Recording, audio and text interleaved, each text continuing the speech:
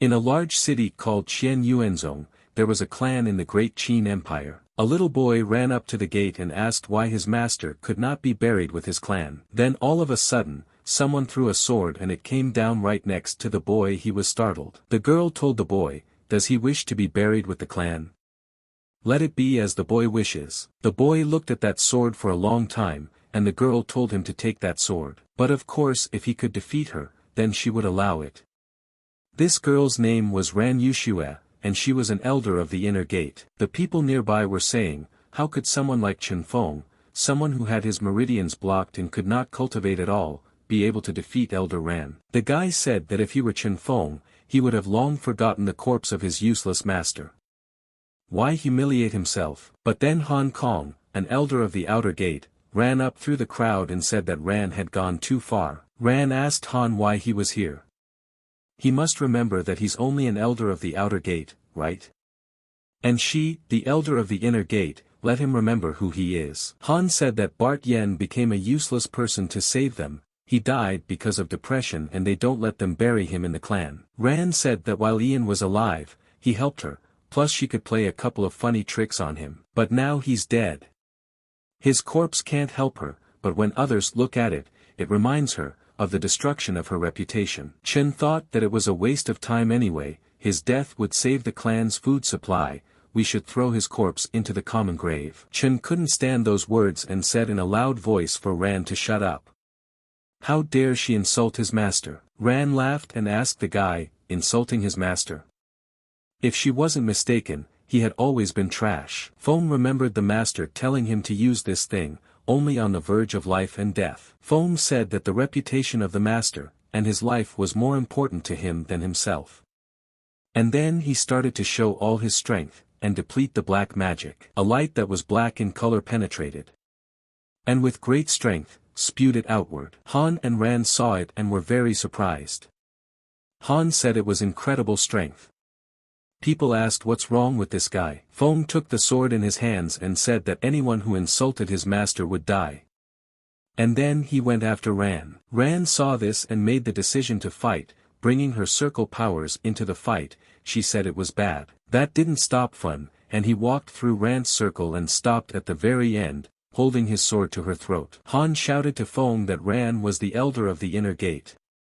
If he kills her, he won't be able to live any longer. Khan tried by all means to dissuade him and said that if he died here, would he be worthy of his master? Feng thought for a moment and decided that Han was correct. He can't die here, he had made a promise to his master. Feng put his sword away and told Elder Ran that today he forgives her and she is free to go. The guy asked, how was this possible?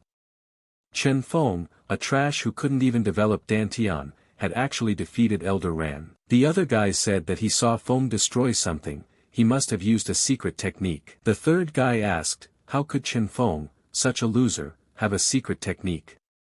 Could it be something that Yang had left him? Ran got angry and gathering energy said to Feng, how dare he attack her? Han saw this and told Feng to be more careful. He stood up for him and told Elder Ran that she had lost. Let her keep her word and let Feng bury her master in the clan. Han said that all the disciples saw it, as an inner gate elder, she wouldn't break her words, right? The guys said that it was true that although Qin used a secret technique, he had defeated Elder Ran. According to their agreement, Elder Ran really should allow Yang to be buried on the clan's land. Ran said that as an elder of the inner gate, she would not recant. Ran said Cheng is just a loser, and Qian is not a bad place to bury the dead. Chen told Ran to wait and keep the place for herself because she would use it soon. Ran got angry and thought that this trash dared to bully her. Chen took the master in his arms and said they were leaving, because this filthy place is not good for him. He will search and find a better place for him. People said that Chen refused to bury his master on the clan's land. Wasn't that a slap in the face to Elder Ran? Chen also said that this place is dirty. He wants to anger the wound elder. How did this loser have so much courage? Ran thought and decided that Chen's life and his secrets, she would take it all. And he would be left with nothing. After some time, Chen finally found a place and buried his master, under a tree. He decided to put a plaque with his name on it. Chen sat down beside him and told the master that before he calmed down, let him allow him to guard the tomb, for 5 years, while adhering to the Golden Sutra of Beloit. And then, he'll do it, and after a while, he'll finally become the strongest in the world. After a couple of years, Chen was still sitting at his grave, and did not move a step away. He was ready to keep his word to his master. And after 5 years, Feng opened his eyes and bowed before his master, saying that he had done it. Chen told the master that he had asked him to dig his grave after 5 years, let him forgive Chen for his rudeness. Chen immediately set to work, and digging up the grave of the master he was surprised, and could not understand what it was. Chen asked, "What is going on here?" He hadn't left the grave for 5 years, and he hadn't noticed anything unusual. Why had his master's body disappeared? But all that was left was the crown, which flew above Chen's head after a couple of minutes. At this moment, he didn't realize what was happening. Suddenly, a golden dragon jumped out of the crown and stood in front of Chen. The boy thought about it and said that it was dragon's blood. Chen thought and asked himself, why was such a valuable item in the master's grave? And how did it end up there in the first place? But that wasn't all, and then Chen remembered, and before he could say a word, the energy from his chest began to come out. Chen couldn't contain this intense pain, and at this moment, he screamed at the top of his voice. That evening, Mrs. Xiao came to Elder Ran to report something. Ran asked her what was wrong. Xiao said that Ran ordered her to follow Chen to find out his secrets, but it's been 5 years and he's still sitting in front of the grave. Nothing has changed. Ran said that means he has no secrets, then just have her kill him, a waste of her time. At this moment, Chen felt incredibly strong and said that he could finally practice. With 5 years of training, he had reached late heavenly level 5. This little tripod and dragon blood are amazing. While Chen was rejoicing in his strength, he felt that someone was attacking him. He turned around sharply and grabbed the arrow with his fingers. Chen asked who did it. Xiao said that she wanted to do it quickly. She didn't expect a trash like Chen to have any cultivation skills. Chen smiled and said it was Xiao. He asked, did Ran send her?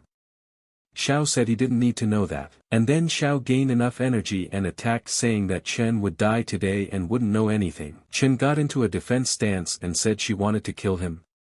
Then let her try her hand at it. But then a girl intervened and stood in front of Xiao and told them to stop it immediately. Xiao didn't realize what happened and asked her who she was. And how dare she joke with her? Chen, seeing this girl's hand, was surprised and asked, Han Yuer's sister.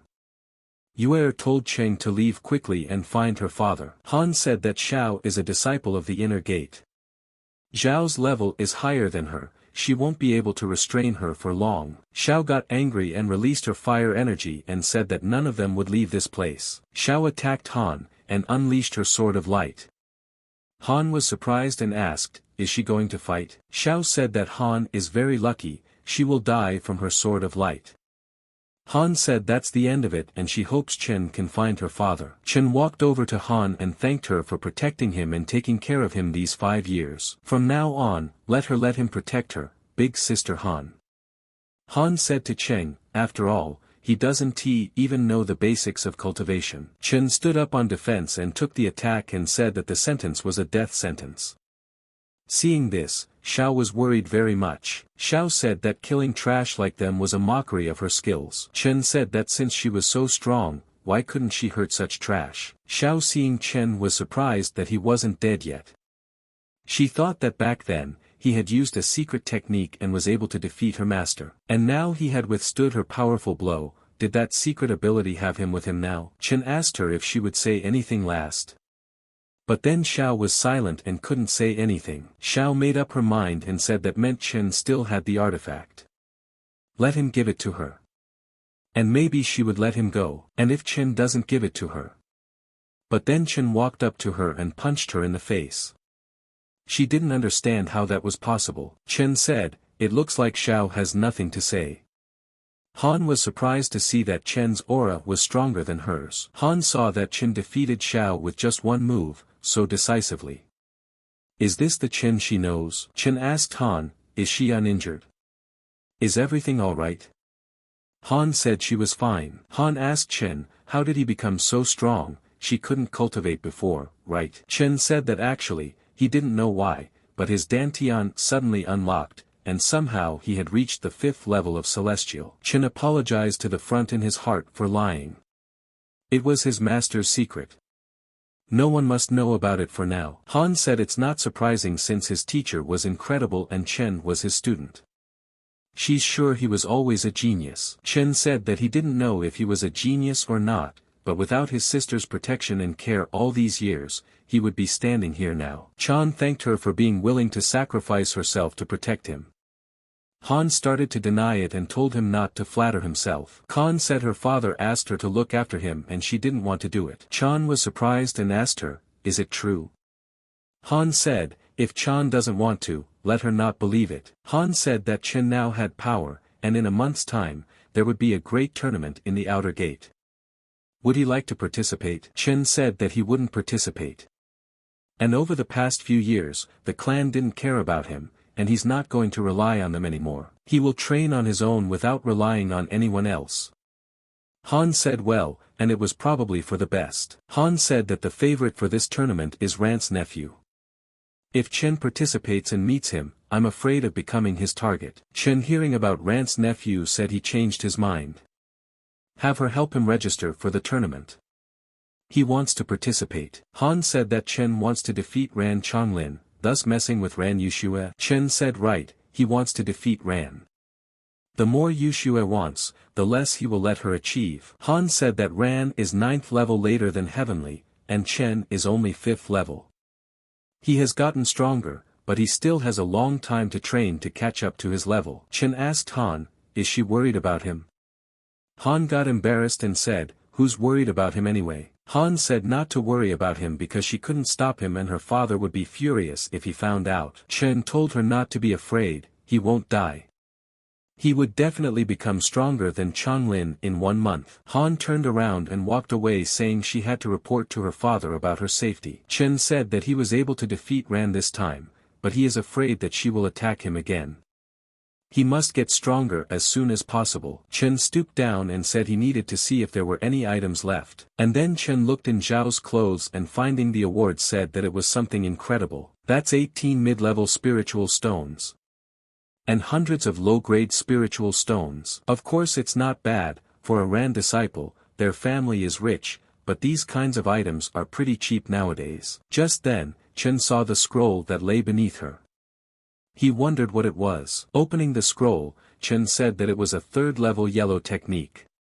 The Great Seal of Light, a fragment of it. The Great Seal of Light allows you to transform energy into a golden hand seal. At the initial stage, it is as intimidating as a scorching sun, glittering like a golden raven, destroying trees and rocks. At a later stage, the wielder will become as strong as a golden raven. Chen said that this girl was only able to use the sword of light that comes from this technique because, for her to master this technique is very difficult. And now this technique belongs to him. Even though it was a fragment, it would be enough to reach the 1st level of the Divine Gate. Chen raised his hand and told Jade Snow that he had sent him such a gift, and would be thanked in the future. Chen was leaving saying that after a month at the tournament, he would make his master proud of him. A servant ran up to Elder Ran and said that something was wrong. Sister Zhao's life sign was missing. Ran asked, Zhao's locket is broken. It must be a mistake. How could she lose to that loser's disciple, Yang? Ran said for them to send someone else. The servant said Chen is no longer guarding the tomb, he has entered the mountains of Green Forest. And they also found out that he had signed up for the great tournament of all clans. And that got Ran thinking. Ran said that this trash dares to participate in a great tournament, just because of a couple of secrets Yang left him. He really doesn't know how to live his life. Ran picked up the jug and said that in that case, they would destroy it in a great tournament. She told the servant to tell Chonglin that if he met Chen, let him not hold back. Ran threw off her clothes and said that she had been preparing for this for so many years. If Chonglin won the tournament, she could enter the secret place. Lowering herself into the water, she rested and said it was time for her to reap the rewards. Chen went to the mountains of Aomori, and running around saying something would never end. Didn't he take the plant away from him? This beast has been chasing him all day and all night, and he still hasn't given up. If only he could devour this white jade flower, he would be willing to fight him to the death with a 6th-level black blood snake under heaven. But right now, he didn't even have a chance. And then Chen saw a loophole and said they were in other monsters' territory. This is his chance. At this moment, Chen went to the other side of the beasts and was saying that he could pull off. As he approached the foreign territory, Chen saw that another beast had stepped out in front of him and stood guard. Chen said, "He's finally here. A 6th-level storm wolf demon. It has the same level as the black blood snake. They will fight." In the main moment, Chen managed to move aside, and the wolf released its strength, attacking the snake. During the battle, there was a huge explosion. Seeing such a thing, Chen stood in the bushes and said that this was his chance to devour the white jade flower. At this moment, Chen noticed the resource and realized what caused the black blood snake to chase him so crazily. There is so much energy in this white jade flower. And then Chen sat down to cultivate and said to the Golden Sutra, "Purify it for him." Rising to 4,000 pounds, Chen said that he now had a 6th-level celestial. Coming out of the bushes, Chen saw that demonic wolf. He was still fighting with the snake. Chen took a stand and thanked the wolf for giving him time. Chen avenge him, may he rest in peace. Chen raised his sleeves and walked up to the serpent, said, "Time to even the score." And immediately drew his sword. Chen said that he was using 10,000 pounds of energy. Immediately, he pointed a palm of light directly at the snake. After defeating the snake, Chen ordered that the seal be blocked. He said that the Great Seal of Light was indeed incredible. But then the snake woke up and Chen said that it had been chasing him for 3 days and now it was time for revenge. And they will fight to the death. But then the snake began to run away and Chen asked it where it was going. Chen didn't let it go unpunished and said that the snake had been chasing him for 3 days and now wanted to escape. After catching up with the snake, Chen used the palm of light. And in the battle, he told the snake to try to eat him. After finally killing the snake, Chen said that the scales of this 6th-level monster were very thick and durable. It took more than one blow to kill it. Chen walked over to the wolf and stroking said that he had avenged him, now he could rest in peace. But then the wolf got to its feet and Chen wondered, was it still holding on? But the wolf didn't take his eyes off the cave and Chen asked, is this his lair? Once inside, Chen said there was a whole litter of wolves. They've been hiding here all this time. But then the wolf cubs started howling at him and attacking him. He bit Chen's arm and said that it looked like they considered him an enemy. Chen grabbed them all and said his mother died because of him, so, now they will be with him. At this moment, Chen noticed the stealthy attack. But before he could dodge, the arrow wounded his face. Chen asked the guy, was he the one who stealthily attacked him? The guy said that Chen had dodged it quite cleverly. This guy was from the Aoki Clan and his name was Li Tianyu. He told Chen to give them the wolves and they would spare him. Chen smiled and said, what happens if he refuses? Do they want to rob him? The servant laughed and said that his master gets whatever he wants. Does Chen know who this master is? The servant said that he was Li, the only son of an inner gate elder of the Qinmu clan with 6th-level cultivation. Chen said it was the Qinmu clan, one of the 3 clans of Aomori in Qianyuan. The servant said Chen now knows how good his master is. Chen put the wolves down and said he knows. The servant said that was great, he realized the position he was in. Chen attacked them and said they could go to hell. The servant didn't have time to say a word before he got punched in the face. Li was surprised and asked Chen how dare he touch his man. Chen said that Li had almost killed him and then wanted to take what belonged to him and he shouldn't have done that. Li said that he had planned not to touch Chen, but since he doesn't know how to behave, we'll have to teach him a good lesson. Chen also released his energy and asked Li, did he think he could teach him a lesson? Li said that Chen is just like him, a 6th-level celestial, but he is not his equal because he is invulnerable. Chen didn't budge and counterattacked with the force of his iron fist. At this moment, Li was surprised that Chen had held back his punch with just a finger. How could this be possible? Chen asked Li, and this is what he calls invulnerability? Li fell to the ground and Chen said he wasn't worthy of it. Li stood up and wiped away the blood and said, how is this possible? Chen made another attack and said, how dare he call himself invulnerable with such skills? Chen asked him if he wanted to say anything last. At that time, Li shouted that he was in a lot of pain in his arm. Li said that he swears, if Chen touches him even a finger, the entire Aoki clan will hunt him down. Chen said, how dare he say that? You can touch him with 5 fingers, and what will he do? But then his father ran up and shouted for Chen to stop. How dare he hurt his son, he would be finished now and so would the family. Li shouted for Uncle Chen to help him. He told Cheng to get on his knees immediately and beg for mercy. And maybe he would let him go. Chen launched an attack and said Li is about to die. Dropping his body to the ground, Chen said that he hates being threatened. Li's father saw his son fall. He pulled out a whip and attacked with shouts saying that he would finish this guy off. Chen did not run away after seeing the man's attack, and decided to use the palm of light. Facing the whip, Chen flew backwards. Uncle Qian from the Aoki clan said that a 6th level celestial could barely resist his 8th level. Qian asked Chen, what is his technique? Let him give it to him, and maybe he would suffer less. Chen asked, does he want to know the secret? Let him pay with his life then. Qian said, then he would make him tell him. Chen thinks since he is not dead, he can stop him, asked Qian. Chen said of course, he could not stop them now. However, have they ever heard of a palm falling from the sky? Qian asked, what kind of technique is this? Chen attacked him and said it was a technique that would kill him. And there would be no mercy from him for anyone. Chen rose into the air and started talking about the palm of light, and reaching the ultimate, he released a huge palm from the sky. Qian lost his mind and didn't understand what it was.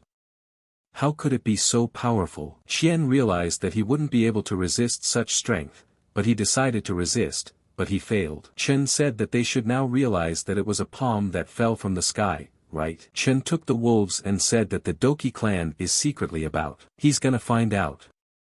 He's already taken the trophy, so let's get out of here. Li's father came to the scene of the crime and mourned over his son's body. He asked who dared to kill his son. Fellow Gao Xian from the Aoki clan saw that the eldest son Li was killed. Even Uncle Quan with the 8th level celestial is dead, who dared to go against the Aoki clan. The Aoki clan elder told his son not to worry, he would definitely avenge him. The elder said to Gao Xian. The guy walked up to him and bowed and said that he was listening to the order. The elder said that only the Qin Kong clan and the Qian clan could go to the Aomori mountains besides them. The person who killed his son must be from those 2 sects. Let Gao find them. He wants the names of those who trained in the mountains of Aomori. He doesn't care who he is, if he killed his son, find him and break all his bones. Arriving at the hideout, Chen fed himself and the wolves, but he told them to eat more slowly. Chen said that these little wolves are incredibly voracious, they ate almost half of the entire black blood snake. It's good that there's a lot of meat this time. Chen started going through the rewards and said dozens of medium-quality spiritual stones, hundreds of lower-quality spiritual stones, and a mountain of gold tickets. The son of the Aoki clan elder is incredibly rich. This whip technique is useless to him, but he remembers how his elder sister lacked a suitable whip technique, so, he'll give it to her when he returns. Chen said that now that he had enough resources, he could level up. First, he would absorb the black snake crystal core. Chen took one of the crystals and presenting it to his head said for Ran Chongling to prepare and wait for him. After 1 month in Qian, the great tournament of all clans finally begins. Today is the day it will make itself known. Chen has been waiting for this opportunity for 3 years.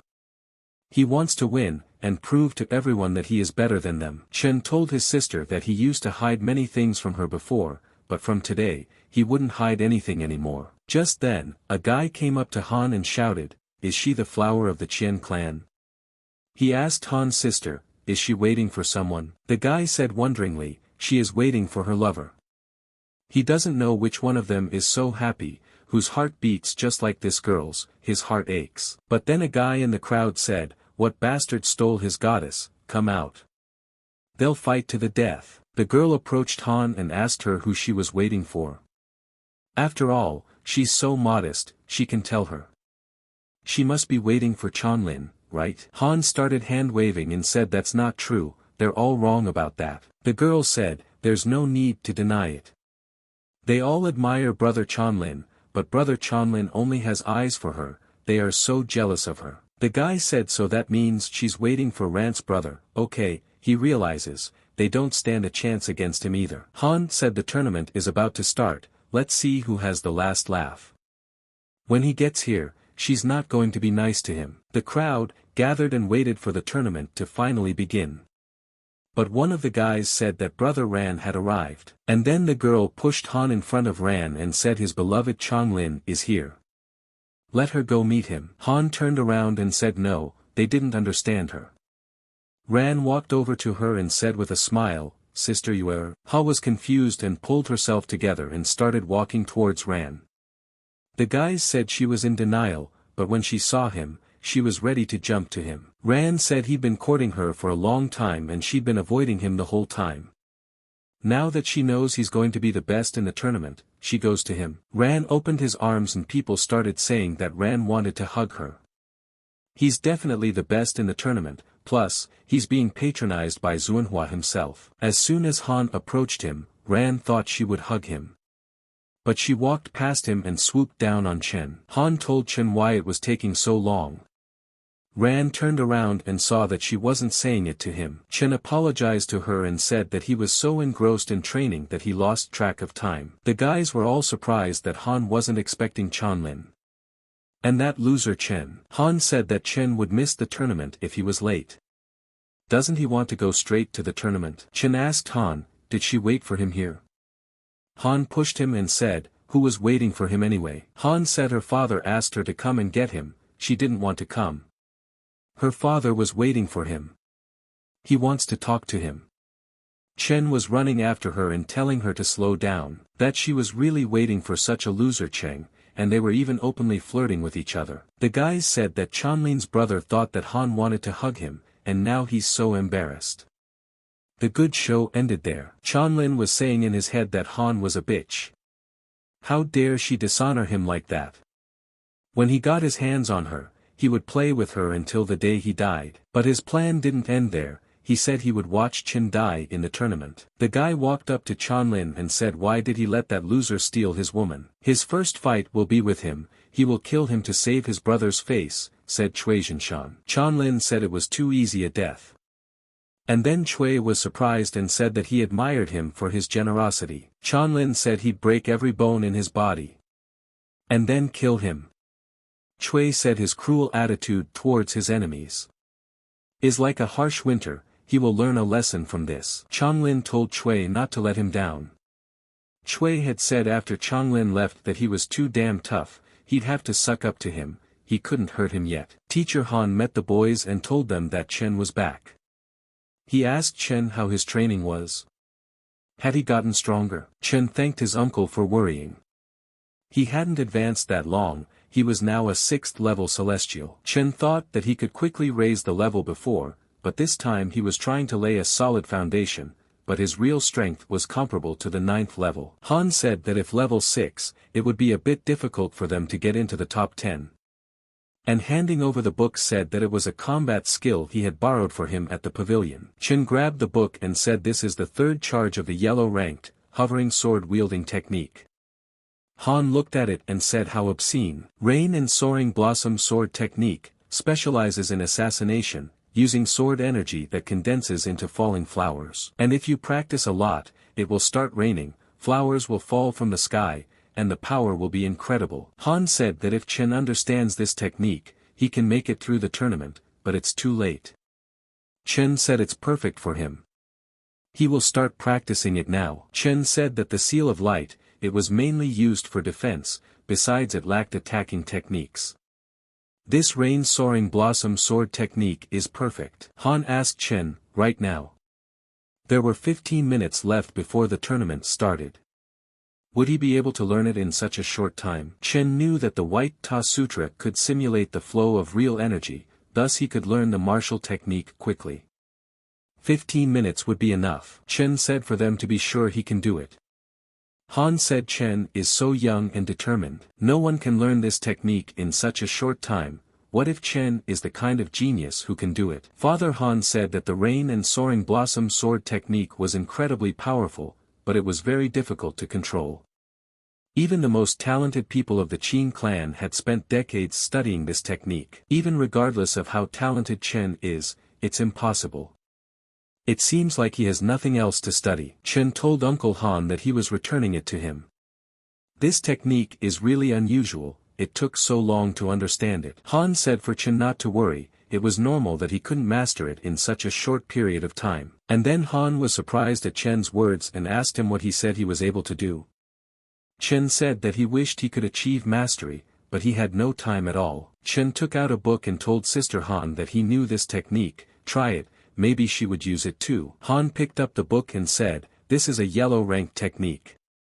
She just didn't have the right whip technique, thank you very much, Chen. Chen said he was glad he was able to help his big sister.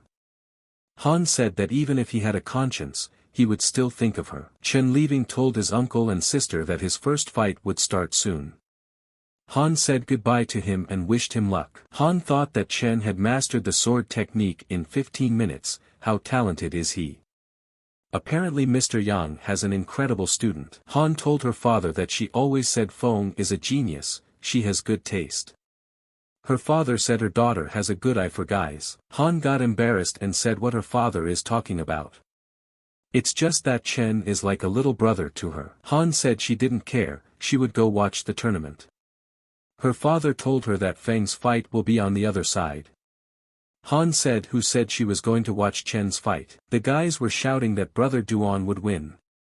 The road to victory would be long, but he would be the champion. The referee said that the first fight of the 15th Great Tournament will start right now, please Chui and Chen, start the fight. Going into the ring people were saying that in the first round, Chui's opponent is trash like Chen, he is definitely a dead man. That guy said right, brother Chui has skin made of copper, bones made of iron, and his entire body is invulnerable. Chen can't even scratch him. He will either die or be seriously injured. Walking up the stairs, Chen told the master that he was finally standing here. He would be watching him, right? The head asked Elder Han, he came to see him fight. It is such a pity that Chen's opponent is one of his disciples. The first round will be over quickly, he is really unlucky. Han said Elder San, not to get ahead of himself. San said that everyone in their clan knows that Chen is as useless as his master. If Chen defeated his disciple, he would immediately eat shit. Han told him it was better not to eat today, and also remember to empty his stomach. San laughed and said in a confident voice that they would see if Elder Han's words were true. The referee said the tournament was officially starting. Chui told Cheng that he was unlucky to have met him, who asked him to hurt Changlin. If Chen fell to his knees now and begged, he would suffer less when he broke his bones. Chen says that it turns out Chui is Chanlin's 6. Okay, he's projected as a 6 at first before beating Chanlin. Chui got angry and said, how dare Chen call him a 6? He apparently wants to die. Chui started to attack first. The guys were happy about it after seeing Chui's famous technique. This is the killing blow. And it will be over. It's obvious. Chen stood still and told the master that it was time to clear his name. And immediately attacked in return. San stood up and started laughing, he said that's the end of the round. Elder Han. Sorry but he's not going to eat shit tonight. Han told Elder San that he had better take a better look at the situation. Chen said that his iron mountains of muscles are very strong, but he himself is too slow. Just then, Chui fell down in front of everyone. San stood up and couldn't believe it. How Chen had defeated Chui in one move. The referee said the round was over, Chen had won. Chen said to the master, did he see? He had become much stronger than before. And now everyone would answer. The guys were surprised and said that Chen had defeated the famous Chui with one punch. Isn't Chen just an ordinary underdog? Chen said that this is his first step. Let Odi wait. Elder Ran said Chen has a bold look and, unexpectedly, the little ant grew up. San said, how could this happen? Chen is trash, how could he defeat Chui Iron Rock? How is this even possible? Han tells Elder Chan that he is so perceptive, since he said the round is over, it's really over. Han marvels. San said that Chen must have been lucky, and this victory over his disciple a mistake. He won't be so lucky next time. Han told Elder San to let him stay. Han said he heard San say that if Chen wins, he'll eat shit. He's not going to publicly break his promise, is he? Just then San turned around and started pointing at Han. The daughter told her father to just forget it. If Elder San did this in public, how would he look people in the eye afterward? Han asked San, what's wrong? The most important thing is to be able to keep your word, otherwise it won't be good in the future. He's doing it for Elder San's good. But then Han said that recently, he couldn't find a yellow level technique, and he was a bit concerned. If only he had one such technique on hand, he would definitely be able to pretend he hadn't heard anything. San threw the book at his feet and said that it was about the third yellow level martial arts. And now he was leaving. Han picked up the trophy and said they got the martial arts book for literally nothing. Han told her father that her daughter was ready to cooperate. Han's daughter says it's her daughter's turn. She's ready. And Chen, she can't lose. Chen was surprised, for he had never seen her have such a competitive spirit. The referee says that the second round of the 37th Great Tournament has begun. The opponents are Chen and Pan. San was nervous and said that if Chen won again, he would immediately eat shit on the spot. Han was surprised and asked him what he said. Han said that Elder San decided to try his luck one more time. San said that he didn't think Chen would continue to win. And then the referee says at full volume that contestant Chen wins. He's through to the next round. Han laughed and told Elder San that it was a yellow level pill. They would see each other later. Chen said that he never met a worthy opponent today. The guys were telling everyone to look at Chen, he is incredible. The guy said that Chen is not of this world. He's so strong, he won both rounds with one move. Today, Chen is the brightest star of the tournament. Chen was embarrassed and said that he wasn't used to this kind of attention yet. The girls told him something about the way he behaved made them excited. But can senior brother Chen come to someone's room tonight and give advice on cultivation skills? And the Luan family also wants to talk to brother Chen. Chen told the girls maybe next time. Maybe another day. He has plans, let the girls give him a pass. The girls said they'd rather get sunstroke than agree to another day. Chen started to get angry and said that these girls were giving him more trouble than his opponents. But then Han saw Chen and asked what he was doing. Chen asks Han, is she done? Han said she is done, and she sees that he is busy. Han said well if Chen is so busy, he will go first. And then Chen ran and told her to wait for him. Chen told his sister that he had things to do, so, he would go. The girls said that they would be waiting for him tonight. Han told him to catch up, she thought he couldn't even now. Chen said it was a misunderstanding, he was looking for her and ended up getting blocked, but luckily she saved him. Han asked Chen, is that really so? He looks happy, his eyes were looking at their chest like that. Chen said it wasn't true. He wasn't even looking. He would only look at her. Han said that Chen was a pervert. Chen fell to his knees and told his sister that he didn't mean it. Han told him to calm down since he was panicking so much.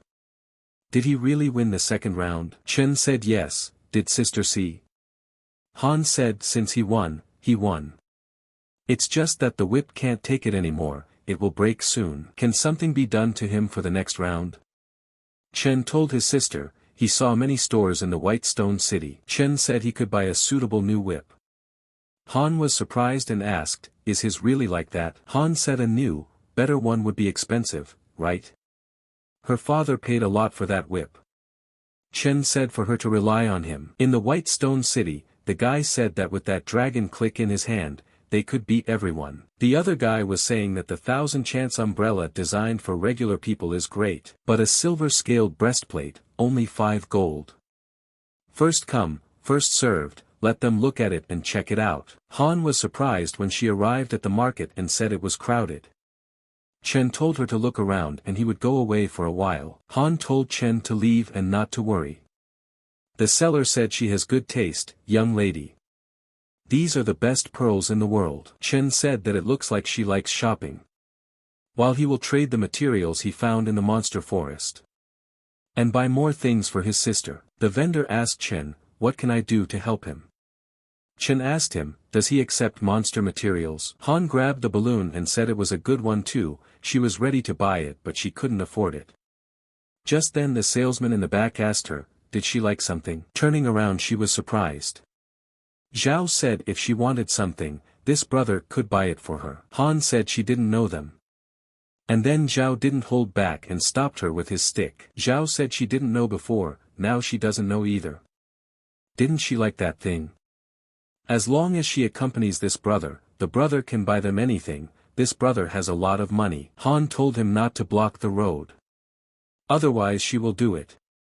Xiao said it's something wild, he likes it. Xiao said that hers is not surpassed and soft, his hands do not obey, obviously losing his head. Ah yes, he is a genius named Jingang Meng. Han said it's power, she can't move.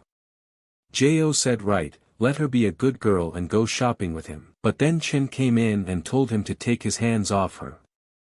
The servant asked who he was, and warned the master to look. The servant thought, who is this guy? Why didn't he feel anything when he managed to come up behind him? Han saw Chen and was overjoyed. Chen asked Sister Han if she was okay. Chen asked them, do they want something? If not, then let them leave immediately. Xiao thought and said, how dare he chase him away? He will break his shoulder. Chen told his sister that it was time for them to go.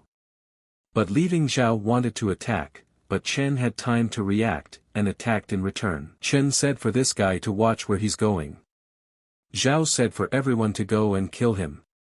He wants to see him dead. The servant told the master that it wouldn't be easy to kill him in front of everyone, but don't worry, he won't come out of the White Stone City alive. Han asked Chen, is he okay? He confronted him. Chen said to his older sister, is she worried about her younger brother? Han said that Chen was overconfident. He was just worried that if he became disabled, she would have to take care of him forever. Chen said, meaning that if he was crippled, he could rely on big sister for the rest of his life. Han said she wouldn't want to. Chen said she doesn't want him to get hurt or doesn't want to take care of him. Han said she doesn't want to talk to him. Chen said he has to buy a new whip to make her happy. Han said that Chen is such a talker. At the moment they both stopped and Han asked what is it. Chen said it's 500-year-old aconite. It's harder than iron and very flexible. A great choice for a whip. Chen told his sister that they were so lucky today. With the black and gold vine, it would make a great whip. Han said it must be expensive, right? Chen asked the seller how much is this vine worth.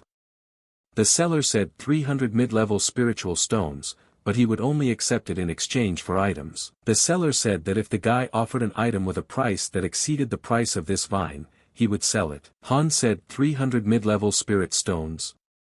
That's too expensive. Let Chen forget about it. Chen said it's fine, and then Chen reached for the money as someone threw the thing and said he was buying it. He said he was exchanging this crystal for it. Did he agree? The seller upon seeing the orb said it was a 5-level monster crystal. Of course he agrees to his terms. Zhang said he is not erect. Chen get what he wants. The seller told Zhang that this black vine is his. Chen said for him to wait, the salesman, the one who came first should be served first, right? He liked him first. The salesman said right, first come first served, but it still depends on who offers more. If Chen can offer something more valuable than this crystal core, then this item is theirs. Zhang started laughing and asked Chen, he has nothing to offer, right? He didn't look like someone who could defeat even a level 5 beast. And it doesn't matter, for he won't get it, but if he lets him keep his sister company, he'll give him that whip.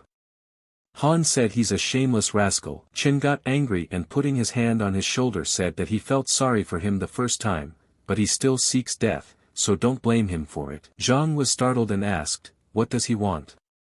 He just suggested, and if Chen is against it, then forget it. Han told Chen that they had to go and she didn't need that vine. Chen asked her why not. She realized that she couldn't let Chen be a laughing stock because of her. Chen put the reward on the table and asked the seller, would this be enough? And then they were all surprised, it was the fang of a black blood snake. Zhang asked, so what?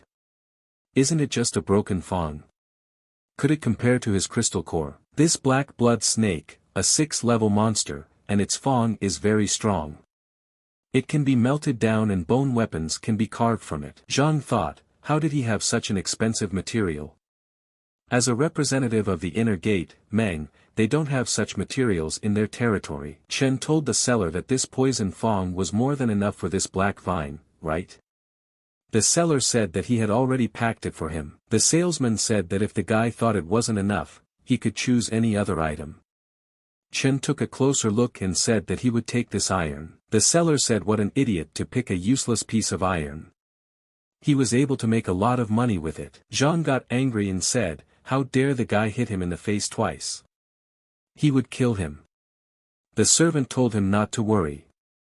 He will be killed as soon as he leaves the city. Zhang told the servant to let this guy live, he wants the guy to see him play with his sister. Chen thought that when he saw this iron, the dragon blood in his body started to boil.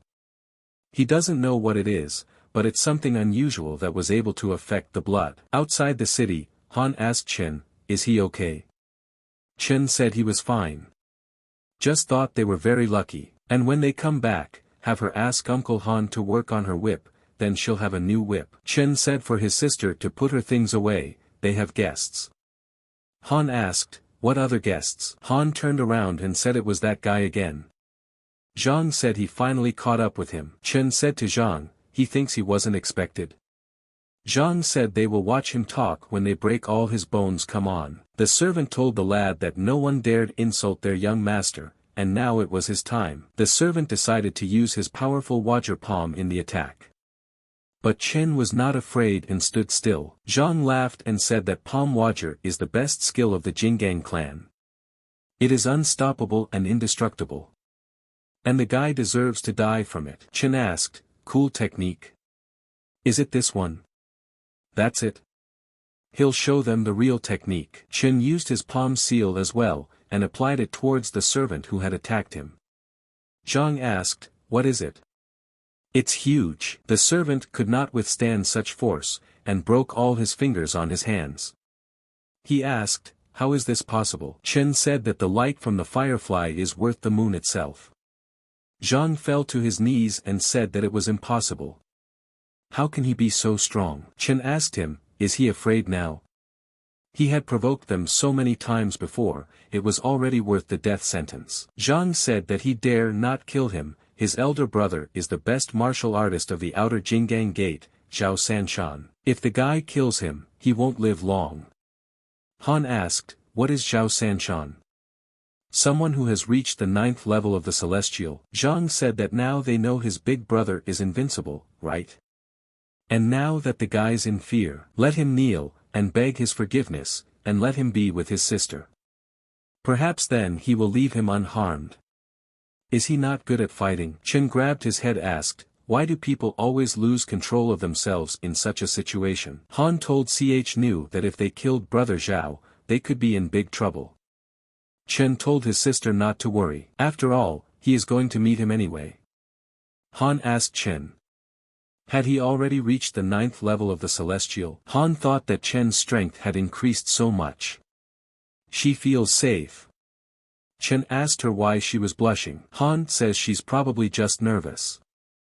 They need to clean up the body, and get back to their clan. Chen told his sister that he thought that the brother of the best martial arts master of the Jinggang clan must have many good things. In the Jinggang Gate, the crystal that was showing Zanua's life stats suddenly broke unexpectedly. The guy who was practicing saw the life card broken. Did that trash get killed? The guy said that anyway, it's disrespectful to him Xiao San. After all, he is also his brother, but he would like to see the one who dared to kill people from his clan. And then he tapped the map, and it showed that it was Chen. Zhao said that when he finished his work in Zhushan, that would be his date of death. Upon arriving at Qian, Han told Chen that she would go home and let him practice harder. Chen said that he would. Chen said, as expected, the younger brother of the Jinggang clan's best master has many things. He doesn't have a technique for defense, so it's just right for him. But now is not the time to learn that technique. Now it's time to find out what's wrong with this black piece of iron that is summarized with dragon blood. Just then, Chen summoned Gu Ding and asked him, what was this item? Did it make the dragon's blood even more ferocious? Chen said that no matter what it was, one should seize the opportunity. Immediately, he started cultivating his strength. The next day, the guy asked the other guy why he was here. Did he come to see Chen too? The guy said yes, he wants to see how far the dark horse will go this year. The guy said that 2 more rounds and he would be in the top 10. At this time, the fans were all cheering for Chen, and shouting his name. One of the girls came tumbling out from behind the bleachers and shouted to Chen that she wanted a child, a daughter, or a son, from him. The man told Elder Han that his nephew was really impressive. Han said yes, he didn't expect it either. Han said that he hoped Chen would be able to fly to the sky, just like his master back then. And then someone asked, fly to the sky? San said he thinks today he will be crushed just like his masters. Han said, isn't that Elder San who always cheats and cheats? Khan asked Elder San what would he give him today. San said that today he would bet on that sword Xiao. San says he's betting that Chen will lose. Will Han accept the challenge this time? The man said to Elder San, is he crazy? Half of their strength lies in this sword, it is famous and many masters admire it. San told him not to say anything stupid. Han tells San that he's betting on the sword of autumn water. Elder San, is he that sure? San said that today Chen will fight Su, the grandson of the Supreme Elder. Chen will be defeated. So, what do you think? Does Han accept the challenge? Han said okay, he's putting his ring of the universe on. San laughed and said soon that ring will be his. Han said they will wait and see. The referee says the third fight of a great tournament. Chen vs Su. Su says the fight is starting. Su told brother Chen that he only has the 6th level of Celestial, he is not as good as Chen. Let's fight at full strength, do you agree? Chen said well. And thought that as he expected from the grandson of the Supreme Elder, he was polite to him. Su attacked and said that he would lose to him. Chen said that's great. Chen thought he would just hit the sword and when he did he dodged. But then Su said that Chen was caught. And immediately stepped back, and let the card into the fight. Han stood up at this moment after seeing the explosion, and said that Su was pathetic. How dare he use the talisman? Han said he had to save Chen and immediately started to run. But a man stood in front of him and told him to stop. Han told Elder San to get out of the way. San asked that Elder Han was going to break the clan rules and interfere in the tournament. Han said, wasn't he the one who gave Su the talisman? He's a pathetic man. Their clan started using talismans. Isn't that cheating? San said that the tournament rules don't say that using talismans is forbidden. If Chen has a talisman, he can use it. San said that the fight is not over yet, they can't interfere in the fight, besides they haven't seen Chen lose yet, maybe he is fine. Han thought that even if Chen had the ability to resist the 9th level Celestial. But avoiding from the explosive talisman is almost impossible. Su said that even a loser dares to fight him. Only in his dreams. Losers should be at the bottom. Dreaming of fighting him can only happen in the next life. Chen said he thought, waiting for the next life is too long, it is better to do it today. San was surprised and asked how is that possible. Chen said as Su saw that he was still in one piece. Chen said that this world is ruled by the law of the jungle. Why does he even believe people? Su asked him, how did he survive? It was a 9th level celestial 9th level strike. Chen asked him, doesn't he understand? Let him not worry then, he will show him now. Su couldn't withstand his attack and started spitting blood, falling to the ground. Su screamed and said he was in pain. Han clenched his fist for his nephew and told Chen to do well. San thought, what's wrong with him? How did he survive? Chen asked Su, does he understand now? He is fine because he is strong enough. Chen said, didn't Su X say that he didn't dare to step on him because he was strong? Now Chen has stepped on him. Does he have anything to say? Su shouted for Chen not to kill him. He will call it a day. Chen said it's okay. He will do the same thing Su did. The judge yelled for Chen to stop. Chen didn't listen to him and stepped on his head and said this is what death means. The judge said to Chen, how dare he kill the grandson of the Supreme Elder? He was told to stop, didn't he hear? Chen told the judge, why didn't he stop Su when he used the talisman? Su's life is meaningful and his life means nothing, it turns out. Chen asked, was it because he was the grandson of a Supreme Elder? Was that why the judge ignored the rules of the tournament? The guys said it wasn't fair. The referee helped Su when he broke the tournament rules. The point of the tournament is strength. The judge asked Chen, how dare he cross him? Does he disrespect him as a division commander? Chen said he's the one who abuses power. And how dare the judge do that? The judge said to Chen, how dare he tell him off? Let him prepare to die, said the judge, and immediately attacked. San said, how dare the guy provoke the judge, he's asking to be killed.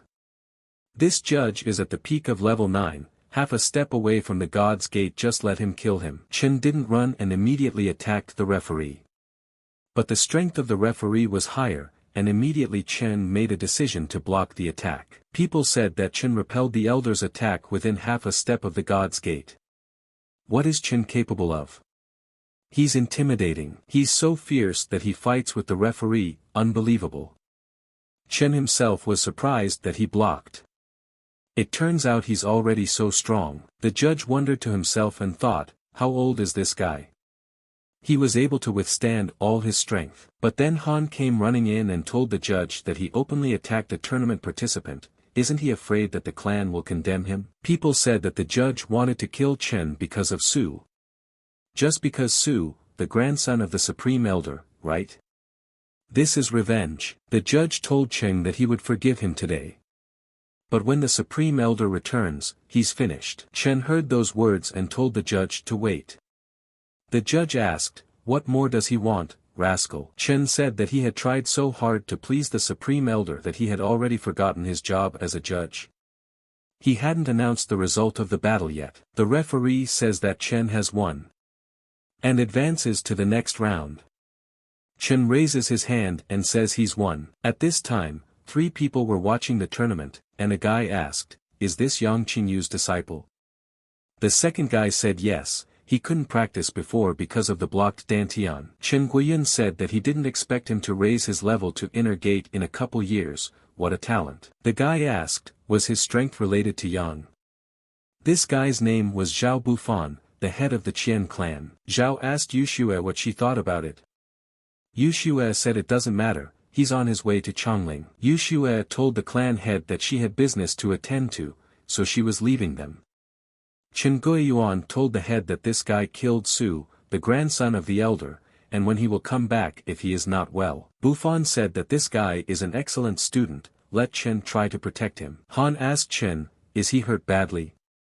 Chen said that he was slightly scratched, but he was fine.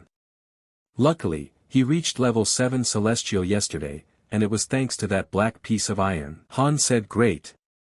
The next battle was about to start, and if he needed a sword for the rain-blooming flower technique, he would give him a great sword. Chen asked uncle, does he use a sword?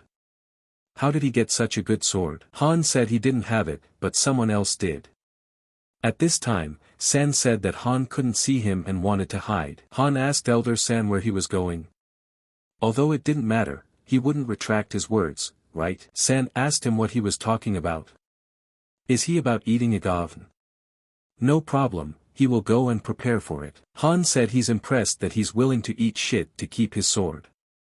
Chen said he thinks San is not the kind of person who doesn't keep his word, but if he says so. San said he admits defeat, this Joshua sword is now his. Han thanked him for his help these days. Han told San that if his nephew made it to the top 10, he would have a share of the credit. Chen thanked him too by bowing. Han hugged his nephew and asked how he felt about the sword. Chen said confidently, uncle, it's reliable. Han said that he hoped that this sword would help him win in his next fight.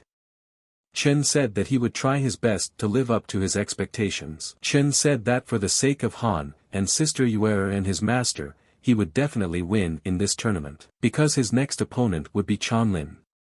He asked him if he had washed his neck. Chanlin said, that's unexpected.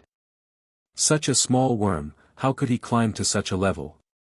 Well, let him personally bring it back. Chanlin said that he had been waiting for this day for a long time. Chen said he had waited a long time for this day too. But then Yue ran up and told Chen that she had heard that he was injured.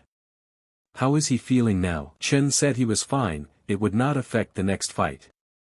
Yue hugged him and did not let go. Yue says Chen doesn't look unharmed, and he says he's fine, he's bleeding. Yue said that she preferred him to quit this tournament if something happened to him. Chen asked his sister, is he that important to her? Yue turned away and said that she didn't want him to die because of this tournament. Chen tells Yue that he's fine. Because, he doesn't want to see her sad. Chen said that he ran. Let her wait for news of his victory. Yue stopped him and told him to wait. Chen asked her what was wrong. Immediately, Yue kissed him. People were saying that their flower kissed Sang. That's amazing. The guy said he wants to die, it's the goddess he loves. Yue told Chen that she would wait for him.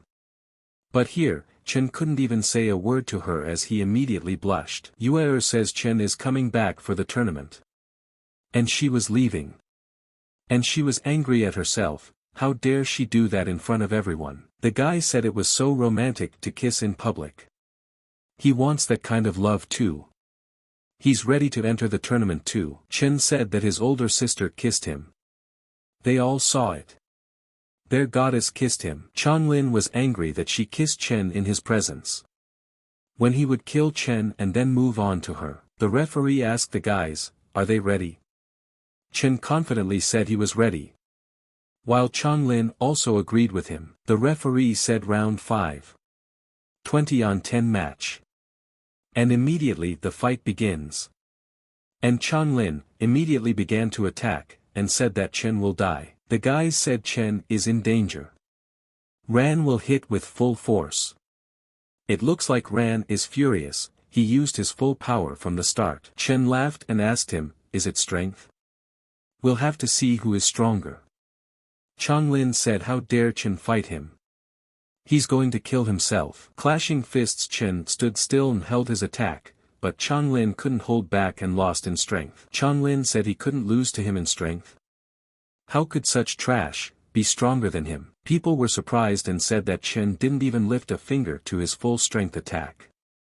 Just how strong is Chen? Changlin said that his punch was stronger than 10,000 pounds, how could a 7th level celestial be able to block it? Changlin told Chen to speak up. Did he use a martial art? What technique did he use? Chen apologized and said that it wasn't a martial art. It was just an ordinary punch. He would call it a ping-a. Changlin said Chen doesn't use martial arts. How is that even possible? Did he achieve the 10,000-pound punch just by physical strength? Chen said that it was unbelievable. The dragon blood had been washing over his meridians all along. The strength of tens of thousands of pounds was just the beginning. The guys said it was so intimidating to gain 10,000 pound strength without using martial arts. In terms of strength, no one compares to him. The guy said that something happened to that guy. It was unusual that through cultivation, he had developed such strength. The blonde said that in physical strength, none of the outer gates could match him. So, Elder, what do you think? The elder said that it's not only physical strength that matters in battle. Let them keep watching. The blonde man said it looked like Changlin still had strength. Then they'll wait and see. Changlin said that he really underestimated him. However, he doesn't think he can win by force alone, right?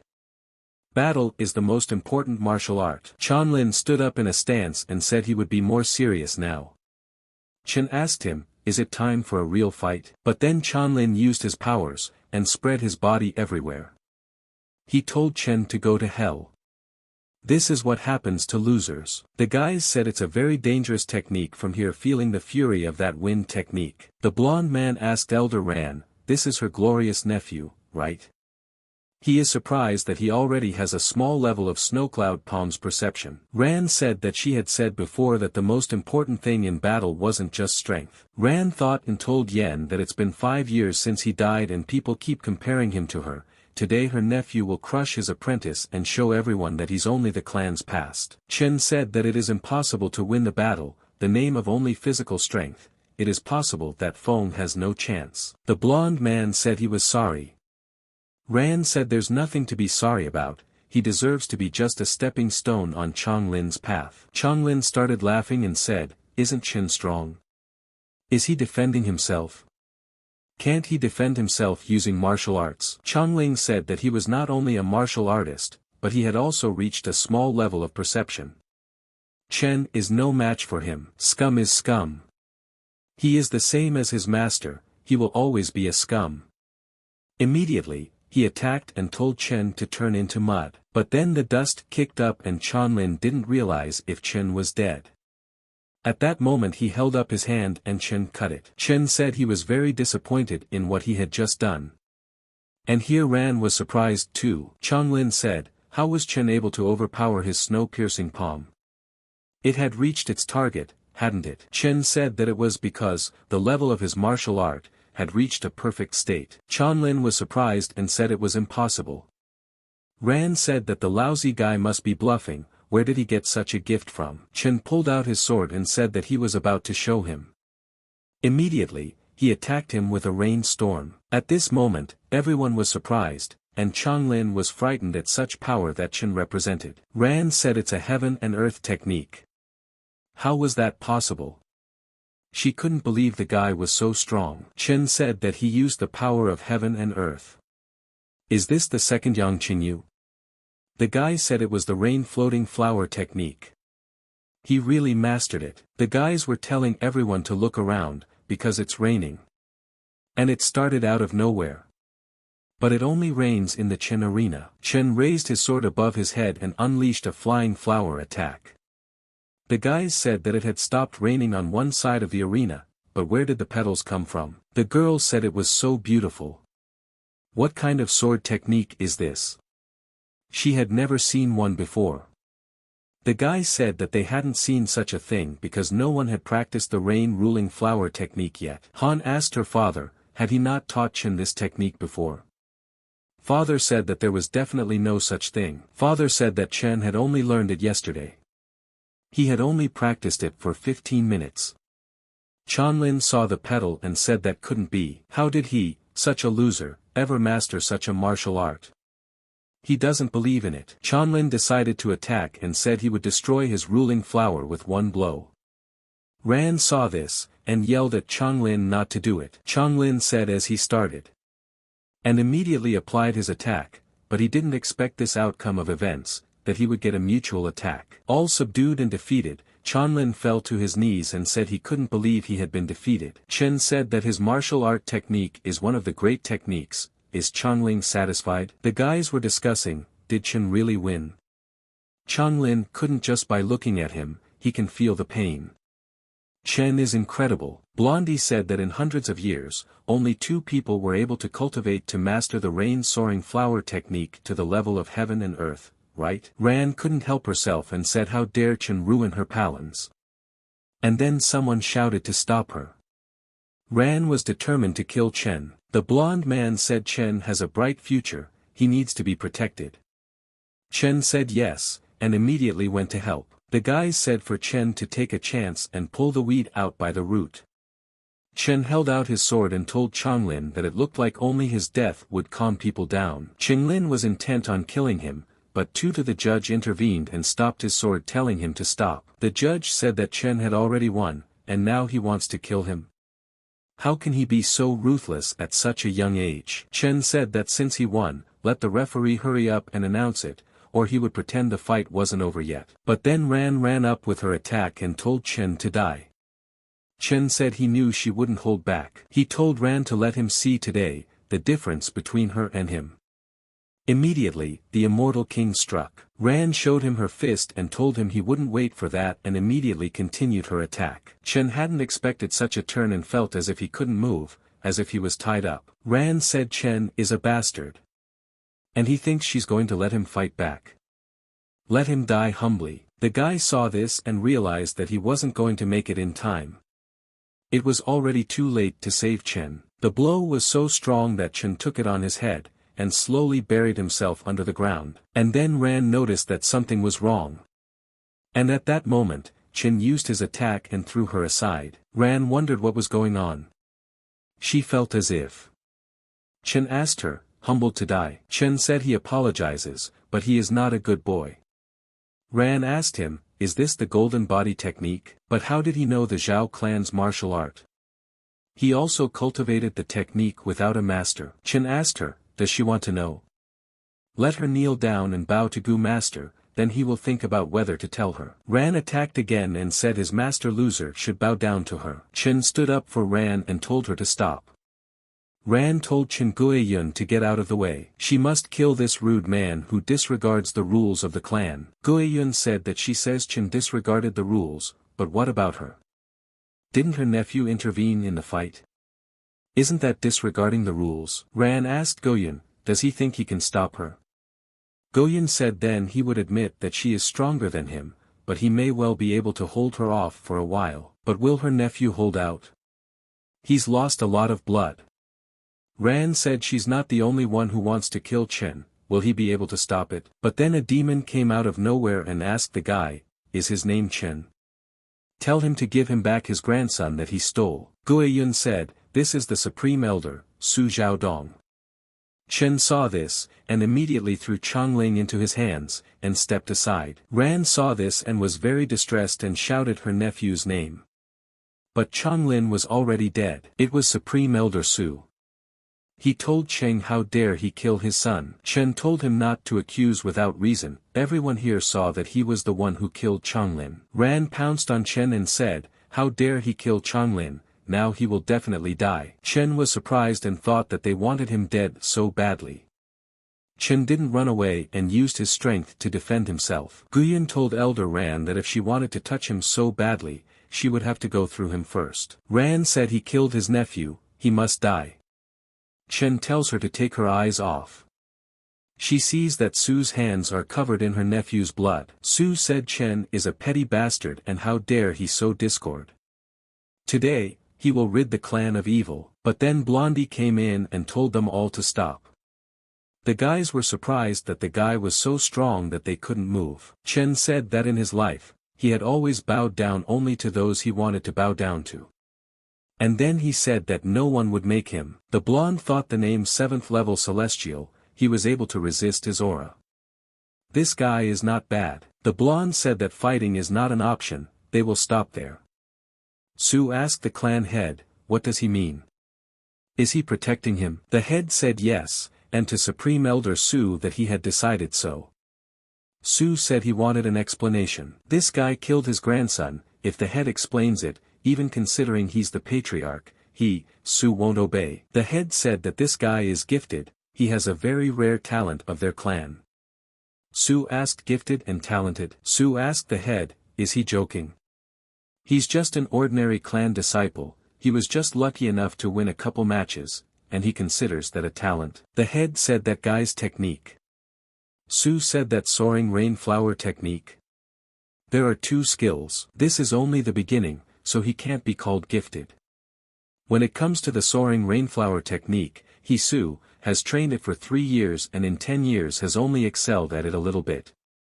This guy has no talent. The guys said that the elder didn't see what was just on the aura. He sure didn't, or he'd be ashamed of himself. Su thought, what's going on? Usually at a moment like this, he would be supported. Why are they looking at him so strangely? The head said that this guy's technique, using the power of heaven and earth. Su said that he was just lucky to use the power of heaven and earth, so what? Su asked, the power of heaven and earth? How is this possible? Guiyun said, there are tens of thousands of disciples here who have seen it with their own eyes, so is it still possible? Su said to use the powers of heaven and earth at the level of the under heaven. Does this mean that? The head said that it meant that there was a new Tianhe realm disciple in their Qian clan. The head told Elder Su that he said that Chen was very talented. Are there any more questions left? The head said to Elder Ran. Is she still insisting on killing Chen, for the future of their clan? Ran asked the master, did her nephew die in vain? The head said that Chonglin as well as Xiaoyu were weak, no wonder they died. Stepping onto the path of cultivation, they had to be morally prepared. If in the arena, Changdeng was the one who killed Chen, would they kill Ran Chonglin to avenge Chen? Ran became indignant and said what if that lousy guy? And then the head looked at her sternly, and immediately she was silent. The head told the elder that they all knew why Master Chen was badly injured, and why he died. They don't have an ounce of regret for the loss of their brother, January. I'm afraid with that attitude, their clan has no future. Ran said she understood, and agreed with him. The head said that, as expected, Yang had taught them good manners. The head told the referee that he could announce the result. The judge said that the winner of the 5th round of the Great Tournament was Chen Feng. People were shouting that Chen was in the top 10. It was very difficult for him. The judges wanted to kill him, even the elders wanted him dead, but he defeated everyone. Guyan told Chen that he was good. He didn't dishonor his master. Chen thanked Elder Chen for protecting him. Guyan said to not mess with him. If he stops defending, he has life cards everywhere. Chen told the elder how he knew. Guiyuan said he didn't know him, but he thought he didn't know his master. His master never had enough cards. Guiyuan said that he would look forward to seeing him emerge on the blessed land of the Bamboo Mountain. Chen said that he had made every effort. Su thought that having been the future Tianhe, would he be able to ease the relationship. But as an elder, if he asked to humiliate himself, Su left and told Chen that he was an asshole. Chen asked him what did he mean by that. Why does he look so arrogant? Ran said Chen is a little bastard. Does he think he's so gifted because he studied under a master? He's much more talented than him, so what? In the end, he died. Chen asked her, did the master's death have something to do with her? Ran asked Chen, does he want to know?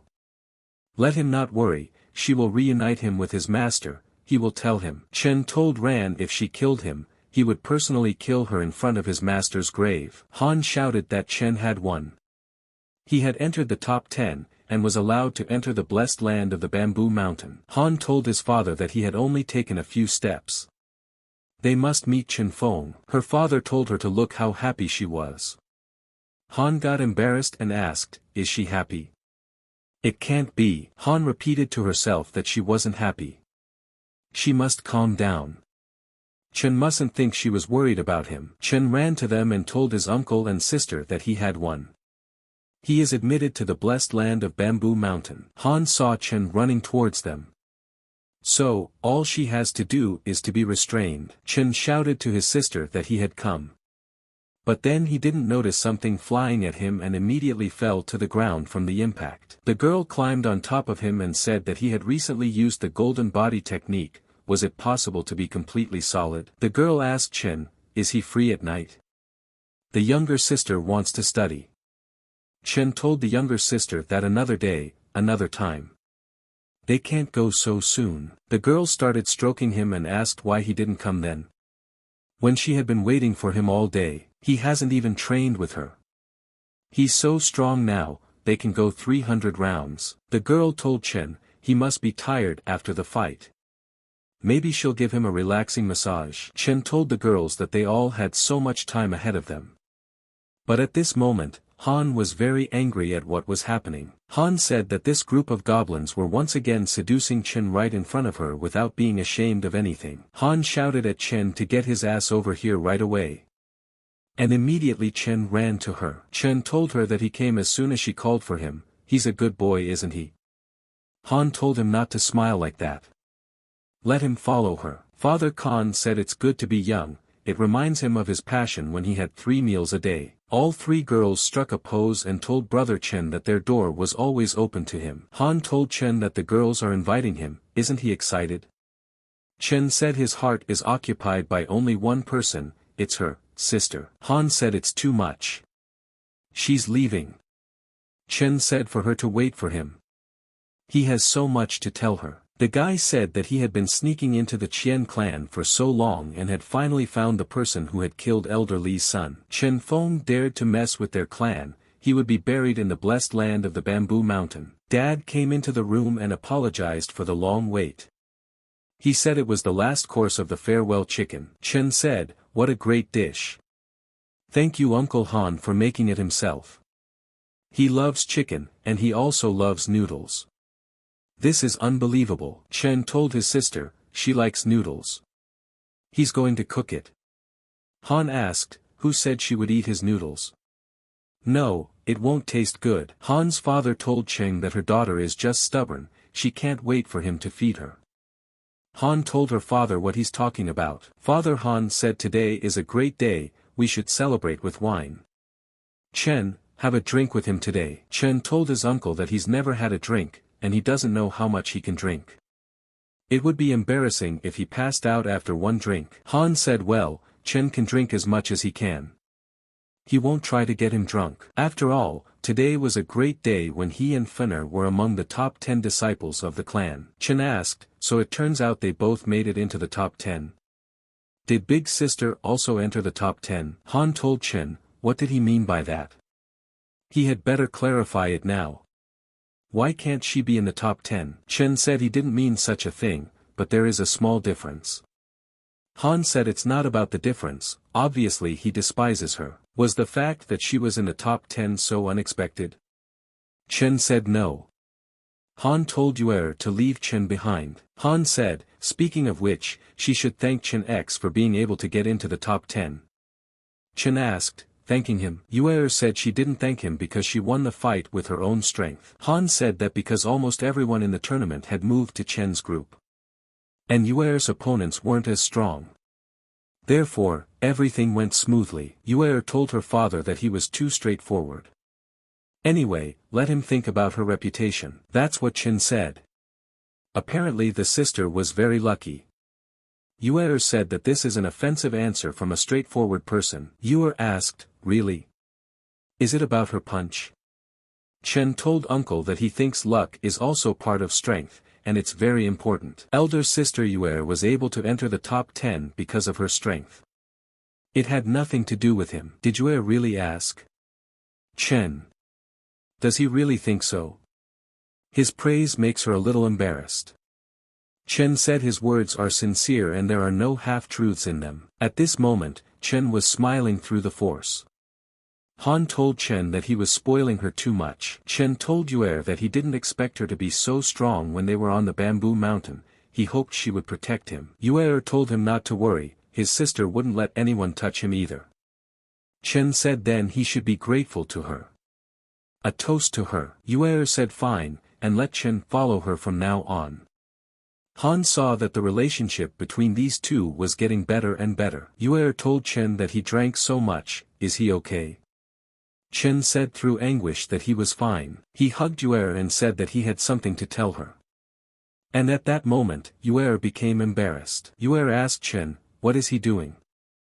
Let him let her go, after all, they still have their father around. Han ran away and said he's not here, let them continue. Han hid behind the door and listened, for he couldn't miss it. Bear asked Chen what he wanted to say to her. Chen told Yue that ever since his master died, only she and uncle in the clan treat him well and also take care of him. And in so many years, there's only one thing he wants to say. And then Chen tried to say that he loves her, but he couldn't finish. Yue realized that Chen was going to say it. He was finally going to say it.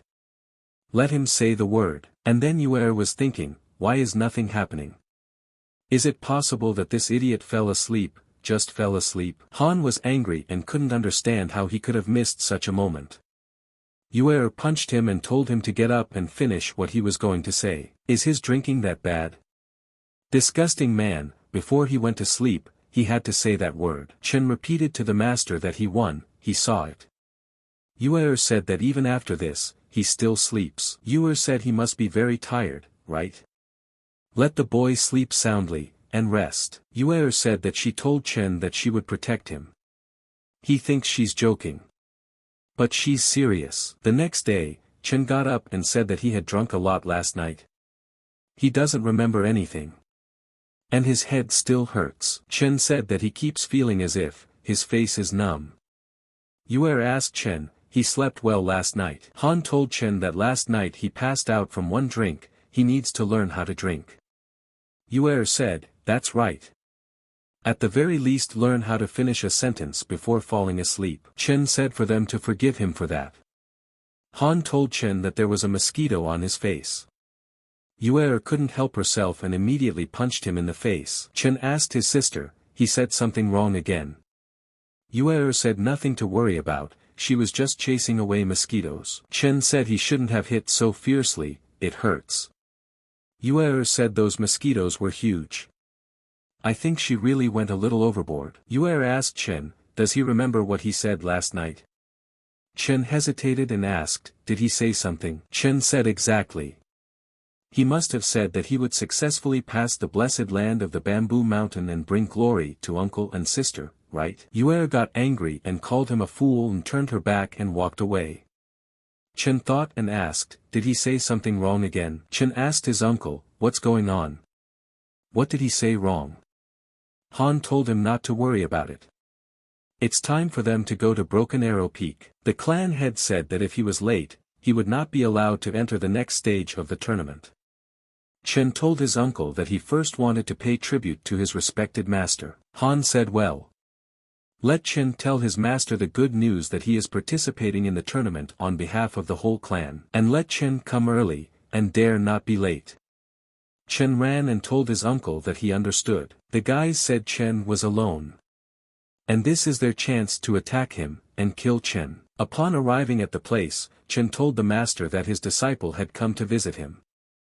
It was Master Qingyu's grave. Chen started pouring out his soul to the master and after crying he said, it's pretty good. But he still misses him. Chen noticed the people who were following him and told them to come out. The guy tells Chen that he actually found them. The loser is stronger than they thought. Chen immediately realized that they were two disciples of the Inner Gate clan. He asked, did Ran send them? The guy said right, the elders paid them to detain him so Chen wouldn't be allowed into the tournament. But of course their goal is to prevent him from reaching the peak of the Broken Arrow, but if they happen to kill him it will also count as a completed mission. Chen told the master that he didn't bring him wine or food today, the blood of these people would be a tribute to him. The guy asked Chen, is he really not ashamed? Let him not think that he is strong enough to go out through the outer door. In the eyes of inner disciples, their outer disciples are all like ants. Does Chen still want to use their blood to avenge his master? Does he think his worthless master is worthy of this? When they finish him off, they'll take his grave and dig up his bones so people can look at that waste after they die. Chen said it seems like they don't know. Those who humiliated his master have only one end. The guy said death is inevitable, he's still going to stand up to it like it's none of his business. He'll pay with his life. Chen dodged their attack and said that they were too slow. And immediately blew their heads to pieces. Chen stepped on their heads and said they should be grateful because not everyone was worthy to kneel before his master. Chen told the master that his disciples would return in victory to honor him. At that time, at the top of the Broken Arrow, a meeting was taking place. The guys were asking if Chen is here yet. He's late. The guy said that Chen thinks so highly of himself that he made the cult master and is terrible at waiting. Yue thought, why hasn't this idiot shown up yet? One of the guys asked how dare he not show up on time, the tournament is a life and death battle, he must be scared. Yue asked them, what kind of nonsense are they talking about? Chen stepped aside to honor the master, and he would definitely be here on time. The guy told Sister Han that even if he comes up on time, it's useless. Can't she see that the elders are impatient? Chen will definitely be disqualified. Yue said that they will still dance at her place. The guy said to the clan master. This Chen is young, arrogant and haughty, he despises the clan, how can you be late at such an important moment? Sun said that he suggested that Chen's preparation for the tournament be cancelled immediately. Han told Elder Sun, he still has time, why does he want to cancel his participation? Sun said it wouldn't be right for Chen to keep the clan master waiting. He thinks the clan master will find a reasonable solution. The head said he wondered what others thought about it. Goyun told the master that he can't without Chen, he asks him to wait. Ran said she agreed. If she had waited this long, she wouldn't care anymore if she waited a little longer. Goyuan thought, when was it that Yuhu had time to change her mood? Did she actually help Chen perform? Ran thought that these two inner disciples should delay this little beast. She doesn't believe that he will be able to come up in time. The head said that in that case, he asked everyone to wait immediately. If it was the clan Mater's decision, they would wait. Sun said as soon as the incense stick burns out. Senior Han, he gives his word. If Chen arrives on time, he will jump off the top of the Broken Arrow. And then Chen came in and asked Suna, is he serious? Then he can jump right now. Han said there he was, finally showing up. The guys said Chen is here. It's a human head. Two bloody heads. Chen stood in front of them and didn't say anything. Ran was surprised that he had come. And how did he do it? Two inner disciples, 9th-ranked Hotian masters, how did he manage to kill them? Chen apologized for being late, he had to kill them on the way, so he was delayed. Guyan asked Chen, what's going on here? Chen told the Khan master and the elders. These guys insulted his deceased teacher, but that wasn't enough for them and they decided to kill him, so he took it upon himself to punish them. Guyan asked, did they insult the deceased clan teacher? This is a great sin. Whose disciples are these? Who dared to do such an act? The guy said that these were his senior co-clansmen, Elder San's outer disciples, right? How could the elder send someone to kill Chen? Yuer thought that Stinky Dog was targeting Chen again. She's just a virus in the clan. Han said that he had only recently speculated that Yuhu could Chen. And it turned out that someone had been sent to kill him. Guiyuan asked the elder, did she have anything to say? Ran said that these two were undoubtedly her disciples, and then Chen intervened and told them to let him explain everything for the elder. And just as he expected, the two students that attacked him must have. Ran thought that if Chen dared to accuse her, she would kill him with one hand. Chen said what they must have done without permission. Ran rejoiced and said he was a sensible kid, because if the elder decided to kill him, how could he bring these scum here? Ran thought and realized that this kid had definitely insulted him. Knowing this thought the head, Chen sent someone to Yuhu and didn't even inform. He didn't expect this kid to know how to take care of his face. Did the guys ask what Chen was doing? Wouldn't it have been easier to write a complaint? That's the best option to make Yuhu look disgusting. Chen said that no matter how, two of their disciples had broken the clan rules, they had dishonored the clan by their actions, the disciples had provided for themselves by acting without the master's permission. Chen said he hoped the elders would not blame him. Ran said of course not, on the contrary she should thank him. Chen said, don't be grateful. It's every clan disciple's duty to get rid of the scum that try to harm him. The elders, if they know a few more scumbags to get rid of, he will help them or they can assign it to other students. Chen said, let them send even a dozen, even 2, he will kill every single one of them. The guys were wondering where Chen got that from. It's too cruel. It's like he's telling Yuhu he's not afraid of her methods. And then Chen and Ran got into a fight. Ran told Chen that he made her lose face at the tournament, and he should die. Chen told her that he didn't care what tricks she would use. The head saw that this was a great talent. He not only takes care of his dignity, but also strikes his opponent mercilessly. He is worthy of being called Master Kingbia's disciple. Yuer said that Chen did a good job. That witch sure got mad. The guy standing next to her said she just took a swipe at him. Han mentally said that he would definitely be happy for him on the sidelines. Just then, Chen turned to Elder Sun. He said that he recently heard that someone said that if Chen made it in time then he would jump from the top of the broken arrow. He does not know who said it. Elder Song. Sun got angry and told Chen that the mountain wind is too strong. He can't hear Chen what he's saying. Sun realized that he definitely did not intend to fly today, would play dumb until the end. He would see what Chen could do to him. Chen told the head that a disciple was caught and almost killed by his own clanmate, his mind was wounded, the clan should be a haven for disciples, and the disciples should care for each other, and learn the warmth of the clan. Only, one of the elders had previously used a student's tardiness as a condition for betting. Without knowing it, the apprentice is very upset. He hoped that the clan master would solve the apprentice's grief. Han tells the head that Sun is not getting along with the clan. He suggests that his position as elder be reviewed immediately. Guiyuan said that he agrees with Elder Han's words. Sun said that Han was talking nonsense. How could he not get along with the clan? Chen told the chapter that he was just joking to liven up the atmosphere. Chen said Elder Sun doesn't know how much he was traumatized by his joke. Chen said that if he performed poorly in the tournament, the cult might lose because of him. Sung wondered if Chen was being too much of a player in this play. The head told Elder Sun that he was the clan's sinner. Song was a sect master and told Chen not to spur him on, and let him not dare to underestimate him. Chen asked, how dare the disciples spur on the respected elders? It's just that discipline has been seriously affected today, and he needs a pill to cure it. Sun says to Chen not to run away after a serious conversation, doesn't he want him to spread his wealth around again? Sun agrees. It's just a pill, he's here for him. Sun tossed the pill and Chen said that he was so traumatized that such a simple pill just couldn't heal his injuries. Sun got angry and told Chen that he was too ruthless. He doesn't seem to want to live anymore. Chen told the sect master that his heart was grief-stricken. Enough, said Sun. They've got a lot of nerve. He gave him that boundary-breaking pill. Han walked up to Elder Sun and thanked him for once again fulfilling his promise. Chen said he is most grateful to him. Sun said it's just a pill, he doesn't care about her. Chen thought that when he reached the 9th Hotian stage, he would be able to use this broken realm pill to break through to the divine gate realm. This pill to remove the shackles came too soon. Yue shouted to Chen to come over to them. They need to get in line.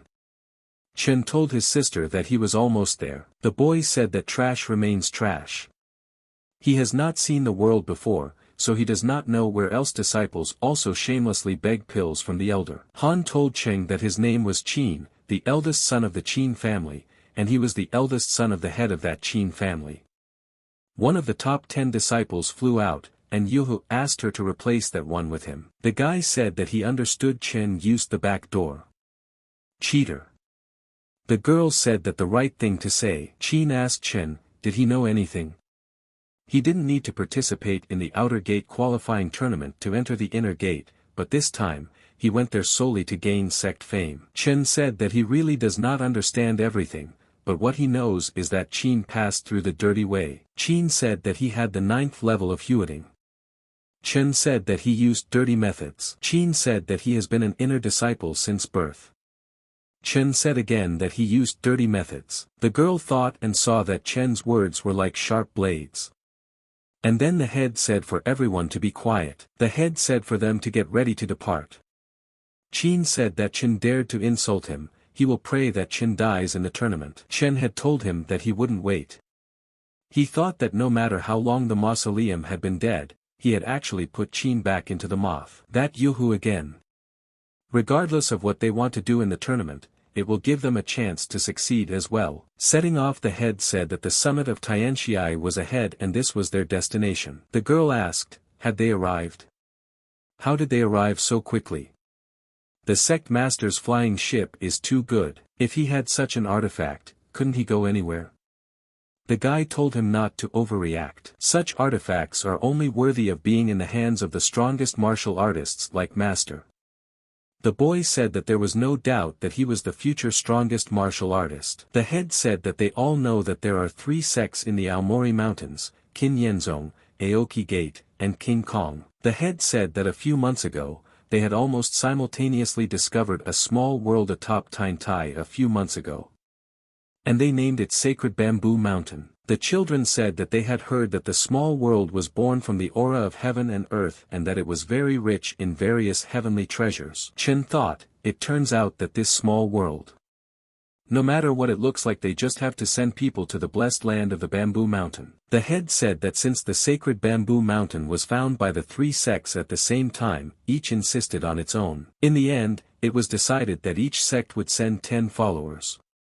Go to the sacred Bamboo Mountain. The winner will receive this small world and incorporate it into the sect's domain. Therefore, they are these 10 people who represent their sect in this battle. The kid said that's how it turned out. He didn't realize that the top 10 students had been chosen and that winning was yet to be determined. The second said, did this mean that they would be taking on not life but death with disciples of another sect? He thought it would be an ordinary tournament, but he didn't realize that they might die. The head said that the sacred Bamboo Mountain is very important to their sect, but it is a once-in-a-lifetime chance for them. Because according to the rules, all the treasure they get there belongs to them and them alone. The guys got excited and said it was just the perfect opportunity, a God-given change in their lives. Chen saw that just a few words so motivated the students, worthy of a leader.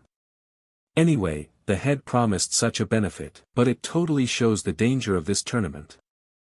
And he has a duty to protect Yue. And then Yue was ecstatic and shouted that she wanted those treasures. Chen said that he had a bad feeling. The head said for the sect, for them to do their best. The guy said his sword in anticipation. They can't just die. The guy asked, is that Tiantai Peak? It's so flat, as if it was cut by a sword. He heard that during the battle between ancient immortals and demons, a powerful sword was thrust here. And then the guy asked, "Where is the bamboo mountain? I can't wait to get on it." The other guy told him that the other clans hadn't arrived yet. What was he so excited about? Chen saw the stomping of people and a large group heading straight for them and said that they had appeared. The first person in front of the group was a Vajra sect elder, and his name was Wan Qixia. The second person was the Greenwood sect elderly. The head said Elder Wang, he arrived early. Wan said Sect Master Zhou, didn't expect him to personally lead his team. He is happy to meet him. The head said that he had nothing to do, so he decided to personally come here. Chen thought and saw that once again this meaningless chatter between adults. And then Li looked at the guy and said, "That's him Chen Feng." And then everyone froze, and Li immediately jumped on him and said he finally got to meet him. Chen thought, why do all these elders like to attack stealthily? He's going to hit him with this. But here Li had not expected such a turn and was blinded by the force. He asked, "Who did it?" Li jumped back from such a force, and the guy asked Elderly, "Is he okay?" The head told Elderly, for what reason did he intend to hit his disciple? Are they ignoring his existence? Chen saw that the patriarch helped him block the punch.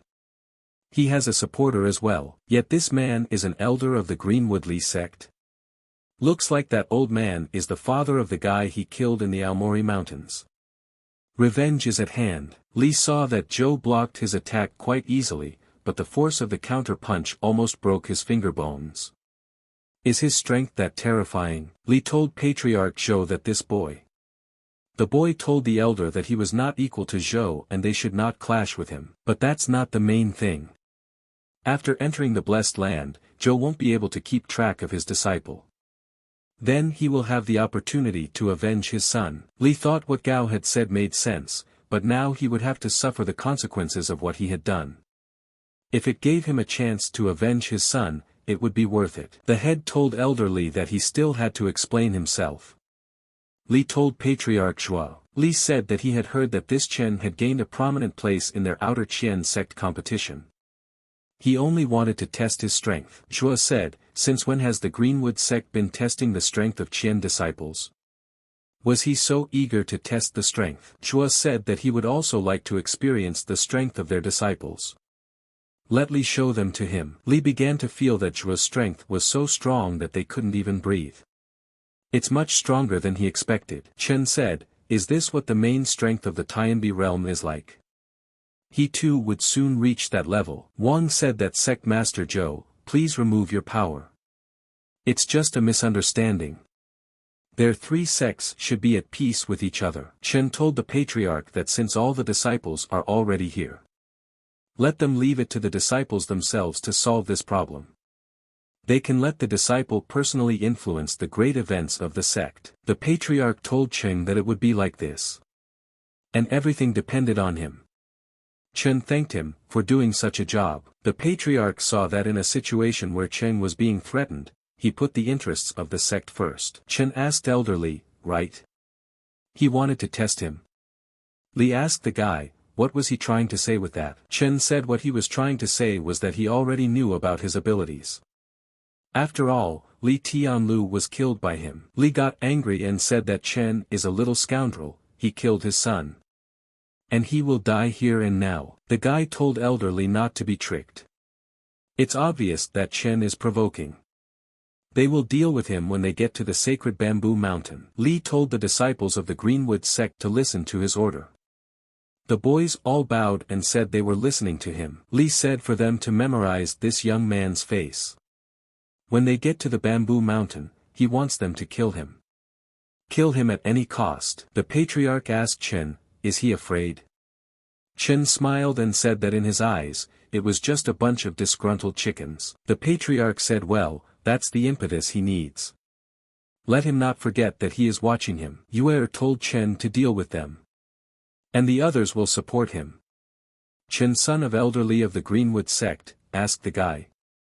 He hopes they don't kill each other because of this. Qin said that Chen is so weak, but always looking for trouble. He has the ability to provoke the Wajer sects as well, I wonder if he will dare. Yue said that Qin could only mutter behind his back. And then a guy walked up to Chen, and asked him is that his name. The guy said he almost forgot, it was Chen who killed his brother, right? And then Chen was surprised that Chen had actually also had a fight with them. The guy told Chen that he couldn't wait to meet him.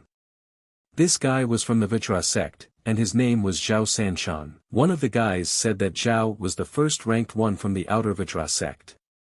His strength had reached the peak of the 9th Hotian layer, half a step to the strength of the divine gate. Chen actually killed the brother of this great god. He can no longer be called just brave. He's just looking for death. They had better stay as far away from him as possible. Yuer said that it was surprising. But they did face Xiao.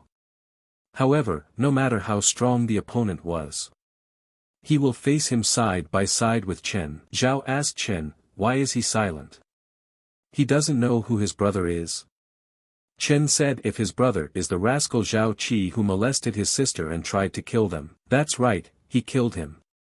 The guys got scared and said that he not only confessed, but also called his brother a scoundrel in a sarcastic way. And when you make a bunch of enemies, you should avoid escalating the conflict, but he's only adding fuel to the fire. He's got a hole in his forehead. Zhao said Chen is very interesting.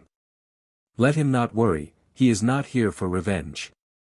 This worthless one only dishonored him, it is even good that he is dead. Chen said, if Zhao wants to thank him, he doesn't have to. Eliminating bad guys for unraveling with his hands is just his job. Zhao laughed and said, Chen is just his type. He had come here to challenge him. Win or lose. Zhao said it would be a battle to the death. Chen said great, he couldn't wait to meet him either. Zhao said very well. Chen is so interesting. He was worried that going to the bamboo mountain would be boring, but he didn't expect to meet an interesting opponent. The weakened muscles and bones would finally be able to stretch. Zhao told Chen that they must survive. Chen said that Zhao is very strong, and he is not comparable to his previous opponents. Just in time to test the limits of his current strength. Chen said that this Chen has a knack for making enemies. But that's a good thing since both sects are intent on killing him, it looks like he won't even have to do anything. The guy told elderly that Chen is now also threatening Zhao, this is just to their advantage. If he helps them, Chen is definitely dead. Li said no, Chen must not die at the hands of Zhao. The guy himself should kill him, and it's the only way to get rid of his hatred. Did the kid understand him? The guy said yes. His student understood. Upon entering the blessed land, immediately let him find and kill him. For this purpose he has prepared this. Li tossed a pill to the guy and said that this pill would help him make his death imminent. The guy asked if it was a blood-burning pill. The guy told the elder that this pill burns all blood in exchange for a brief burst of immense power. Even if it did kill him, his body might just not be able to take it. Li told the guy that if he didn't kill him, he would not only break his bones. He'd be pulverized by him. It's up to the kid. The guy told Li that his student would do it. Li told the little lousy Chen that the hour of his death was near. He will be buried with his son. Yuer saw that Chen was now very tense after all, his opponent would be Zhao. It was worth it to cheer him up. Chen said that he was half a step away from the divine gate, a really good opponent. His fist had hardened. Yuer told younger brother Chen not to be afraid, his sister will protect him. Chen told Yuer that he wasn't afraid. Had she ever seen him afraid at all? Yuer thought about it and said, is that so? And then Chen jumped on her and told her to help him. There's monsters in there. Yuer said it's just a caterpillar. Don't be scared. Chen said it's so ugly, it's creepy. Yuer said she still remembered him crying in her arms. Chen said he was sure it wasn't because he was scared. Yuer got angry and asked Chen, what did he say? Chen said that he was a child back then. Now he's all grown up. Yuer asked him grew up. How old is he now? No matter how old he is now, he's younger than her. And she will always be his sister. Chen said he understood. But in fact she is older than her, thought Yuer. That stupid brother, where is he staring at? At the linings, the head said, seeming to have no effect on intelligence. Stubborn, poised, determined, and with a strong posture. He is becoming more and more curious about his future. Wan told Zhao that it was already getting dark. Let them get ready to open the gate to the Blessed Lands.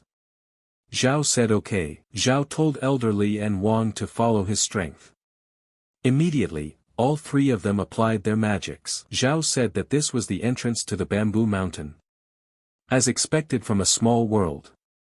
The aura emanating from the entrance is so thick. Zhao said that he can already smell the treasure. Let the sect elders and disciples listen to him. The gate to the blessed lands of the bamboo game is open.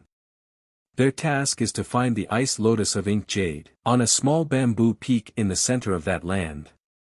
They will have 10 days to do so. The sect that meets the deadline and delivers the lotus will win. And of course, the winner of this tournament will have the rights to the land. That's the end of it. He expects them to do well. One said Aoki Gate. Prepare to enter the blessed lands of the bamboo mountain. The guy told Chen that he had killed his elder's son and he should die for it. And then everyone said Chen must die, and then everyone headed in a move towards the door.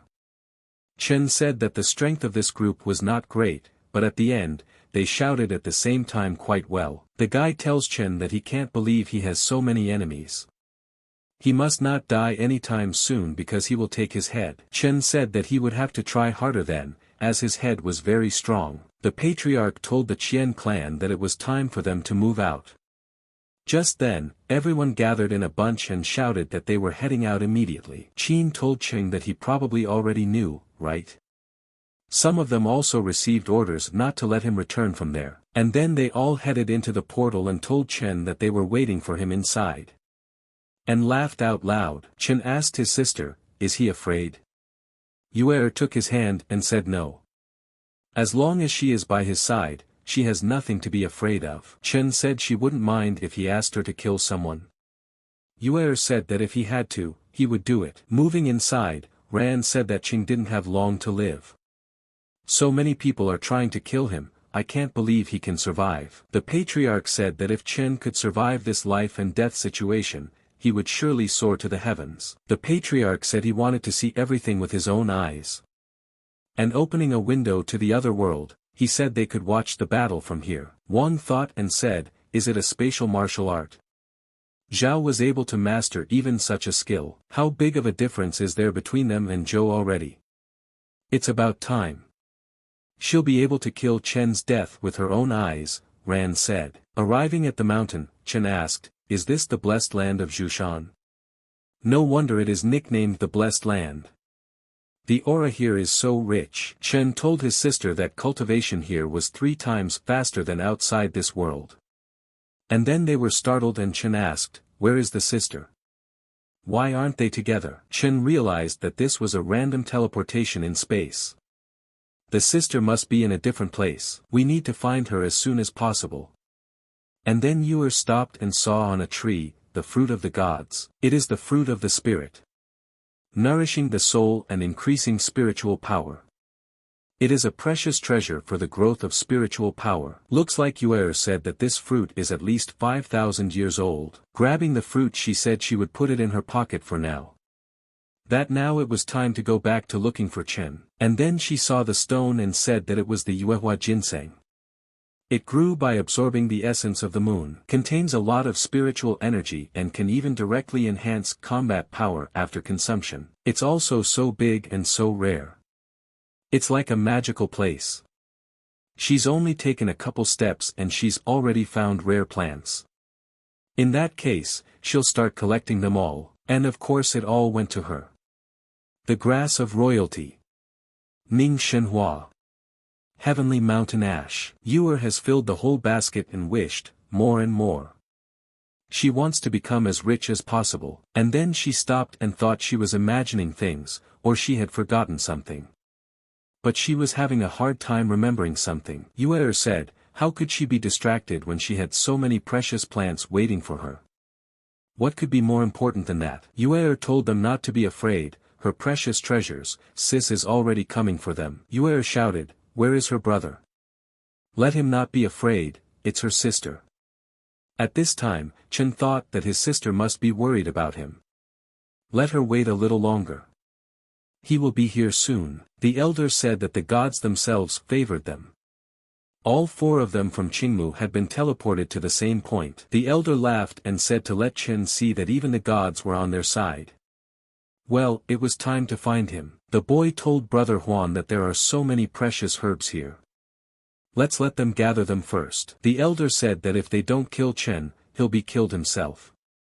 But before that, he'll take them with him, okay? The boys said that they understood everything.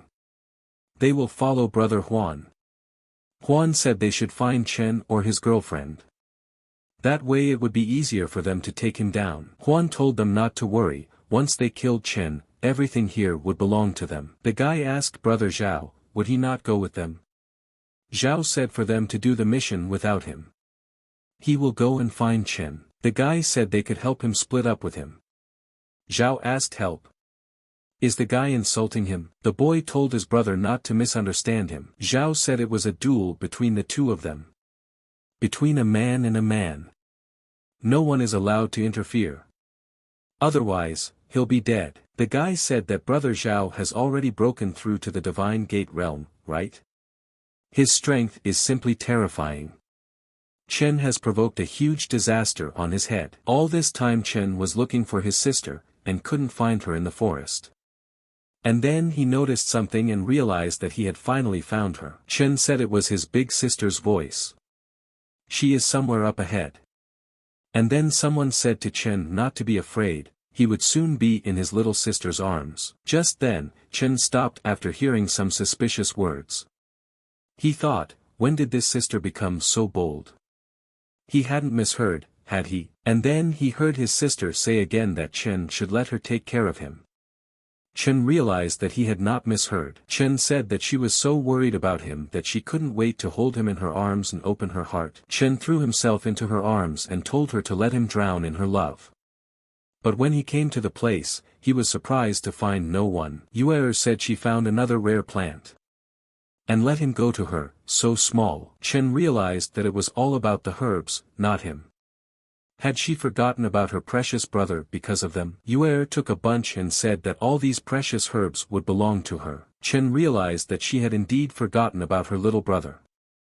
However, it was rare to see his sister so happy, so he would not distract her. And then someone attacked her saying that he had found. Just then, Chen shouted to his sister. He realized that by capturing her, he would increase his chances of defeating Chen. And after killing him, he would be the best and could reach heaven in one step. And then Chen said that he was definitely going to die now. And at that moment, the guy stopped, startled. Chen attacked him, and then the guy was surprised to see Chen in front of him, who was already attacking him. But then Yuer turned around and asked, what was that noise? She must have heard it. Whatever it was, we need to keep picking up her babies. The guy told Chen, doesn't he know about the etiquette of surprise attacks? Chen said that as a man, he should know one thing. The guy asked him what is this? Chen rolled his head and told him that this is what he should know. Chen said it was not to make the woman unhappy, otherwise he would face serious consequences. Just then, Chen turned around and saw his enemies. The guy told Chen that he didn't expect him to find himself so infatuated with his sister. Chen told the guy that he was very indifferent to his men. He thought he would try to save him. The guy said he was useless, but this way he could at least do some good before he died. The guy said his task was done and now it was their turn. Let Chen prepare to die. Chen told them to stop. The guy asked him what he wanted to say. But let him not beg them for mercy. Chen said no, the guy misunderstood him.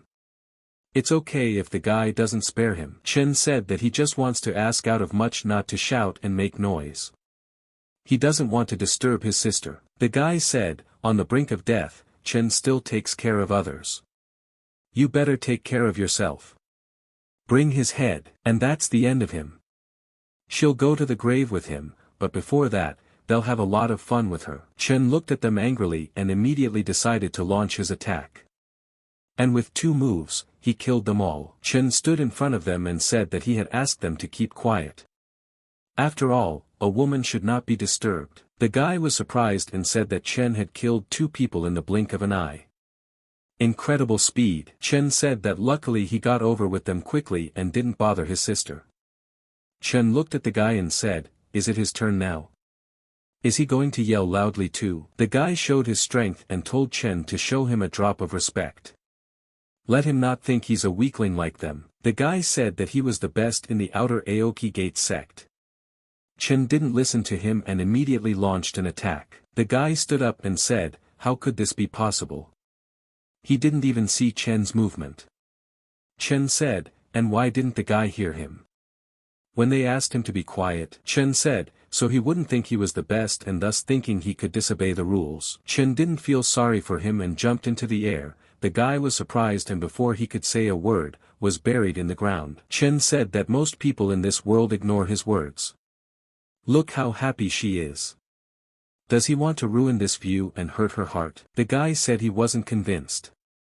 Chen took violence and asked him, and now he sees. And then the guy couldn't help himself and opened his mouth okay screaming.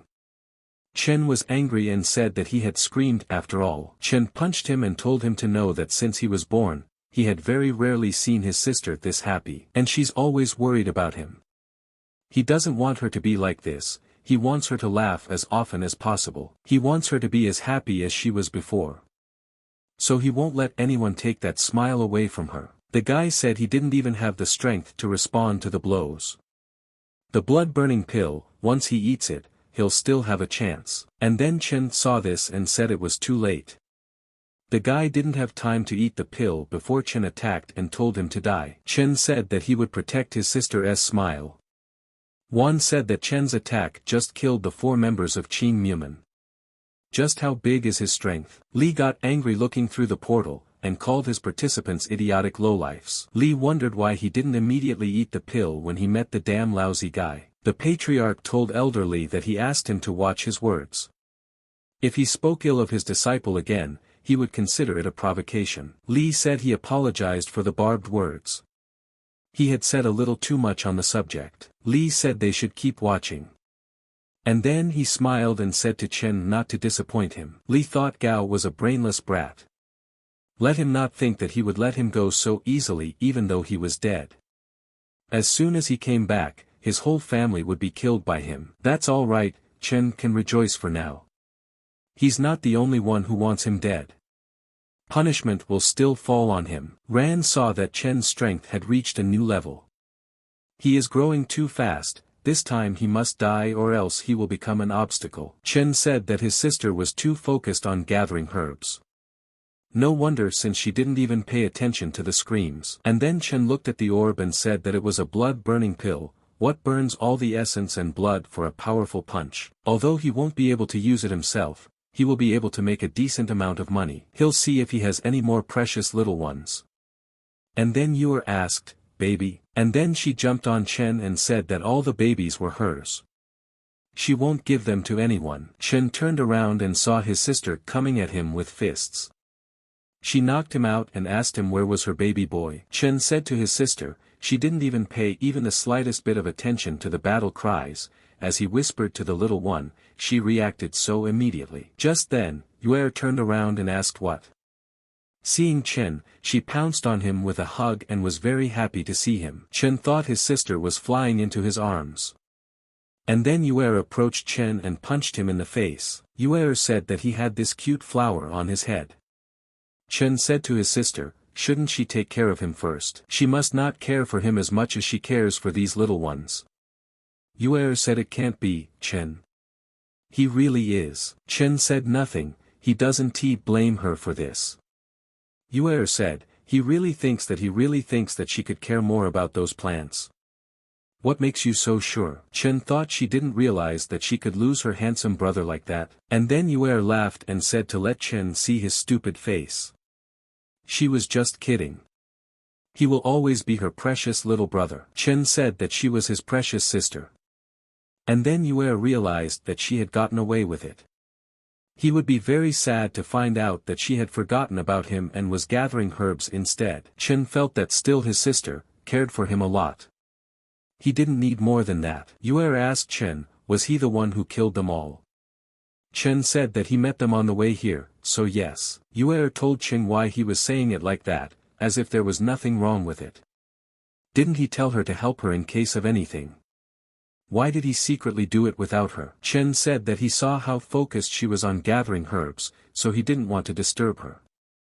After all, he had no problem with them after all. Yue said it's possible. And they're too weak. Chen said he could see, so he didn't dare to bother her. After all, she was very busy with something more important, so she didn't get distracted over nothing. Yue said that's right. She gathered a whole basket of herbs. Chen examined the basket and said that it was a royal blood herb. There are so many valuable herbs from the outside world, and then taking out the root said that even the living dead, a medicine made of flesh and bones, royal ginseng. Yue asked Chen, how is he doing? Isn't his sister awesome? Chen told his sister that her little brother is impressed with her. Yue told him to remember that he could ask her for anything and his little sister would do it for him. Chen said for her to just take care of him, he doesn't need more than that. Yue said, who cares about him, he's just. She will continue to gather herbs. Yue realized that she was embarrassed to tell him this, but it was all put together for him. Chen said for his sister to wait for him. Let her think about him. Doesn't she feel bad when her handsome boyfriend like him doesn't warm her bed? And then Chen stopped and felt what a strong gust of power.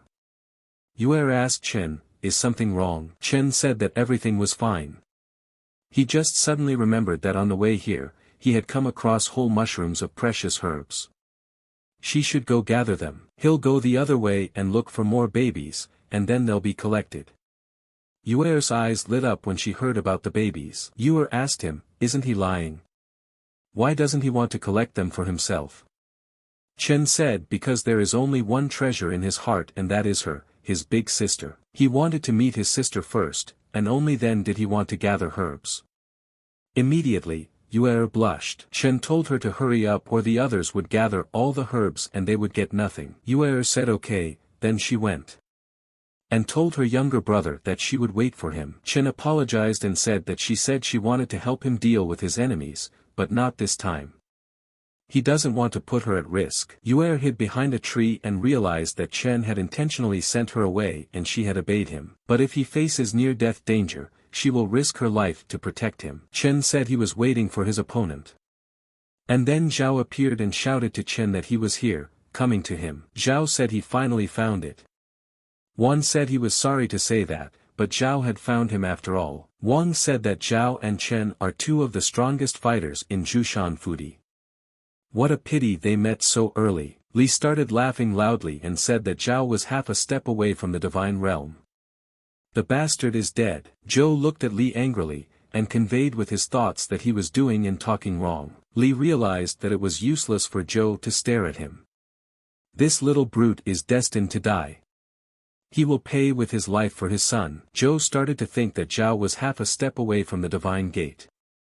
Chen can definitely handle him. Ran was also very happy and hoped that Chen was dead. No matter how strong he was, he couldn't match Zhao's strength. Zhao asked Chen, did he even know how much he missed him? Chen said he thought Zhao would be the first to find him. It seems like he was a little slow. Zhao was upset that he wasn't the first one to find it. Zhao asked Chen, is he about those bags of trash? Zhao stepped on one of the dead and said that the lowlifes were still able to find it first before him. Zhao said that this bunch of underdogs were worth him wasting his energy on them. He would not take advantage and wait for Chen to rest. Chen said he shouldn't. He didn't need much effort to deal with them. He hadn't even warmed up. Zhao laughed loudly and said that Chen was indeed a person he could admire. He was not wrong in judging him. Then can we begin? Chen said go ahead and let him attack first. Zhao prostrated himself and said he didn't need to be asked twice. Zhao said for Chen to try his first punch with pure strength. Chen said Zhao compares his strength to him. Wang seeing the explosion of punches said that even in their sect, there was no one who dared to face him punch for punch. Isn't that like trying to break a rock against an egg? Everyone in all three sects must be aware of Zhao's invincibility. Chen is overestimating himself. Li also laughed and said for Chen to die. Just like Gao, he will be like shredded. Zhou Bufan, nothing will save his disciple. He will mourn for him. Li wondered why Zhou was so calm. And then looking at the screen he was surprised. One said that it was impossible. Zhao's punch was actually repulsed. Zhou said that Zhao didn't do anything special, he just used a little bit of power. It was strange that because of this, the two elders were so surprised. Li asked, "How is this possible?" Ran realized that her worst fear was confirmed, he was incredibly strong. So much so that even Zhao, who specialized in strengthening the body, couldn't handle him so easily. His growth rate is very terrifying. It seems that he can no longer be left alive. Zhao asked Chen, "Is his physical strength that great?" Chen said that he thought Zhao needed to use all of his power. Otherwise, he would lose before he could use it. Zhao told Chen that he really wasn't wrong about him. He was the first man he was so interested in, and in that case, he'll give it his best effort, and it depends on whether he can satisfy him. Chen laughed and told him not to worry. In that case, he would definitely be satisfied. Zhao turned into a monster and said that was great. In that case, they'll fight face to face. Are these the sacred scriptures of Danqing's stabbing body? It just so happened that he also possessed them. Chen used those abilities too, and immediately decided to attack him in return. Immediately, they retaliated attacks again. Yuer stood back and said, "What power?" No wonder Chen sent her away. Her strength is too weak for such a fierce battle. Zhao came down to the ground and laughed loudly and said for him and Chen to clash once more. Chen said then they would fight to the very end. Immediately, Chen launched an attack on Zhou. Their strengths were equal, and each of their attacks ended up being reciprocated. Zhao said that he was happy. He's overflowing with joy. Let's do it again. After all, men should sweat and shine in the sunlight. Chen supported him, and immediately pounced. Wan and everyone else marveled. He said that it was an incredible fight. After all, their attacks are mutual and identical. Wan said that a 7th stage Ho Tian could compare to being half a step away from the divine realm.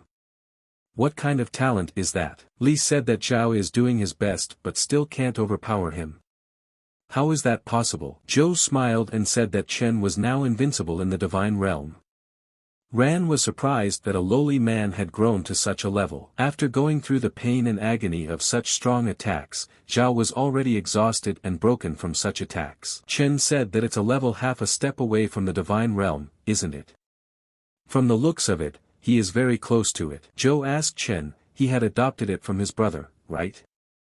Unexpectedly, the martial art he had chosen just recently could be achieved in such a short time. Zhao said Chen is good, even too good. Chen asked Zhao, how did he feel? Did he achieve the pleasure he wanted? Zhao said that before he met Chen, there was no one in the world that he could look at without disdain. He is the first one he recognizes as worthy. Chen thanked him for his praise, but it seems like he's breaking his promise. His head is still here. Zhao said he never says anything he doesn't finish. Chen said he should take his head then, but he is afraid that with Zhao's level, it won't happen. Zhao said that he really doesn't want to kill him anymore, he is a man of his word. Let Chen let him show him how he will take his head. Just then, Qin ran up and said what a coincidence. He didn't expect that the guys had already started. Chen looked at him and called his name, with anger. Qin said, what a tragedy.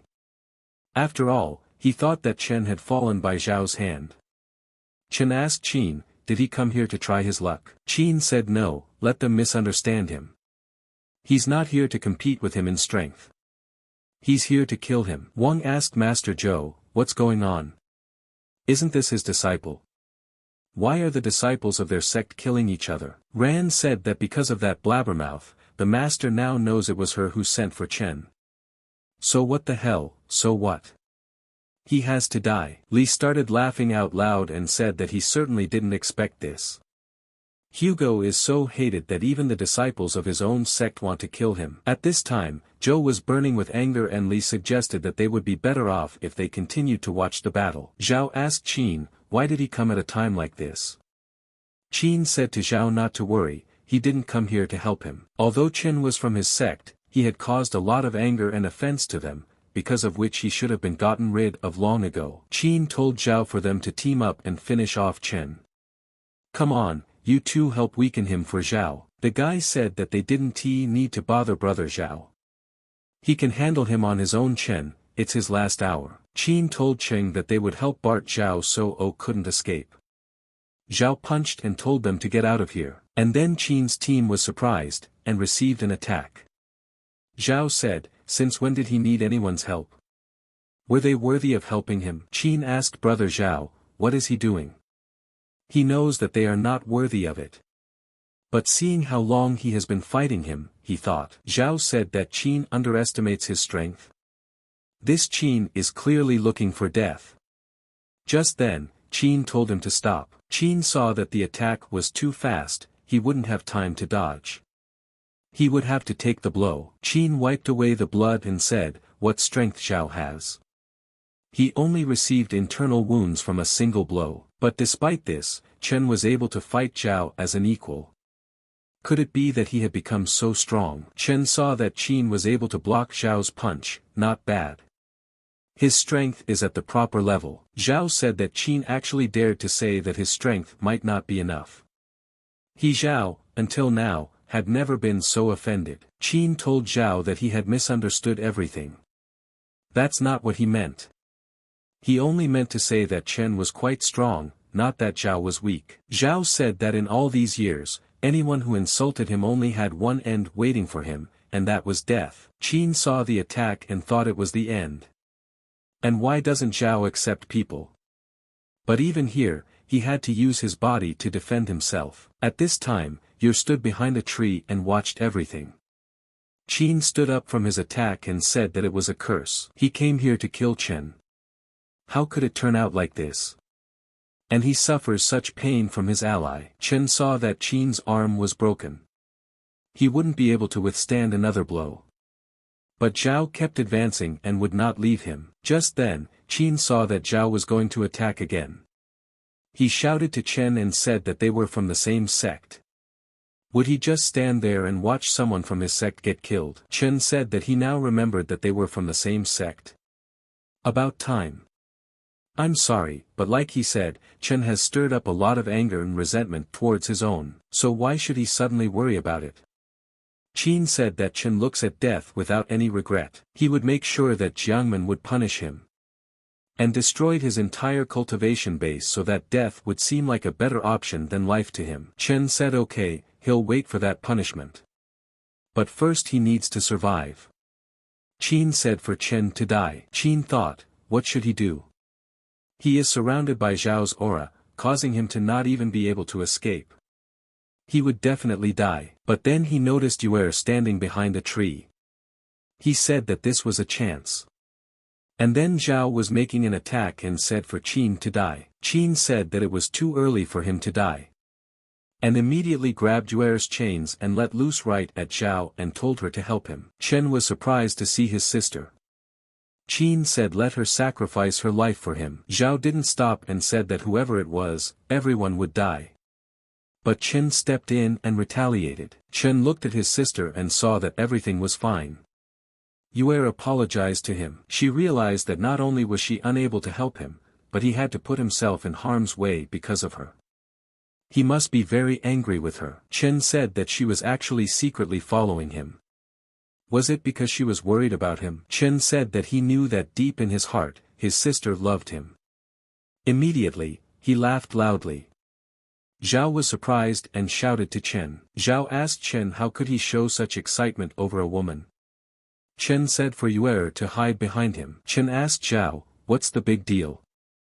She is worried about him and he is very happy about it. Zhao said that Chen is excited because a woman is worried about him. Chen, they're men. Why would they care about women? After all, they only slow down the speed of his fist. Doesn't Chen realize that? Chen said that his sister will not slow him down. With her, he feels that he will be able to advance even faster. Yuer thought and realized that actually being fast wasn't too good, and immediately blushed. Zhao said he was wrong about Chen. He thought they were the same iron. Suddenly, Chen was a bastard with a love for women. Chen said he was really sorry for letting him down. Zhao told Chen that he had changed his mind. He won't be taking his head for now. Chen asked, is it because he doesn't deserve it anymore? Zhao said, it's because, he's going to kill that woman first. It's all because of this woman who is making him lose the heart of a man. He wants to kill her and then get the real man out of him. And then Zhao attacked and said for the woman to die for him. Chen said kill his sister. Let Zhao dream. Chen said the real him. Zhao doesn't know at all, right?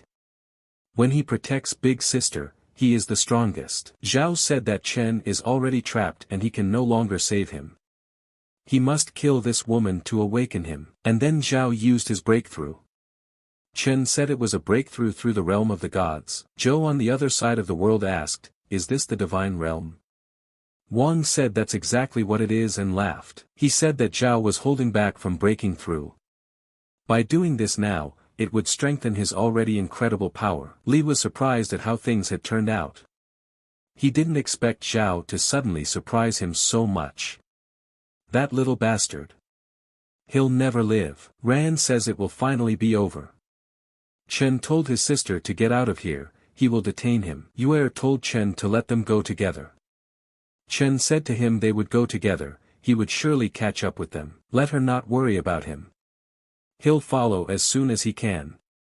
Promises her. Yue said okay, but it's a promise. But if he dies, she will definitely kill herself. Chen told his sister that it was too early for them to die because they still had a lot of work to do in the future. One said that it was 4 yellow lights.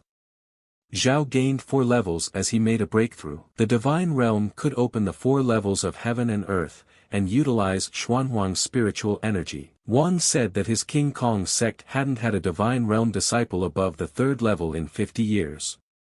Today could be considered the greatest day. Li said congratulations Vanya. The rise of the King Kong sect will be unstoppable. Li thought looking at Zhou to see what kind of reaction he would have after her congratulations to the King Kong sect. And then Zhou didn't hold back and started using his powers against the elders. Li asked him what it meant. After all, he had just congratulated Elder Wan. How could that hurt him? Zhou said that just seeing them upset him. Li says there's no problem. He's insulting him like this with his power. But nothing, a little more time and he will lose his pride along with his precious disciple. Zhou was hopeful and conveyed to Chen that he should survive. At this time, Zhao burst through and turned into a monster. Zhao told Chen that he was now at the divine realm level, and he also activated the blood trail of the Kanshan land, one of the demon gods, and now Chen. He won't be able to stop him from killing that woman. Chen said he didn't think so. Zhao said then Chen could try out his fist.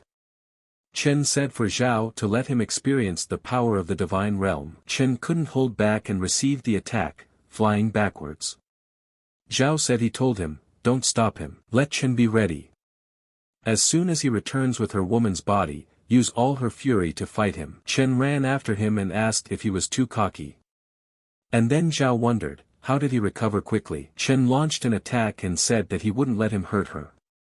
Immediately, Zhao fell to the ground. Chen said that the taste of the blood-burning pill was not so bad. And it helped him, in that. Did Li say that Chen actually ate the blood-burning pill he gave Gao? But this is the end for Chen. Even if he survives, he'll be useless. It's even much better than just dying. Wang said that as far as he could see, their disciple had some woman. Even if he couldn't overpower Zhao, he could safely escape, if only for her sake. But he didn't think that for her sake he would eat a pill that burned blood. It's unwise. It's a shame to lose such a talent. Zhou wondered why on earth Chen had done this.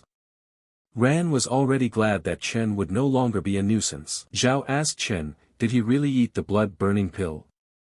It will burn all his roots and bones. He realizes that he has closed his path in further cultivation. Chen said he knows. And he thinks it's worth it. Zhao said that just for the sake of a woman, he robbed himself of his future with his own hands. Chen still thought it was worth it. Chen really disappointed him. Their man's journey is not for some women. It must be a sea of stars. Chen said yes, a sea of star. But he wants his sister to look at it with him. Zhao attacked him and said that he was destroyed by a woman. He is truly grief-stricken. Let him finish with his suffering. Chen said he didn't think he could do it. Immediately, Chen started to show off his speed. Zhao was surprised, from such incredible speed. Chen said that he wanted to try out the power of the divine realm once more.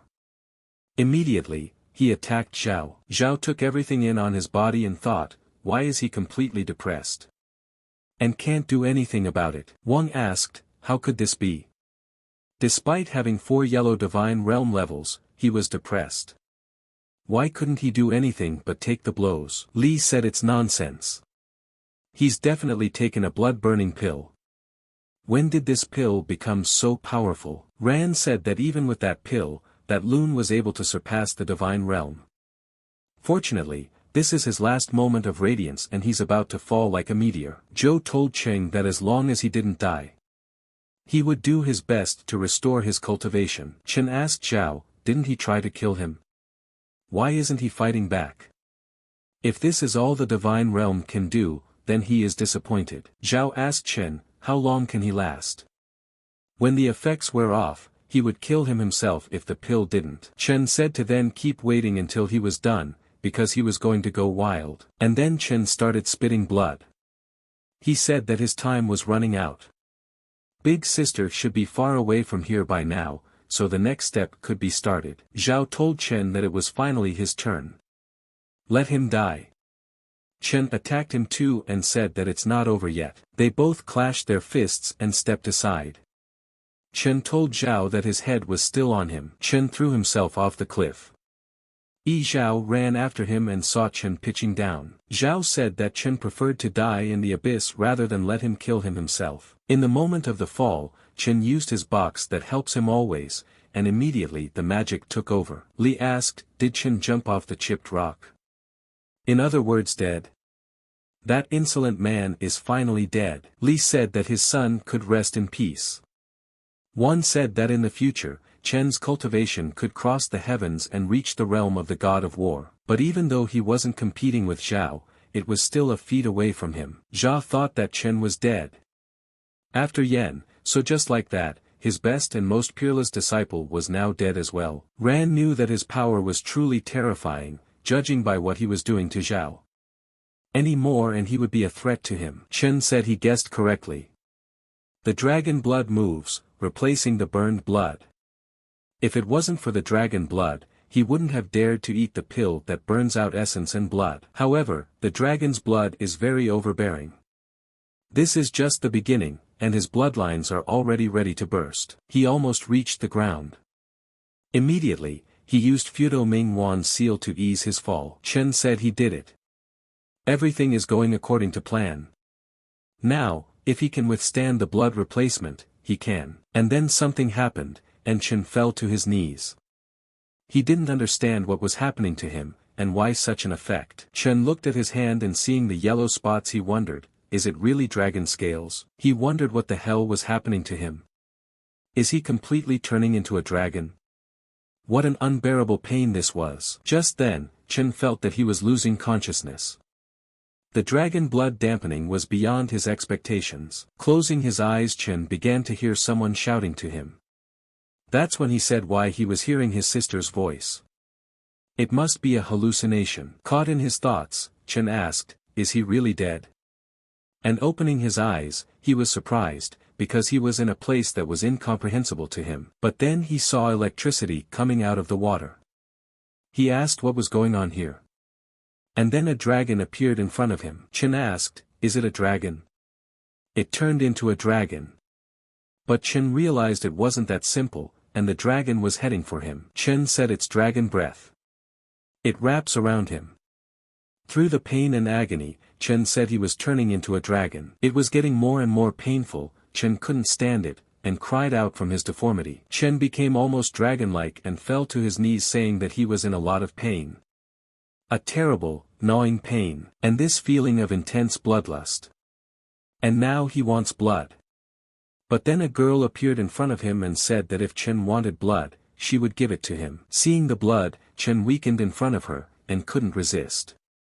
The girl told Chen to drink her blood, not to restrain himself. Chen said it was blood, and standing up under it he intended to bite the girl's hand, and drink all the blood. On the other side, Chen repeated that he needed more blood. While Yuer cut his vein and gave him blood. Yuer said it was the first time he took the initiative to ask her for something. Drink slowly, take your time. After drinking some blood, Chen started screaming that he needed more blood. Yuer said she wanted him to survive.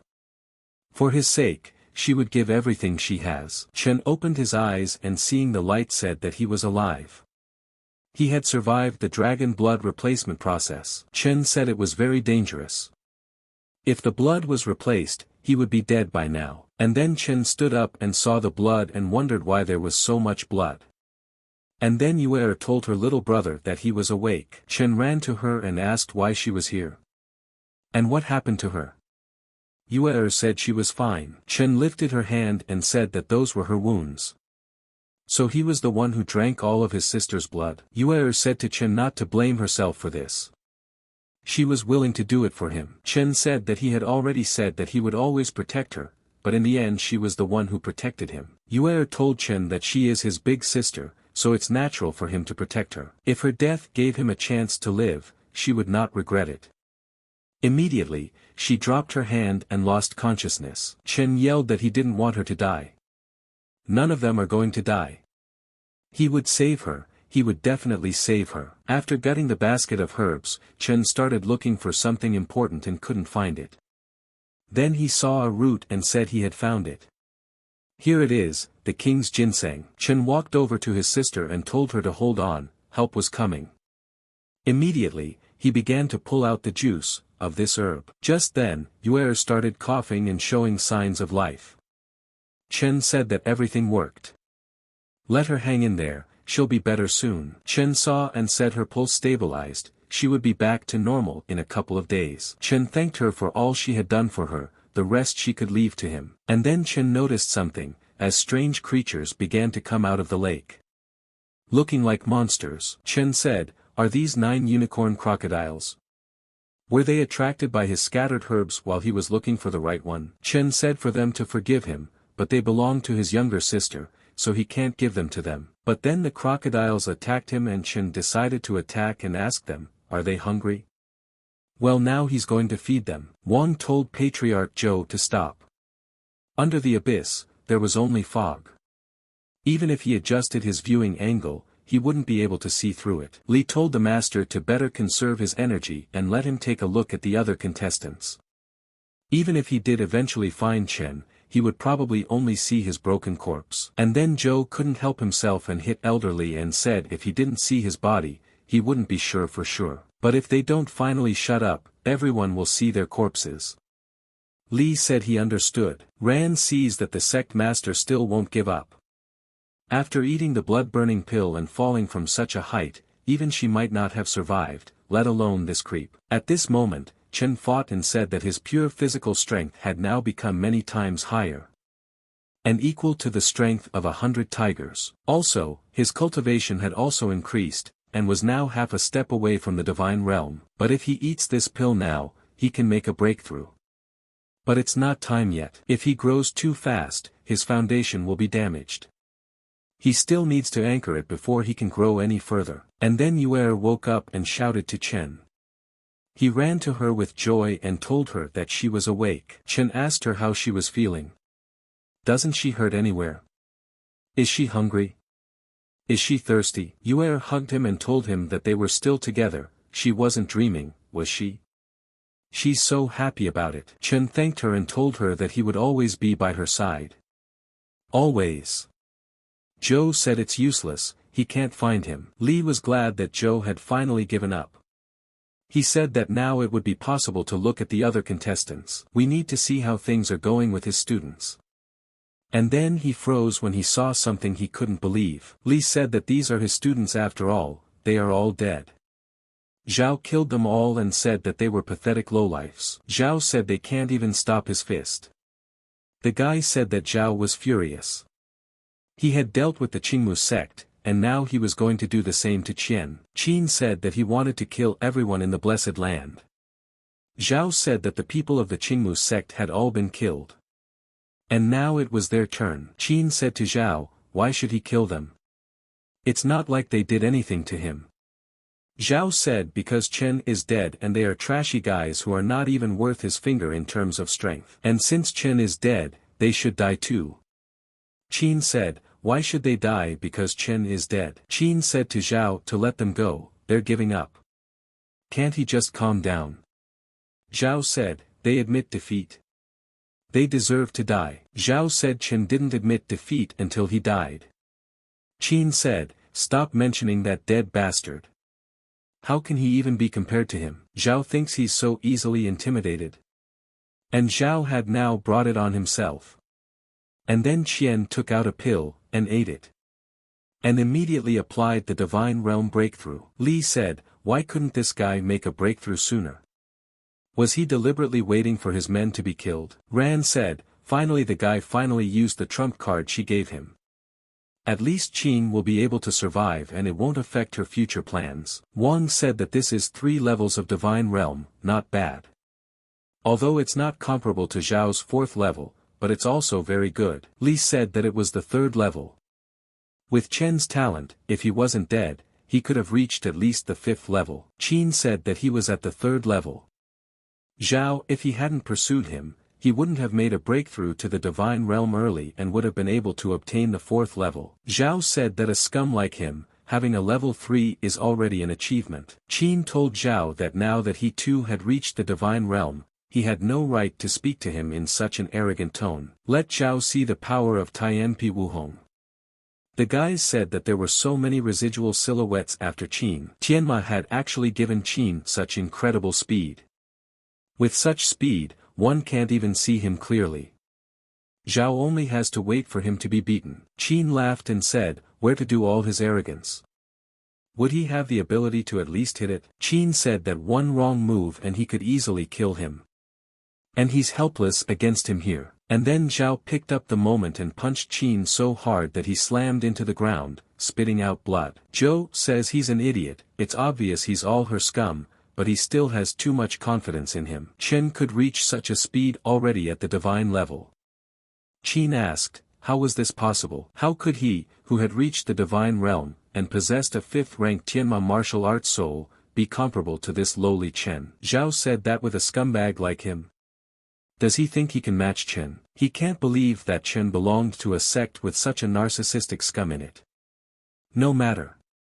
He will erase his miserable existence from this earth in Chen's name. And then Chen came in and told Zhao that he didn't ask him to help him. And then Zhao froze in surprise. Zhao asked Chen, isn't he dead? Just then, Qin took cover behind a rock and shouted to Chen. Zhou said that Chen didn't disappoint him.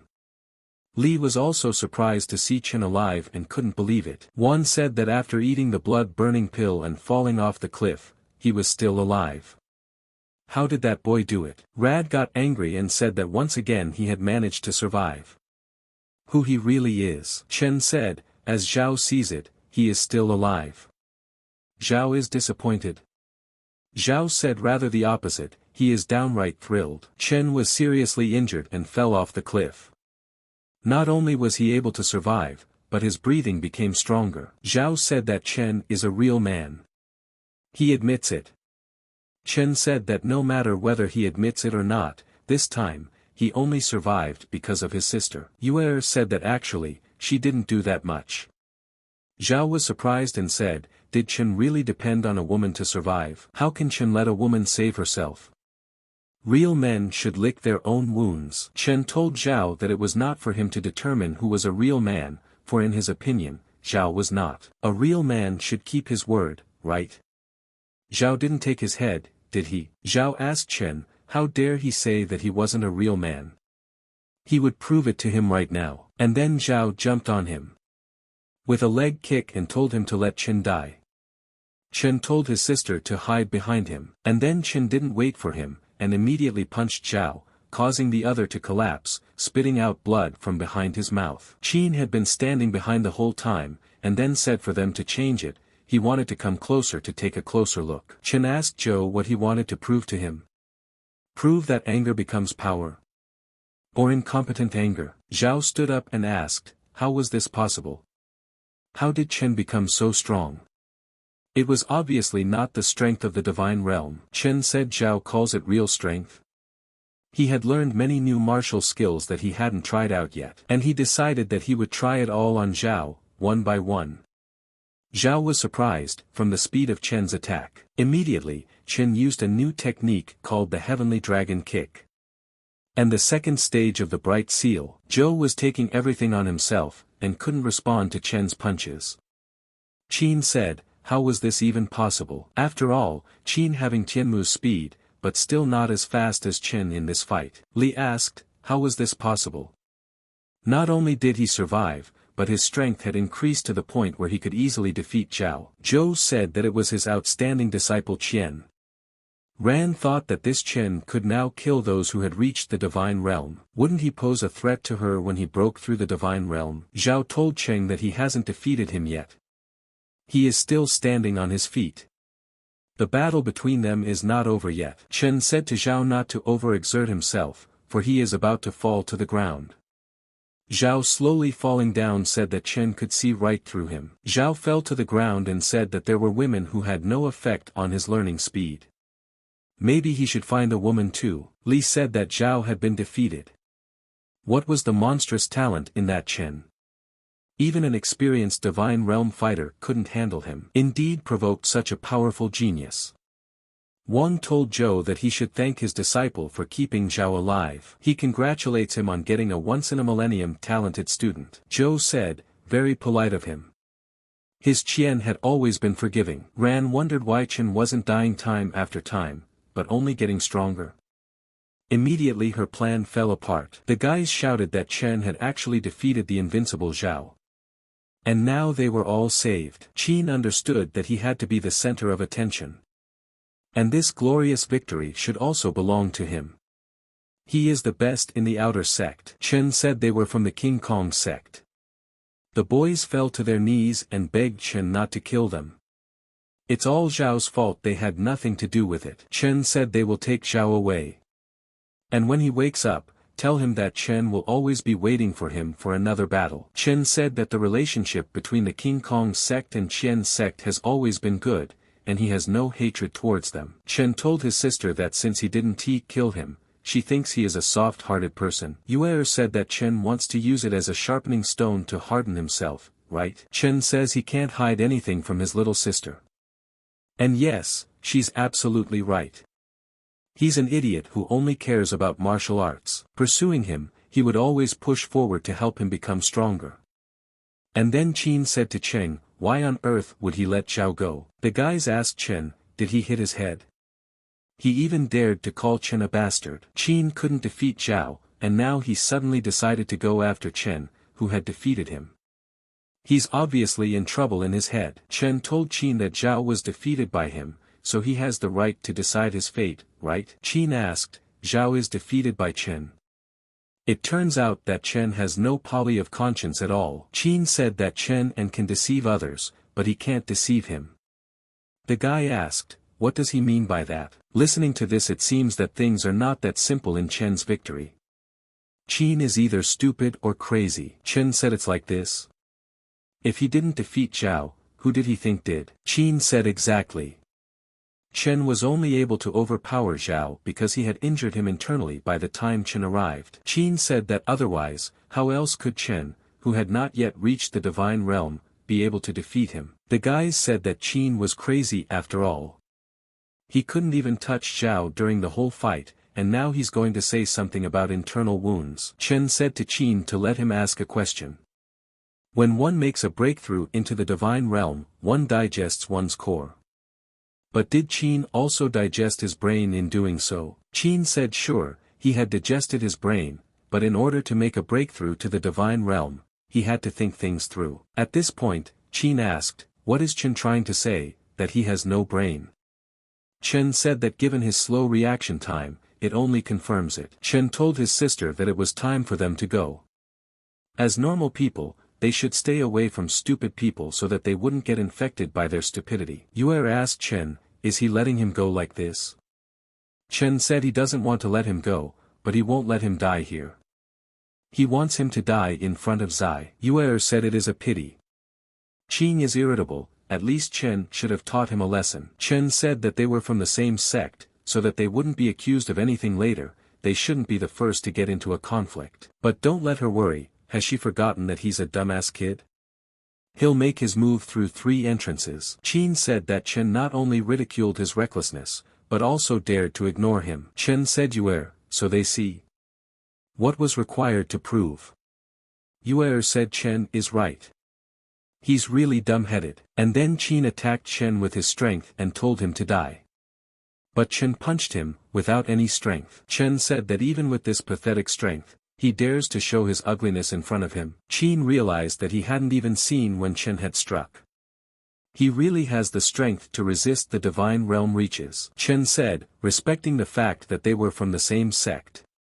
He wanted to keep him alive and now his many provocations.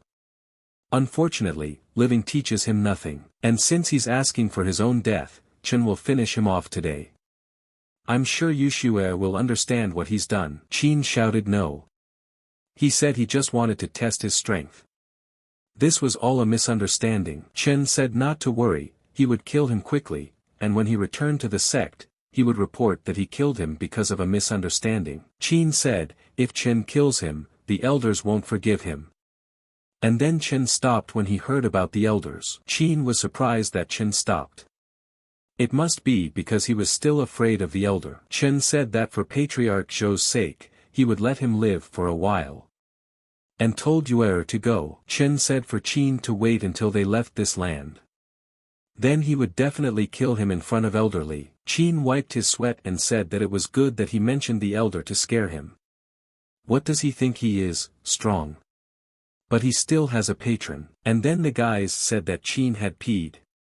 One of the strongest who had reached the divine realm had peed his pants in fear. Let them look at his face, acting so proud, but I guess he hasn't realized he peed his pants yet. Qin asked the guys, what were they talking about? He was so scared of Zheng that he peed his pants. The guy said that he thought Qin would be embarrassed to say that he was the best in the outer sect. Qin asked them out of embarrassment, what did they say? The guys pretended they didn't say anything. Qin said that Chen embarrassed him in front of everyone. But how he wants Chen to finally die. Yuer asked Chen, don't they need to find the ice lotus? Chen said that heavenly treasures such as the ice lotus, they must be guarded by powerful monsters. Because I'm sure he can handle it. Chen said that he must first make a breakthrough to the divine realm. Yuer asked him, is he sure of this step? Chen said that after everything that has passed in a few days and the recent battle, his energy has stabilized. He thinks now is the time. Yuer said perfectly. Since he is true to his strength, then let him do it. She would protect him in case of anything for now. Chen sat down and took the pill and said that he was going to the divine realm. After drinking it, Chen began to transform and gain tremendous strength. Beneath his strength lurked something terrible, more powerful. Qin saw the yellow lightning bolts and asked what was going on. Qin realized who that energy was coming from. The guy said that it was Chen. He's making a breakthrough. The breakthrough had just begun, and already such a terrifying power. What level can he reach? They will witness the new legend of Qian. Qin was surprised to learn that Chen was able to crush him and Zhao before even reaching the divine realm. He cannot be allowed to successfully make a breakthrough. He asked, what is this? It caused heaven and earth to shudder as it broke through the divine realm. Li said that this boy is a genius who is born once in a millennium. Zhou said not bad, a good moment to make a breakthrough, not too early and not too late. One said that Chen is several times stronger than Zhao. This child's future is limitless. If nothing happens to him during the breakthrough, Qian will reap incredible benefits in the next century. Ran thought, it was obvious that Chen was a lowlife, so how did he have such talent? He has to die. Even without a breakthrough, he's too strong. And then Chen reached the decision stage, and made his breakthrough. The guy said, this is it. The yellow light is appearing. Considering Chen's strength, he should get at least 3 yellow levels. How could he be worse than Zhao? There's clearly a level 5 looming here. Yuer told Cheng that he had succeeded. The guy asked why the next yellow light didn't appear. The guy said not even 2 showed up, just 1. Is that it? Zhou said it's impossible. One asked, what do you get? He only reached the first level. Li started laughing and said that he was about to die laughing. A genius that comes along once in a millennium? He's a once-in-a-millennium lowlife. The guy said that in the end, Chen only got the first level. The shuddering disappears. Unexpectedly, Chen, who was able to undress the masters who had reached the divine realm, had only obtained the first level. He doesn't think Chen deserved it. He went to great lengths to get it, and this is how he got it. Yue cried and asked, why is this happening to Chen? Hadn't he suffered enough? God, why is he being so unfair to him? Chen said to his sister not to worry about him.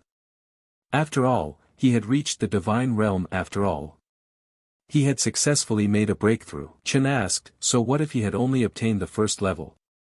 He was able to crush the masters of the divine realm when he himself had not yet reached it. Because even so, he was able to rise to the pinnacle of martial artists even with the first level. And then Chen felt something incredible, his Xiao Ding began to change. Immediately, he let out bright yellow colors. Li said, is this kid what, drunk? He dares to say that he will reach the pinnacle of martial arts with such talent. Wan told Elder Li not to laugh prematurely. Let him see what's going on. Li asked, what else could be going on? Could it be that he had gotten 2 more yellow lights? And then Li was surprised and said that he actually had more of them. But how so? Hadn't he just finished making a breakthrough? Zhou said he knew it. Knew that Chen would never be a mediocre person. He didn't disappoint him. Ran said, still he got 3 yellow lights out. Already a little better than nothing, but still being him. Just then, Ran yelled out that 3 more yellow lights had appeared. Chen didn't stop, and kept breaking through. Yue rejoiced and said that he had 6 yellow colors. He had reached the 6th level of the divine realm. Yue said that's what Chen deserves. This is what he should deserve. The guy said 6 yellow lights, why he had never heard of such a thing. Maybe they hadn't heard because something like that happens once every 100, maybe even thousands of years. Chen said to make his martial spirit appear. Immediately, he released the snake from his powerful body. Li asked, what kind of spirit is that? A snake with 9 heads. He kept wondering what kind of martial spirit would come out upon reaching the 6th level, a great rarity in 100 years. Wang said it's Xian Lu, the ancient demon god of ancient times. Li asked Wan, and he was so concerned about him. Van said, exactly. The body is huge like a hydra, and wherever it goes, it will start to rain, turning the land into a sea that will never dry up. Li laughed and said that it was unexpected. Chen had awakened such a powerful martial spirit. As Chen's level increased, his martial spirit would become stronger until it became a legendary spirit like in ancient times. Li fell down and said that it turned out to be the spirit of an ancient demon god. When he came back, he knelt down and begged for mercy, but it was too late. Ran wondered, how did things turn out like this? Why did this kid suddenly have unprecedented power? There's no way he can successfully complete the breakthrough. Damn Qing, do something. Arriving at the cave, Qin said that the ice lotus should be here. But immediately, he saw a bright yellow light. Qin said that Chen had eventually reached the 6th level of the divine realm, a great rarity in the entire century. He can't be allowed to survive. Qin said that judging from the information Yushue gave, there should be a lava lake inside the cave. An ice lotus should be growing right in the middle of it. And a monstrous beast guardian lives in this lake. If he can turn it against Chen, he can take advantage of the situation. Going into the depths, Qin said, it was getting hotter and hotter. There is indeed a lava lake here. And then he stopped in amazement and said there was an incredible heat coming from this lake. And then he saw the flower he wanted. And it was in the middle of a lake. An ice lotus. Worthy to be the treasure of heaven and earth. It looks extraordinary. Qin said that he would deal with him later, but right now, we need to somehow provoke the monster into attacking Chen. Qin shouted to Mr. Red Jiao that he needed to talk to him. Just then, the lava started to rise, right in front of his eyes. The monster asked who dared to invade his territory. Qin told him, asking him, calm down. He came to him without malicious intent. He has something important to tell the monster. Qin said that someone wants to kill him. This is indeed a giant dragon-class lizard.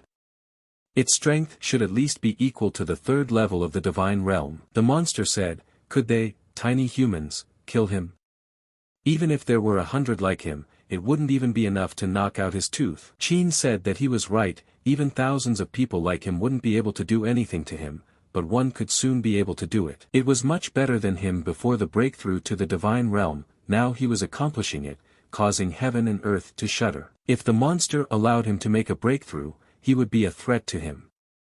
The monster asked, "What causes the sky and earth to shudder?" Qin said, "That's right, it's pouring like a bucket outside right now. It happens when the sky and the earth shudder.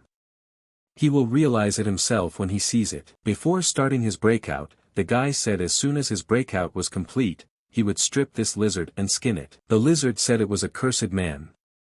He would kill him now, and immediately headed for the exit. The lizard stopped and asked the guy why he should believe anything he said. "They humans are all damned liars. Does the guy want to distract him and steal the ice lotus?" Qin said that he can make a sacred oath. If what he said is half a lie, he will die and his body will turn to ashes and his soul will never reincarnate. The lizard said, "Well, battle oaths are connected to the heavens, then he believes."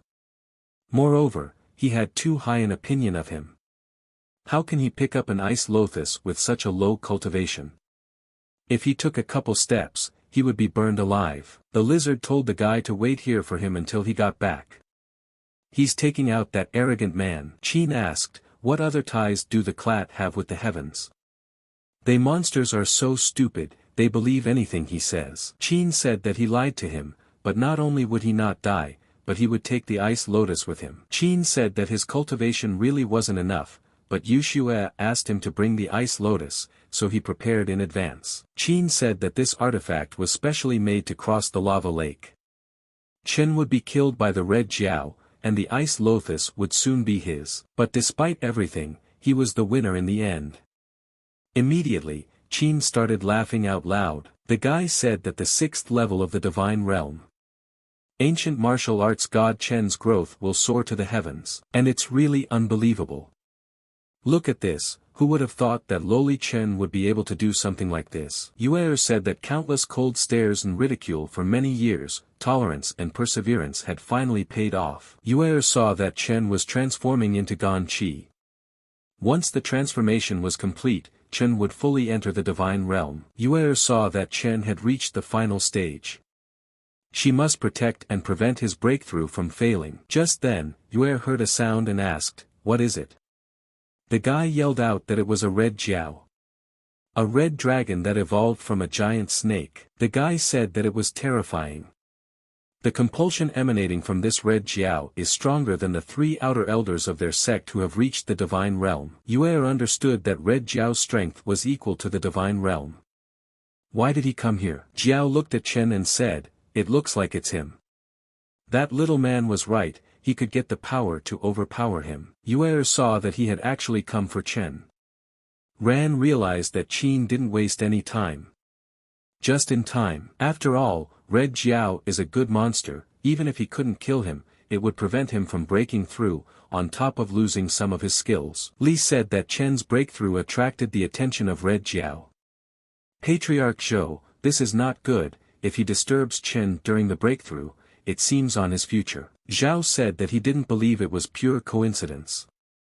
He didn't show up during Zhao and Qing's breakthrough, he decided to do so at Chen's breakthrough. Zhou asked, "Did someone set this up?" Ran said the patriarch is overly worried about it. Maybe it's all because Chen is too good, which attracted Red Jiao. Zhou said that he must be just thinking too much. If he suddenly found out that someone was secretly targeting their genius disciple, he would only have himself to blame for the subsequent consequences. Ran realized that the sect master was studying the killing intent towards her. But it was too late, her plan had succeeded. Even if that loon is immortal, he won't be a hindrance to her anymore. Li thought that the sect master was warning him, but he hadn't done anything, that boy had slapped him again and again. How dare he do anything? Qin climbed up a tree and said that his plan had worked. Red Jiao had actually targeted Chen. And he had gotten his hands on the ice lotus. And now all he has to do is watch Red Jiao kill Chen. Jiao said such a small bug, but was able to cause the heaven and earth to shake. Apparently he is very talented. However, he would not have the opportunity to make a breakthrough. Immediately, he attacked Chen. The guy said that it looked like Red Jiao was heading towards Chen. Maybe they should help him. After all, he had saved their lives. The guy said, not that he wanted to help him, but he can see how strong this dragon is. Even if they attack all together, it won't be enough. Qin watched and laughed saying, does Chen see this? No one will help him.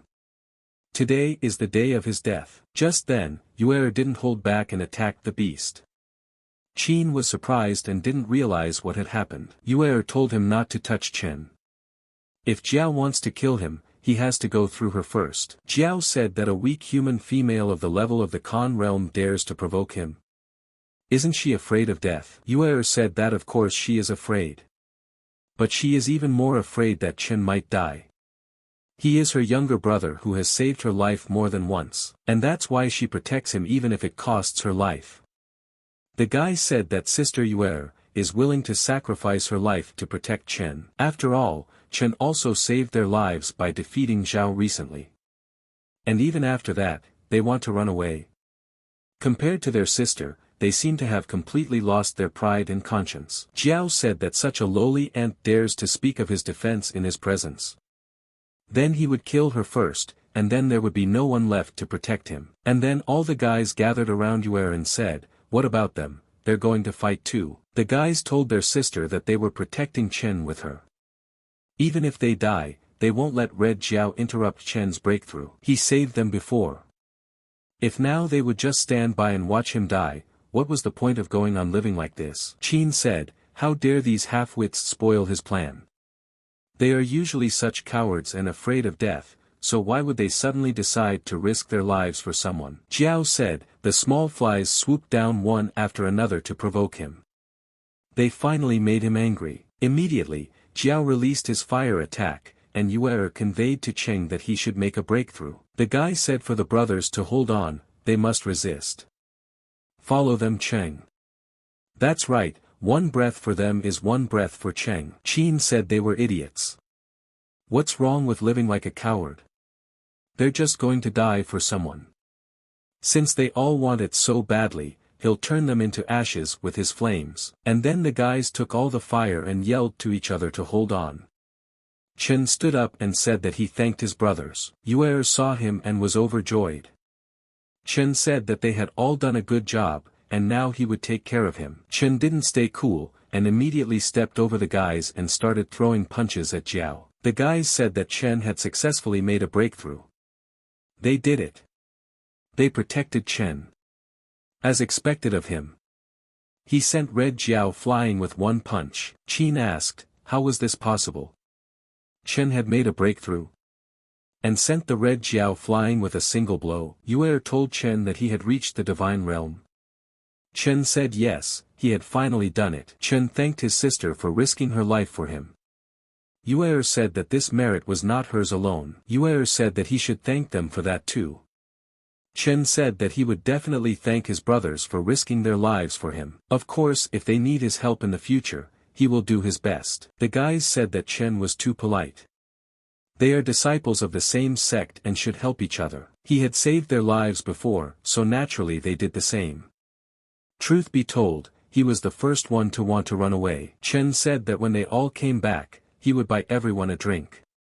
And then Chen turned around and said that now he would deal with that worm. Jiao asked, a worm?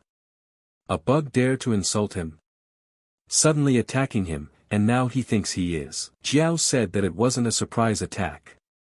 How could a two-legged bug throw him back immediately after breaking through? He is at the third divine level after all. Chen said that since he wasn't convinced, he would attack head-on to be convincing. Chen pulled out his sword and asked Jiao, is he ready? Jiao asked, is the ant himself ready? Just then, Chen flew to the top, and with a strong attack, he launched a downpour sword strike. Jiao asked, what kind of trick was this? It caused the sky and earth to shudder. Jiao said he had some incredible killing intent. Not good. Chen actually has the power to kill him. And then Jiao decided that he needed to run away. Chen asked him, did he want to escape? It's too late now. Just then, Chen released his sword and told him to fly and kill that wretched Jiao. At that moment, the sword pierced Xiao. Chen headed towards his sword that pierced Xiao's body and overpowered him with a single blow. The pitching dragon was bleeding, and tried to say that he wasn't ready to die yet. But the light in his eyes kept fading. Chen told Xiao that death always comes unexpectedly. As a long-lived man, he should know that. The guys said that Chen had killed a red dragon at the 3rd level of the divine realm in one move. And he knew that Chen was strong, but to be that strong. The guy also decided to say that since the birth of the raining sword technique, no one had ever practiced like Chen was now. This guy is simply incredible. They doubted him for nothing. Qin had been standing on the tree the entire time and didn't understand how this was possible. After all, a dragon of such strength was unable to oppose Cheng. What kind of strength did he have now? Yue was very happy for her brother and said that he did a good job. She knew he could do it. Chen proudly said that he didn't let his big sister down, and was able to become stronger. Yue told Chen with joy that the competition is almost over, and they need to find the Ice Lotus soon. And when they get it, their Qian clan will be victorious. Chen stopped her and asked, "What's the rush? They don't even need to go look for him." Yue asked him in surprise, "Why is that?" "Does Chen know where he is?" she asked. Chen said he didn't know, but someone else did. Immediately, Chen looked at the tree and said that this person had already kindly brought them the Ice Lotus. Yue asked him as she had already brought it. And who was it that was so kind? And then Qin realized that he had been discovered. But that's impossible. Surely Chen must only be bluffing. Chen asked Qin, "Hasn't he gotten tired of costing this drama yet? Is sitting on the tree so easy? Let him climb out of there immediately." Qin was startled and realized that Chen had found him. He now needed to hide until the end of the competition, then he would still come out the winner. Chen used his strength and asked Qin, did he think of running away?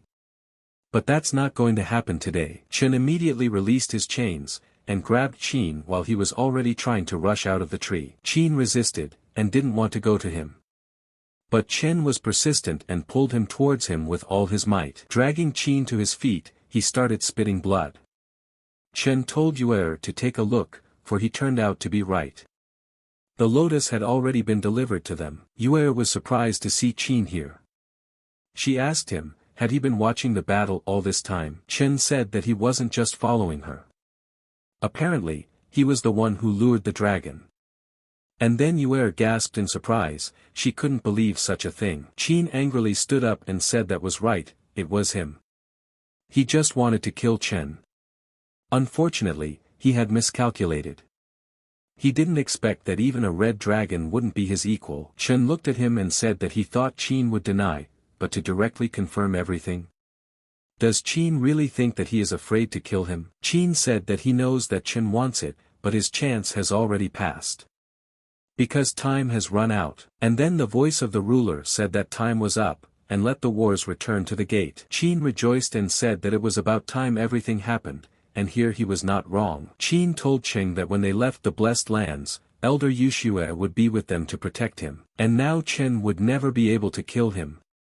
Chen just smiled back and asked, is Qin sure about this? But then a bright light appeared in the sky that dazzled the boy's eyes. It was the portal to the other side, where the elders were waiting for them. Wan saw his ward who had been killed in this tournament and immediately headed towards his body. Ran was pissed and thought that pesky little brat had not only gotten out of there alive, but had also ruined her plan to take over the Ice Lotus. Li was also surprised, for this brat was able to overpower a 3rd-level divine realm. His strength had surpassed his own. But should he now go up to him, bow, apologize and ask him to let him go? But then Chen said for someone to come out. Qin immediately came out laughing and asked Chen, what would he say? After all, he won't be able to kill him now. And with the elders watching, he wouldn't dare to do it. Chen reached for his sword and saw with the corner of his eye that Elder Ran was watching everything, and would not let him near him. Qin said exactly like this. If Chen dared to make a single move towards him, and the elders would immediately make a dead man out of him. But did Chen bite his tongue to keep quiet? It's understandable, said Qin. If he can kill him, it will only be in the next life. Chen pulled out his sword and said that it was a long wait until the next life, so he would do it now. Chen immediately pounced on him, and with a motion of his hand, he cut Chen apart despite the presence of the elders. Chen started spitting blood and couldn't believe that Chen had done this.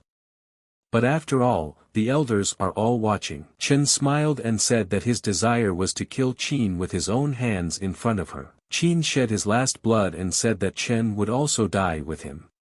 Immediately, his breathless body collapsed. The guys didn't believe that Chen had actually killed Chen in front of Patriarch Zhou and the elder. One of the guys said that Chen tried to hurt Chen, so he deserved everything.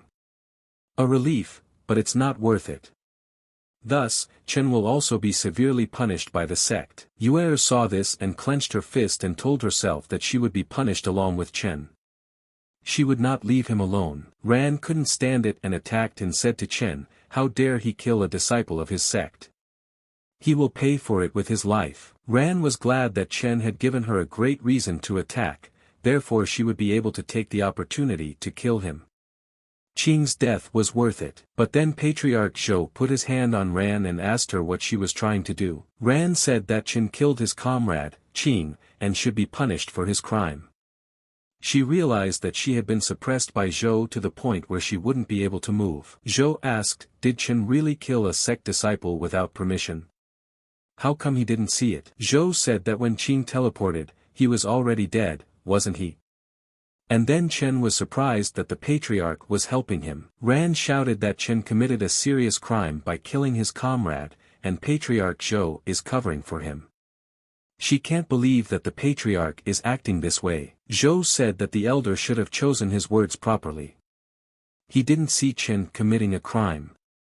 What kind of covering up could we talk about then? Ran was very eager to punish Chen and said that since the Patriarch hadn't seen it, then she would ask the others.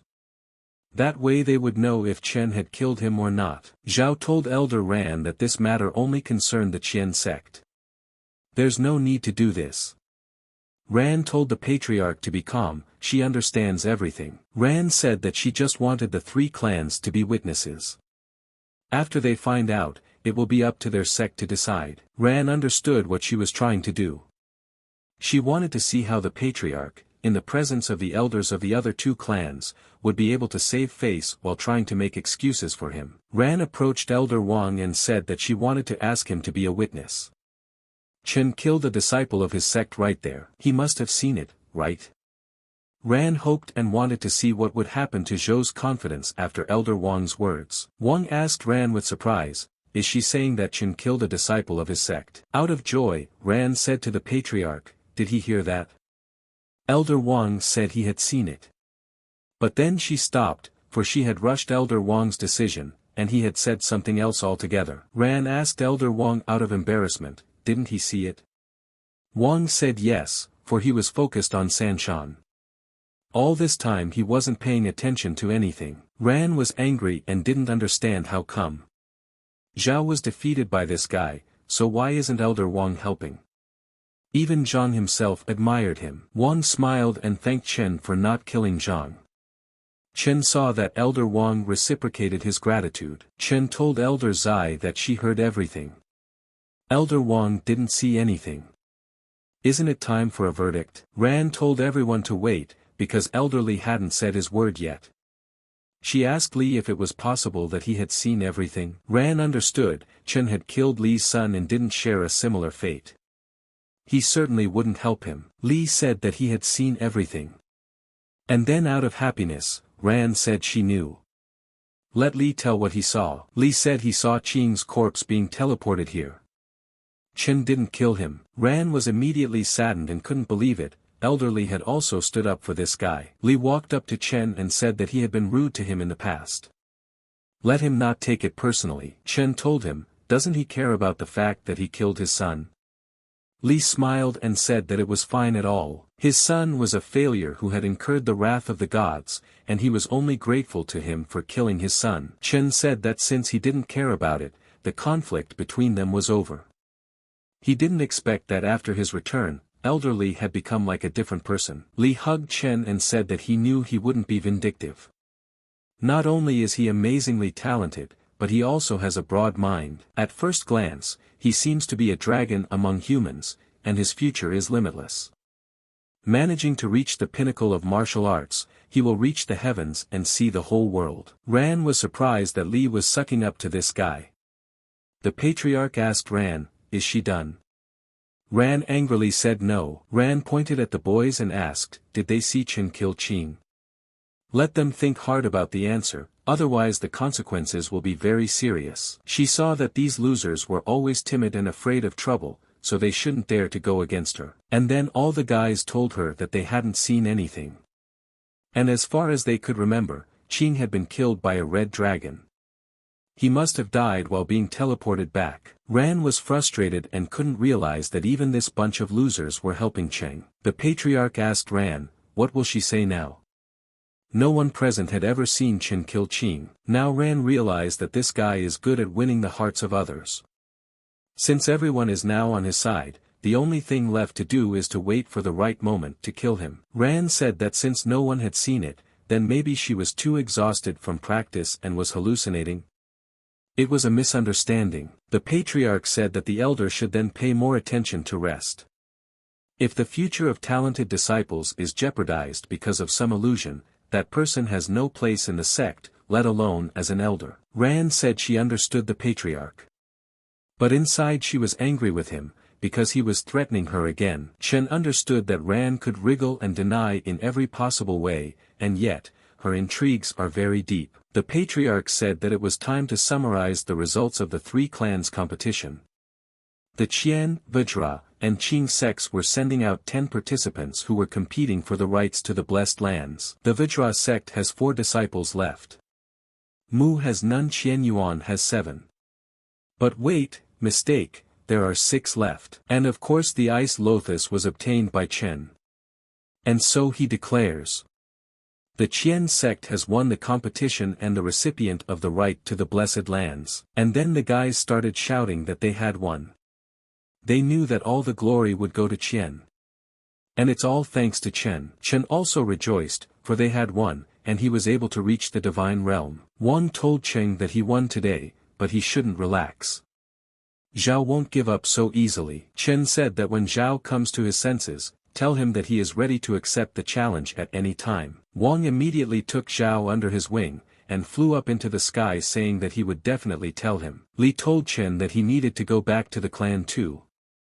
He didn't expect that he was getting such a deep relationship with Chen and now he has to leave him. He's really sorry. Chen smiled and said, why didn't he go to their sect where he could still talk properly? Li said some other day. Some other day, and it's time for him to go back to his clan. Bye. The patriarch told Chen that he had done a very good job. Chen bowed and said that he thanked the patriarch. The patriarch told Chen that extra words were unnecessary, let him go quietly to his sect. At that moment, the patriarch's ship arrived. He said for everyone to listen to him, they are going back to the clan. Ran saw that the ice Lotus was still in the guy's hands when they returned. She would have to find a way to get it back. Upon arriving at the sect, the patriarch said that the grand competition for the blessed lands of the Bamboo Mountain was over. Is there anything else the elders wished to know? The old man said falling off the cliff, returning as king. As well as defeating Zhao and the Red Jiao. This boy Chen abruptly achieved similar successes. But still the Qing sect lost all of its disciples. At the Vajra gate, half of them were injured or killed, and even Qing was killed. This Chen is like a ferocious werewolf. The guy said 6 yellow level, ancient demonic god martial arts. As expected from a Yen disciple. The degree of stunned is greater than ever. Han realized that without so much hard work, he was finally getting what he deserved. Ran had been thinking all this time that she needed to get Chen to give her the ice lotus. The patriarch said that since the elders had nothing else to add, he would make the announcement that the elders wanted so badly. All of these top guys had performed well in the past 3 sect competitions. And also for the conquest of the blessed lands, it was decided. From this day forward, they all become disciples of the inner sect. He congratulates them all, and then the boys rejoiced that they had all become disciples of the inner sect. They just couldn't believe it. Yue shouted to her father and asked him, did he hear? She's in the inner sect now. Han said he was very proud of her. Chen clenched his Kalan and told his master that he had joined the inner sect. where he had once been. The patriarch said that's the end of it. And all the boys are free to go. Tomorrow he will take them to the gates of the inner sect. Just then, Ran told Chen to stop. Chen asked Elder Ran, did she need anything else? Ran told Chen to give her the ice lotus. This is the prize of the grand competition that belongs to the Qian sect. Chen said that if that was what the Sita wanted, he as a disciple would fulfill the sect's will, but how could an elder represent the clan? Moreover, he remembers the patriarch saying that everything found in the blessed lands belongs to the finder personally, so he is not obliged to give it to her. Ran said she's an elder. Why can't she represent the clan? And then the patriarch said that it seemed like Elder Ran was very strong. After all, from the looks of it, she dares to go against the rules. And then Ran got scared and said that she wasn't. The patriarch said that it was clearly stated that all the treasures obtained by the disciples would belong to them. And naturally, the ice lotus is among them. If the elder wants it, however, they should arrange it with the disciples, the patriarch said. Chen tossed the lotus and said. Even so, he couldn't use the ice lotus. If some person wanted to buy it, he would hardly refuse. And then Ran said she would buy it. Let Chen name the price. Chen said he was talking about the man. And she doesn't count. Chen left and said that if that was it, they were done for the day. Ran is angry again, having been humiliated in front of everyone. But she wished he would die. The patriarch gathered everyone and said that once they crossed this gate, they would officially become disciples of the inner sect. And then the boys all rejoiced when they saw such a majestic gate in front of them. The patriarch said that they were in place, but he reminds them that the inner sect is different from the outer sect and encourages competition between disciples. There are often cases where students fight with each other and are killed or injured.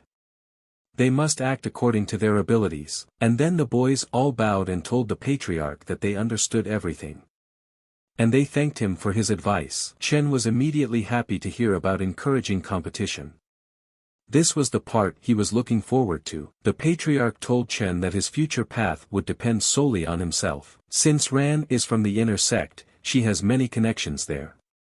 Let Chen be careful in the sect. Chen thanked the patriarch for the reminder, but disciples know no fear. The patriarch said that this is all fine. Let them go, for great potential awaits them. Yue took Chen's hand and said that they should hurry up. But suddenly, someone from behind told them to stop. It was a guy named Lu Qinyun. He said that it turns out, thanks to them, their set won the competition. Lu asked, and which guys were allowed to join the inner sect for that? Chen said yes and asked him who he was. And then a guy jumped out and said to Chen, doesn't he know Lu's brother? He is the elder of the Shilin court, Lu Chengyuan. Chen asked him, is he that famous? I've never heard of him. Lu asked him, is he trying to humiliate him? Chen said he really hadn't heard of him. Then he turned to the guys and asked them, had they heard? The guys all replied that they hadn't heard of him. And then Yue said that he wasn't famous at all. Lu got angry and said, how dare these lowlifes from the outer sect, dare to bully him? Lu released his spirit and said that it looked like it was time to teach him the rules of the inner sect. And then the guys were surprised and said that this was Brother Lu's level 5 spirit power, a purple eagle with an iron claw. This is the dignified title of a genius that only happens once every 50 years. The outer sect must have never even heard of the 5th iron level. Are they really scared? Lu told them to get on their knees and beg for mercy, or die right here. He thought for sure they were probably going to piss their pants right now and beg him for mercy. And then one of the guys on Chen's team said that he initially thought why this guy was blocking their way. Turns out he's just showing off his fighting spirit. Of course all of this is unknown, whether he does this to everyone, but for the sake of something like this he doesn't let them pass. It's a disgrace. And then Lu was thinking, what's the matter? Why didn't they kneel down? Moreover, judging from the expression on their faces, not only were they not afraid, but they even felt contempt. Chen said it's level 5. Of course it is not bad. Lu said that's all a guy can say about a once, in 50 years martial spirit. He's probably sick of living. Here too, Chen showed his abilities and said that he thought the guy could understand his level of fighting spirit. Lu started stuttering and said, such a strong momentum. Is this really the 6th level of martial spirit? Chen said that he told him that the 5th level was not bad. Does he really have any complaints? Lu said that surprisingly the guy possesses a 6th yellow level of the divine realm. And it looks like an ancient demon god, but how can a disciple from the outer sect be more gifted than him? Chen said that if the 5th level is a genius in the inner sect, then he is a little disappointed in the inner sect. At this moment, someone was heading down from the sky and told Chen that he was very tongue-in-cheek for a newcomer. After descending to the ground, Chen felt that this aura was far above the divine realm. One of the guys said that it was the head instructor for new disciples in the inner sect, Elder Xiao. Immediately, Lu said for them all to greet the instructor. Elder Xiao said he heard Chen is disappointed in the inner sect. In that case, let him show him what he can do. Chen only smiled at this and told Elder Xiao that he was asking for him to test him. Xiao said that there is a certain momentum felt in Chen, and he is not afraid of it. Let Chen follow him, he will pass the test for new inner disciples. The guys started saying that they had heard that the inner sect had a list of newcomers that was divided by rank based on the test result. Lu said, how is this even possible? An outer disciple whose level of martial spirit is even higher than his. Didn't the clan say that he was a genius who appeared once every 50 years? The guy told his brother not to be upset. This guy might have been lucky enough to get a 6th yellow level martial soul, but that still didn't mean much. That's exactly what the other guy said. Unlike Brother Lu, he can't be perfect in every aspect. Arriving at the arena, Elder Xiao said that the test consisted of testing 3 elements. Blood and Qi, Meridian and Mind, and the result of the test will determine their rank among the others. And the rank will denote the amount of resources they can obtain in the inner sect. The guys all said in a friendly voice that they understood. Xiao pointed his finger at Chen and said that they would start with him. Is he acting strong? Now they'll see what he's really like. Chen wasn't scared and immediately went to do the task. The guy told Brother Lu that now the guy would lift the tripod. Lu said that unlike spirit, which can be obtained through luck, qi and blood must be practiced and tempered. And now they'll look at his physique. You can tell from him that his blood is weak, so he's not strong enough. The guys said their Brother Lu is right. They think the guy can only lift 50,000 pounds. Their Brother Lu was lifting 80,000 pounds and he can lift 50,000. Well, that's not bad either. Chen knew that his body had been transformed by dragon blood, so it wouldn't be difficult to lift a 150,000 pounds heavy weight. But the secret of the dragon blood must not be revealed. Chen said that he thought it would be enough for 100,000. And then Lu's crew started yelling for everyone to look at this guy, he's going to lift a 100,000 pound tripod. Lu smiled and waited for the moment when the guy couldn't handle it, and then he would strike. He was already saying great phrases for such a moment. And here, Chen didn't even stretch or prepare, taking the 100,000 pound jersey, he lifted it with ease. And then Lu was very surprised and said that such a thing was not possible.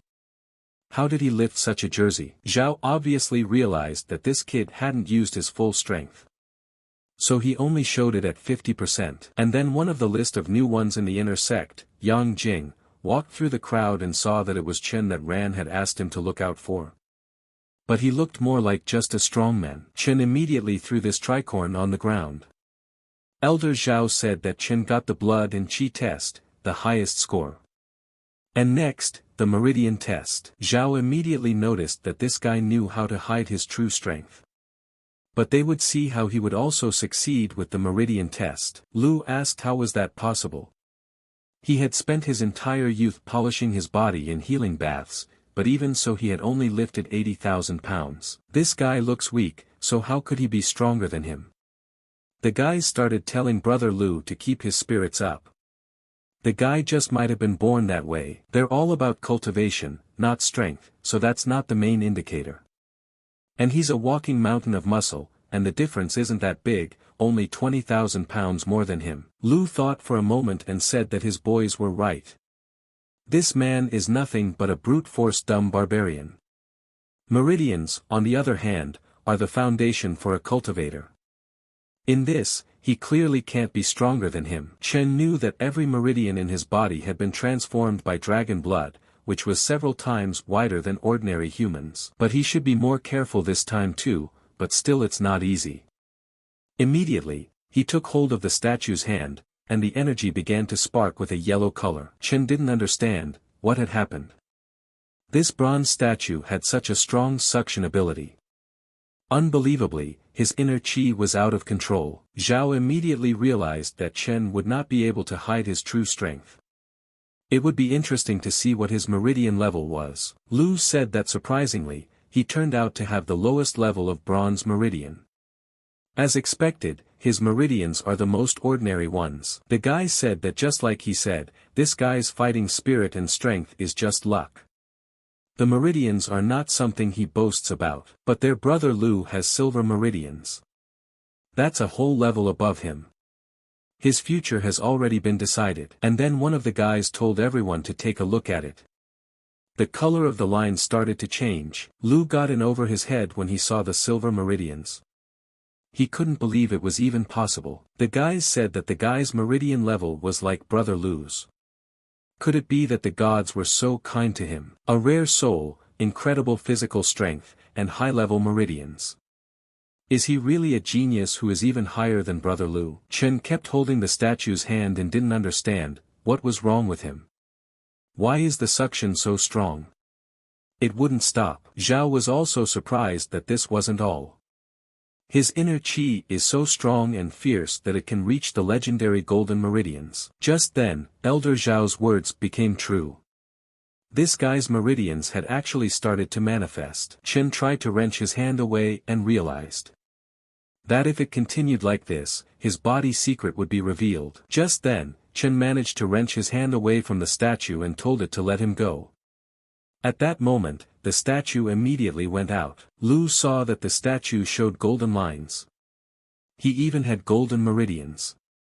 And now he realized that he was not his equal. Zhao saw that Chen had forcibly released himself from the suction of the bronze statue. Even like this, his meridians have a golden level. Yan also saw that the guy possessed golden meridians. Although he lacks to the level of a heavenly bridge like him, it's also not bad. Just then, Chen heaved a sigh of relief and realized that he had almost revealed the secret of his body. This scared the hell out of him. Lu was still in shock that the martial spirit, blood, chi and meridians were stronger than him. He was dryly crushed by the newcomer from the outer sect. The guys all gathered around him and told him not to give up. There was one more challenge left. The next one would be a test of the mind, showing the strength of his heart. Brother Lu's heart will clearly be stronger. Everybody look at this guy. He's all sweaty after measuring the meridian. He used up all his potential to beat Lu on the Spanish meridian. Lu got to his feet and said that whether it was martial soul, chi, blood, or meridians, these were all innate talents. To know how far he would be able to go in the path of cultivation, the important thing was still the heart. The guy said that his brother Lu was right. No matter how good a talent is, without a strong heart, it is not destined to go far. And then Lu fell on his knee and said that he recognizes that the guy is better than him. But if it's about the heart, then Lu won't lose to anyone. Because his heart is a magic sword. And then all the guys started yelling that Lu's brother was a poguch. They're going to see how the guy performs in the final test. It'll be brother Lu's return to greatness. And then the elder said the meridian test, the highest result. What's left is the test of the mind. Joe saw that this boy was holding up well, but the last one would finally give him away. And then Chen told the elder that he would like to surrender on the final test. He realized that if he finally lost control of his chi, he might reveal his secret. And then Elder Zhao was surprised, and asked what kind of surrender. The guys rejoiced and said that the guy must know that his heart is not as strong as brother Lu's. What a wimp. Lu said that he knew there was no person in the world who could be better at anything than him. Yen was also surprised that the guy didn't even want to take the test. His heart might even be below the minimum. Apparently Rant's eyesight was getting worse since she told him to pay attention to him. Zhao immediately realized that there were a bunch of talentless people standing here. Why would he be scared? He's just laughing at them. This guy is so ruthless, he won't even take the test to hide who he is. Chen told the elder that if that was it, he would go already. Chen sighed and said that luckily he was smart enough to leave in time. But then Elder Xiao told Chen to stop and asked him, who authorized him to surrender. And then Chen was surprised and asked the elder, couldn't he give up and not take the test? Elder Xiao told Chen that others naturally could, but not him. Boy, does he think he can just walk away like that? It's not going to happen. Chen became agitated and asked Elder Xiao why he couldn't give up the final challenge. Xiao said proudly because he is the chief instructor. In fact, he could surrender, but then he would take the opportunity of the chief instructor to expel him from the inner sect. The choice is only up to him. Chen started to get indignant and told the elder that it was not reasonable at all. Xiao said that if the rules allow it, then it's reasonable. Chen thought this was a strange matter. Was it because he said that he was disappointed in the inner sect, and therefore he had turned against him? And then Chen decided to go to the last test, because there is nowhere to go, otherwise he will be thrown out of here. And now it's time to see. Zhao immediately noticed that this guy was cocky, but still too young to play mind games with him. All the guys started laughing and saying the guy didn't want to hit the dirt, but the head instructor cornered him back. I guess the chief instructor wants to laugh at him too. Now he won't even have an excuse. It's going to be a spectacle. Lu said through laughter that he understood. The chief instructor made him take the test to help him. He wants to cheer him up by giving him another chance. And that's when Lu fell for it and said that's right. He's the chief instructor's favorite student. Yen saw that even the head instructor was targeting him. It seems that he really is insufferable. This last test is where he would fully understand the guy. That way he would be calm and finally understand what Ran was saying. Chen stood in front of the stone and realized that it would not be easy for him to keep his mind. He had to be careful not to reveal his secret. Zhao got angry and asked the guy what he was waiting for. Let him turn around and kneel with his back to the heavenly tablet. Chen reluctantly said that he would do everything. After all, they didn't even give him time to prepare. Zhao told the guy to close his eyes. Chen repeated to himself that he only needed to take one step, no more. The guys were curious and asked if this guy could have a Dharma body. They suspect he doesn't even seal his heart, so how could he be so powerful? But even if it does, it won't even reach a meter in height. Brother Lu has a magic sword that's 3 meters tall. And then Lu opened his arms and said that he had already foreseen his triumph. All his glory is coming back to him. And at this moment, everything began to manifest the strength of Chen's heart. He did not expect such a manifestation, for his desire was not to reveal his strength. And then Lu was very upset, because Chen had climbed 10 meters. None of the guys could believe it. The guys said it was extremely rare for Lu's brother to have 1 over 3 meters, but this is 10. I can't believe it, he's not a good guy. It is also a cruel and vicious heart. It is clearly incomparable and ruthless. The guy didn't want to take the test, not because he was afraid, but so as not to scare them. But Chen turned his head and asked, what's so wrong? They had not revealed him. But Chen would be upset, for he had completely revealed himself in all his glory. Elder Zhou walked up to Chen and said, this is a great Dharma Ashura body. He didn't expect his martial arts heart to be like this. Chen asked in a surprised voice, what is it?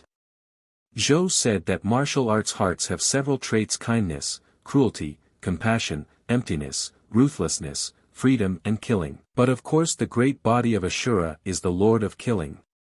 This means that Chen is not only hard-hearted, but also fierce and aggressive. Chen stood up and said that he understood everything.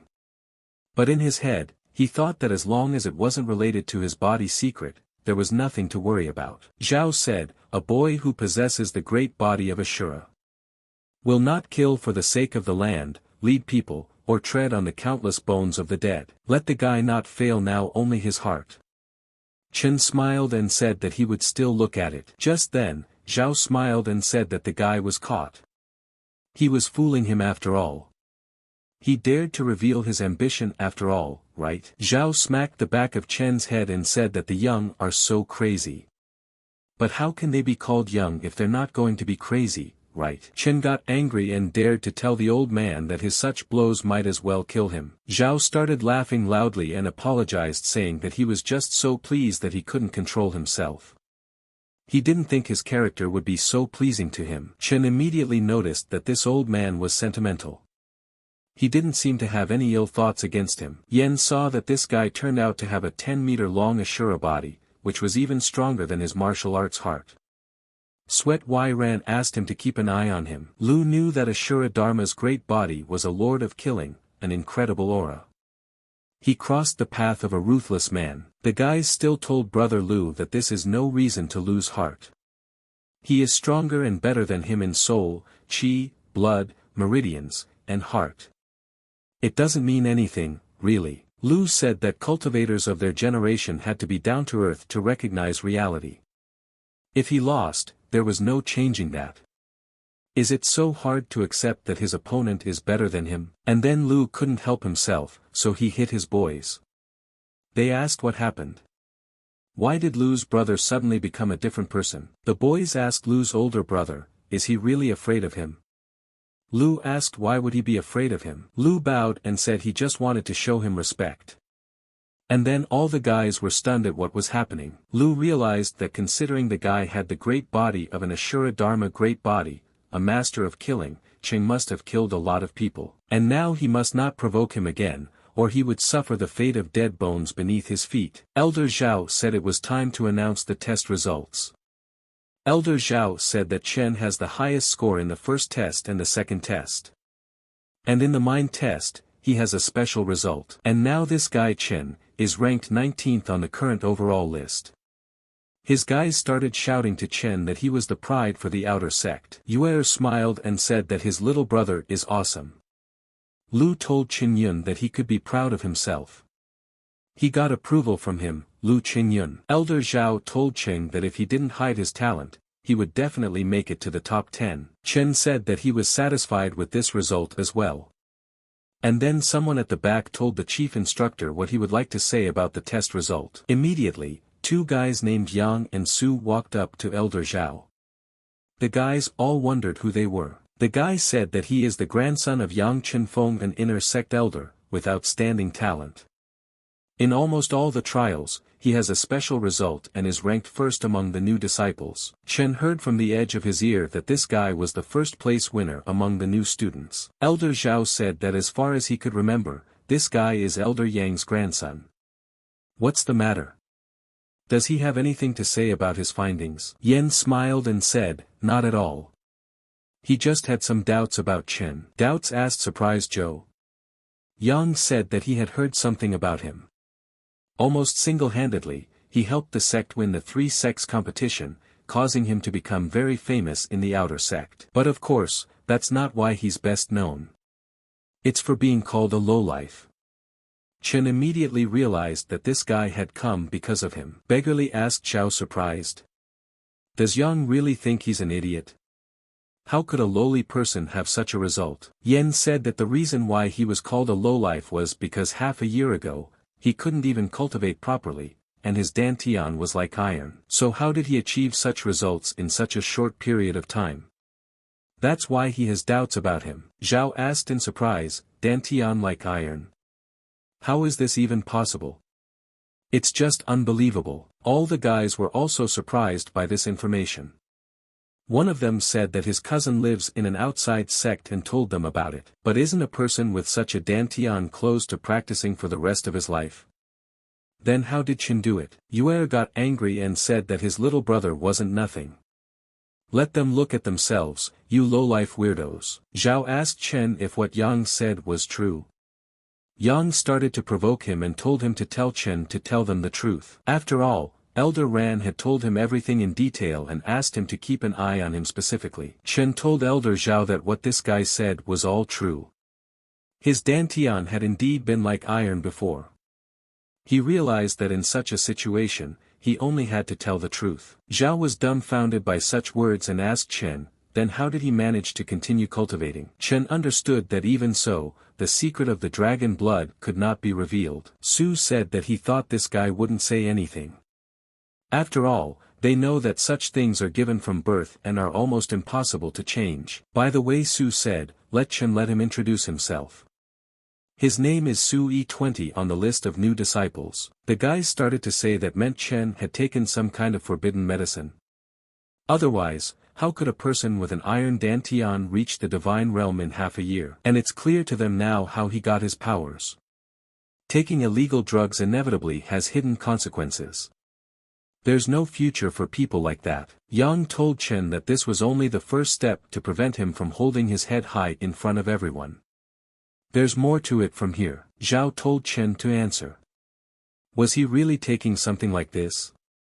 Chen told the elder that it was useless to explain anything right now. Let time better judge. Su said that Chen wanted to avoid answering. How could he rank 19th without using banned medicines? He's a genius, but even so ranked 20th. Chen said to Su, which means he is not such a genius. Su said that a person who takes forbidden medicines dares to say that he is not such a genius. Su said that in that case, why wouldn't he fight him, right here and now? Ian was glad, for everything was going according to plan. If he refused, he would be looked at with contempt, but if he agreed, he would beat the crap out of himself. I wondered what he would choose. Chen asked the elder, didn't the inner sect forbid fighting between disciples? He realized that he was looking for a reason to teach him a lesson, but he didn't expect him to be the first to incite a fight. Zhao said that in the inner sect, the law of the jungle applies.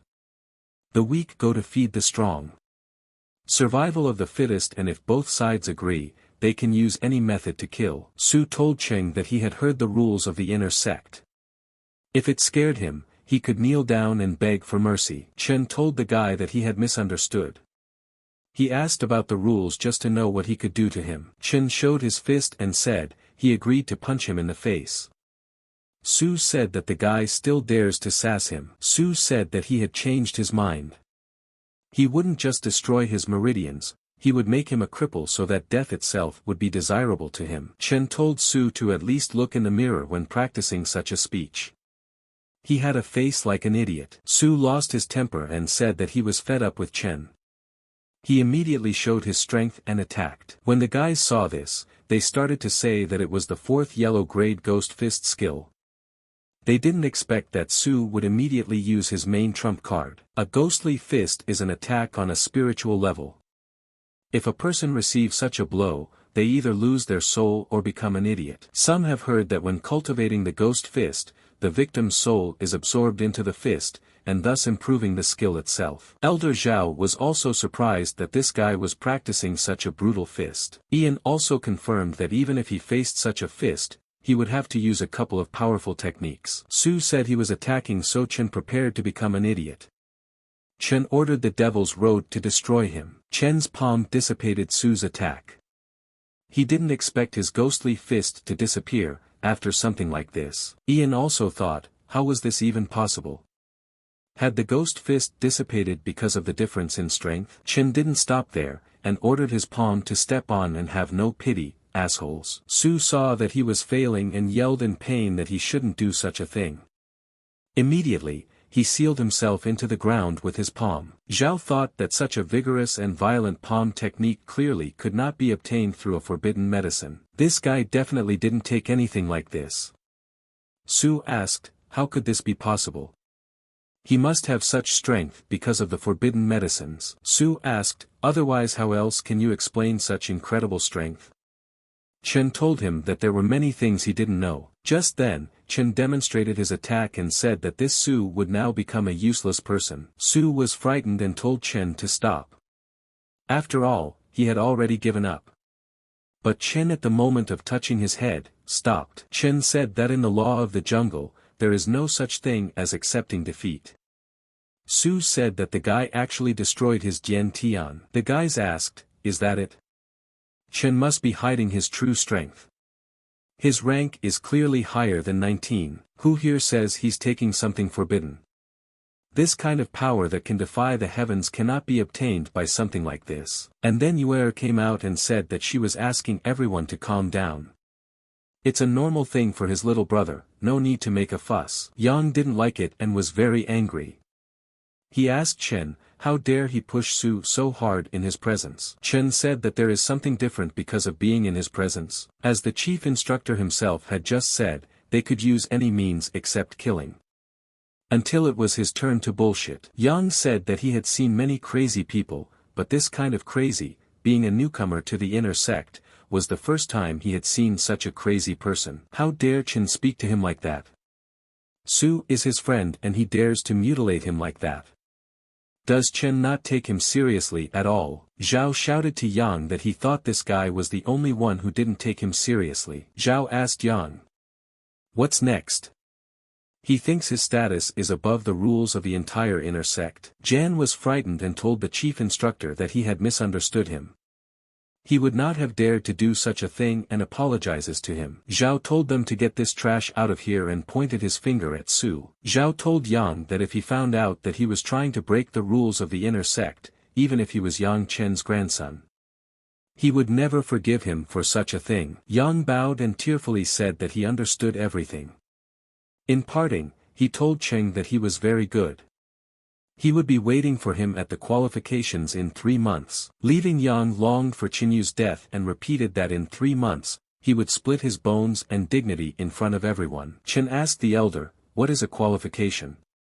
Zhao said that Yang was talking about qualifications for new disciples, which would be in 3 months. Their main purpose is to check the results in cultivation and revise ranks. Well-performing disciples may be approved by the elders of the inner sect and become directly disciples. Chen smiled and said that he understood. It looks like Yang wants to kill him in front of everyone. Zhao asked Chen, "Is he afraid?" Although arrogant, he is still the first on the rookie list. He has good talent and strength. Chen said that Yang is only the first among the newcomers. His goal is not only that. Zhao said he knew it, he knew Chen was hiding more strength. Chen said no, he really isn't that talented. Zhao told Chen that he was pretending to be a pig that could eat a tiger. In that case, he just won't let him do whatever he wants. Chen told the elder to stop. He asked him what he was up to. And then Zhao told everyone that he had something to announce. Chen has good talent and incredible strength.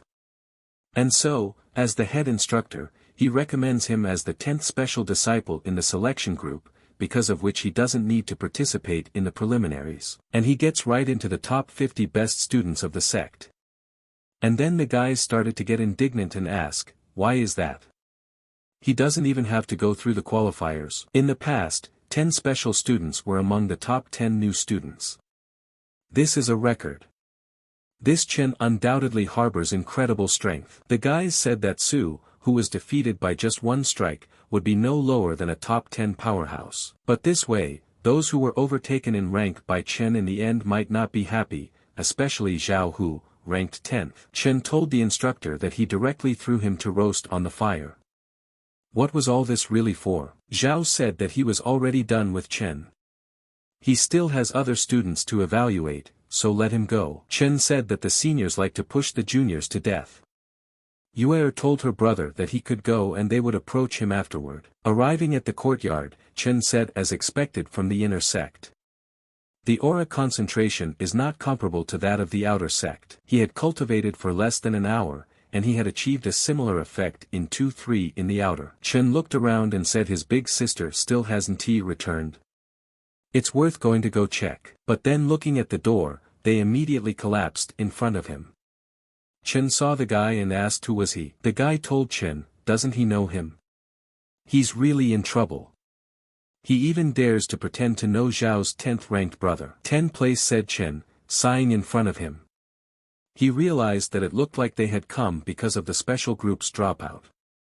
This was not good for good. The guys started shouting that it looked like there was going to be a fight between Zhao and Chen. It must be because Chen took his place in the special group. Of course they expected this. He's ranked 19th, and in the top 10 of a special group. He's not worthy of this. Zhao told Chen that he dared him to take his place in the special group. Does he think he deserved it? Chen told Zhao that this problem didn't arise because of him. The head instructor forcefully put him in Zhao's place. He had no choice in the matter. Zhao shouted loudly that it was all nonsense. He must have bribed him to take his place. Otherwise, how could the head instructor put some weakling in 10th place without a good reason? The guys started to say that Zhao was right. Even if Chen is a genius, without cheating, he wouldn't have a place in the special group. Some people said that they had never heard that in the Qian sect, a newcomer in the inner sect would immediately fall into a special group. Even with the achievements, Yang is not treated the same way as him. Xiao asked Chen, has he heard? Everyone is looking at him. Chen sighed and realized that it seemed that in order to unleash all his strength, the head instructor was deliberately creating enemies for him. Xiao said, not looking at such audacity, he was willing to give him a chance. Let's play a game. The loser of the automatic will be out of the special group. Chen said that means he can't avoid a fight. If Xiao wants to fight, then hurry up, for he still has to go after his big sister. Xiao told Qing not to think he would easily defeat him since he was able to handle Su. The difference between 20th and 10th place is huge. Xiao immediately started attacking and told Chen to feel his iron fist power. Chen asked Xiao, does he wish to compete with him in strength? Let him not waste his time. Immediately, Chen charged his attack. Did the guys say that Chen is going to fight Brother Hu? He's a dead man. What's he thinking? He doesn't know that Brother Hu lifted a 150,000-pound tripod. Chen thought he was someone special after being praised by the head instructor. They can fight all they want, but I'm sure Chen's arms just can't take it. Chen also threw his strongest punch, clashing their fists in the middle. Xiao took a strong punch on his hand that he even felt it. And at that moment the boys opened their mouths in surprise, for everything happened differently, not as they had said. Xiao asked, how is this possible? Is he weaker in strength than this guy? The guys started to say that Chen actually pushed him away. Didn't this guy only lift a jersey of 100,000 pounds? How can he be that strong? He must have hidden strength. Turns out this guy Chen is good at pretending to be a pig that can eat a tiger. Chen asked Xiao, did he have any more grievances still against him as a member of the special group? If that's all, then let him just leave. Xiao tells Chen that it's not enough. He challenges him to the arena of life and death. Chen asked him, what was this arena of life and death? And then the guy raised his hand and told Chen to let him tell him. The inner sect encourages fighting, but killing is forbidden.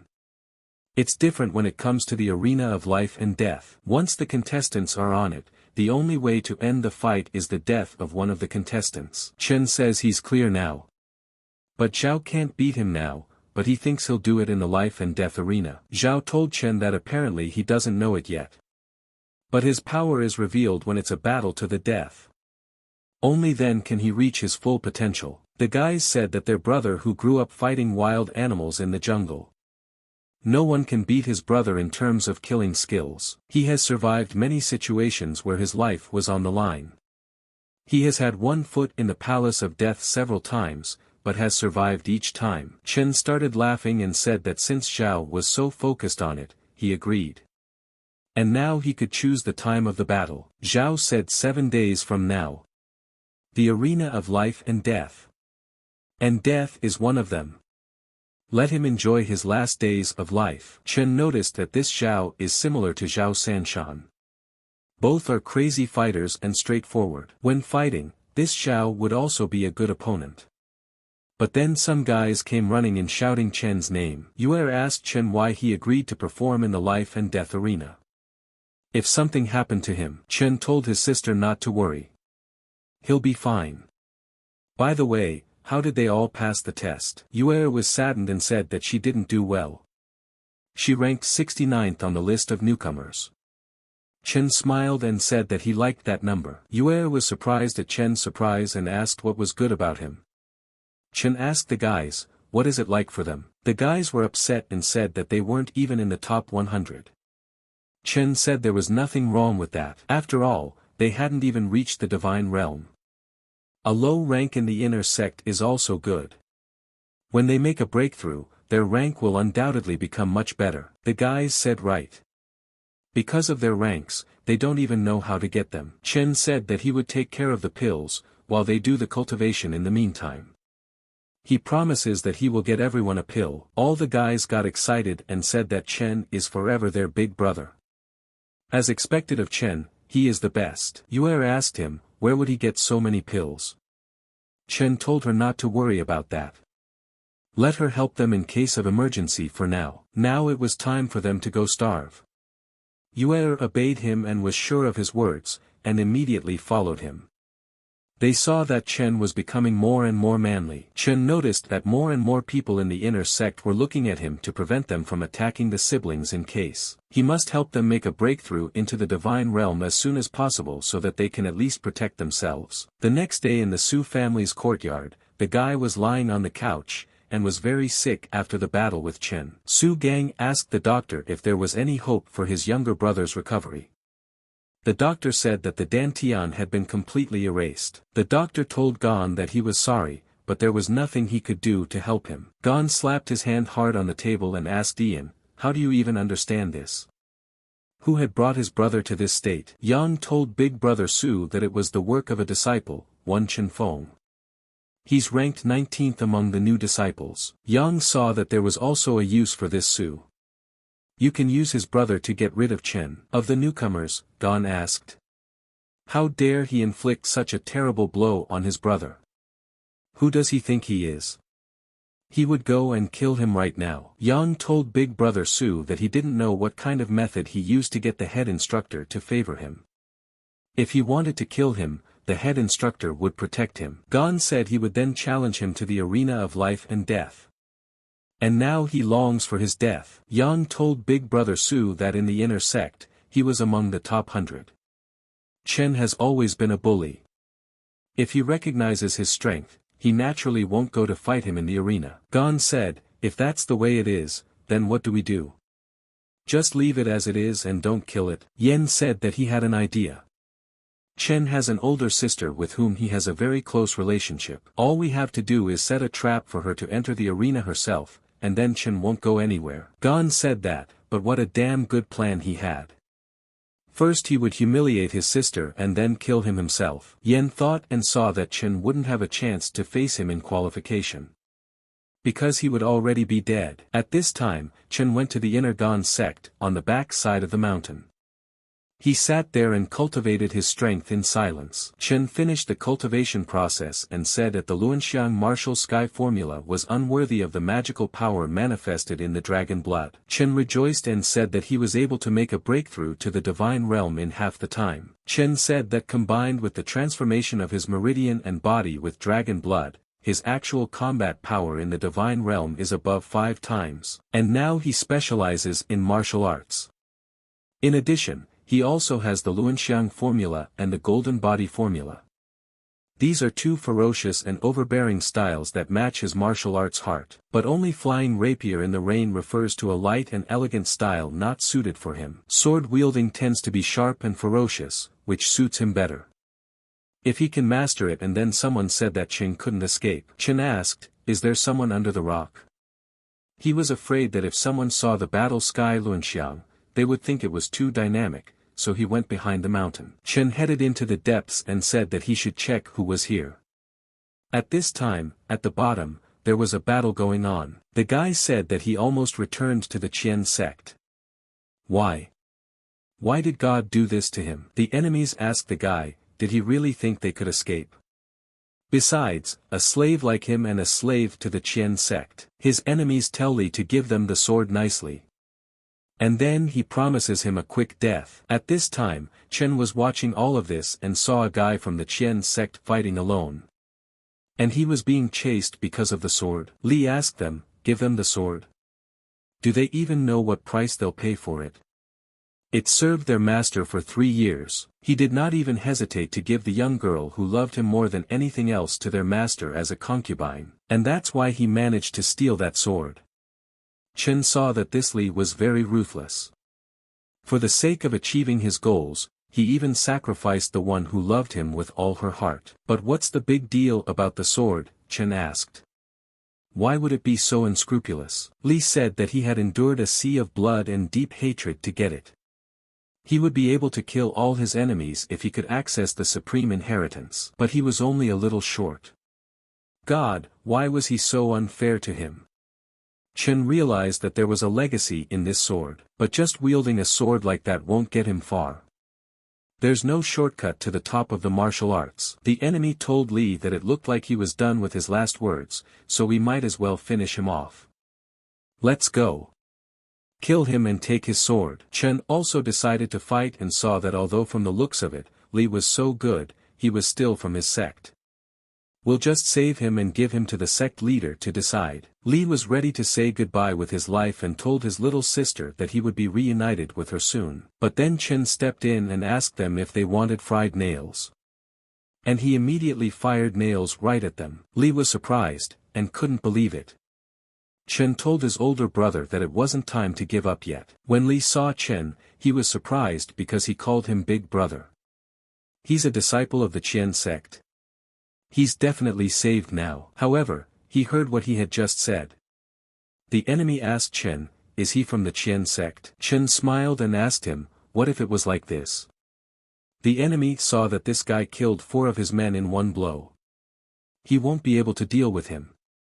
We need to report this to the master. As he ran away, the enemy told Chen that he'd gotten into the wrong place.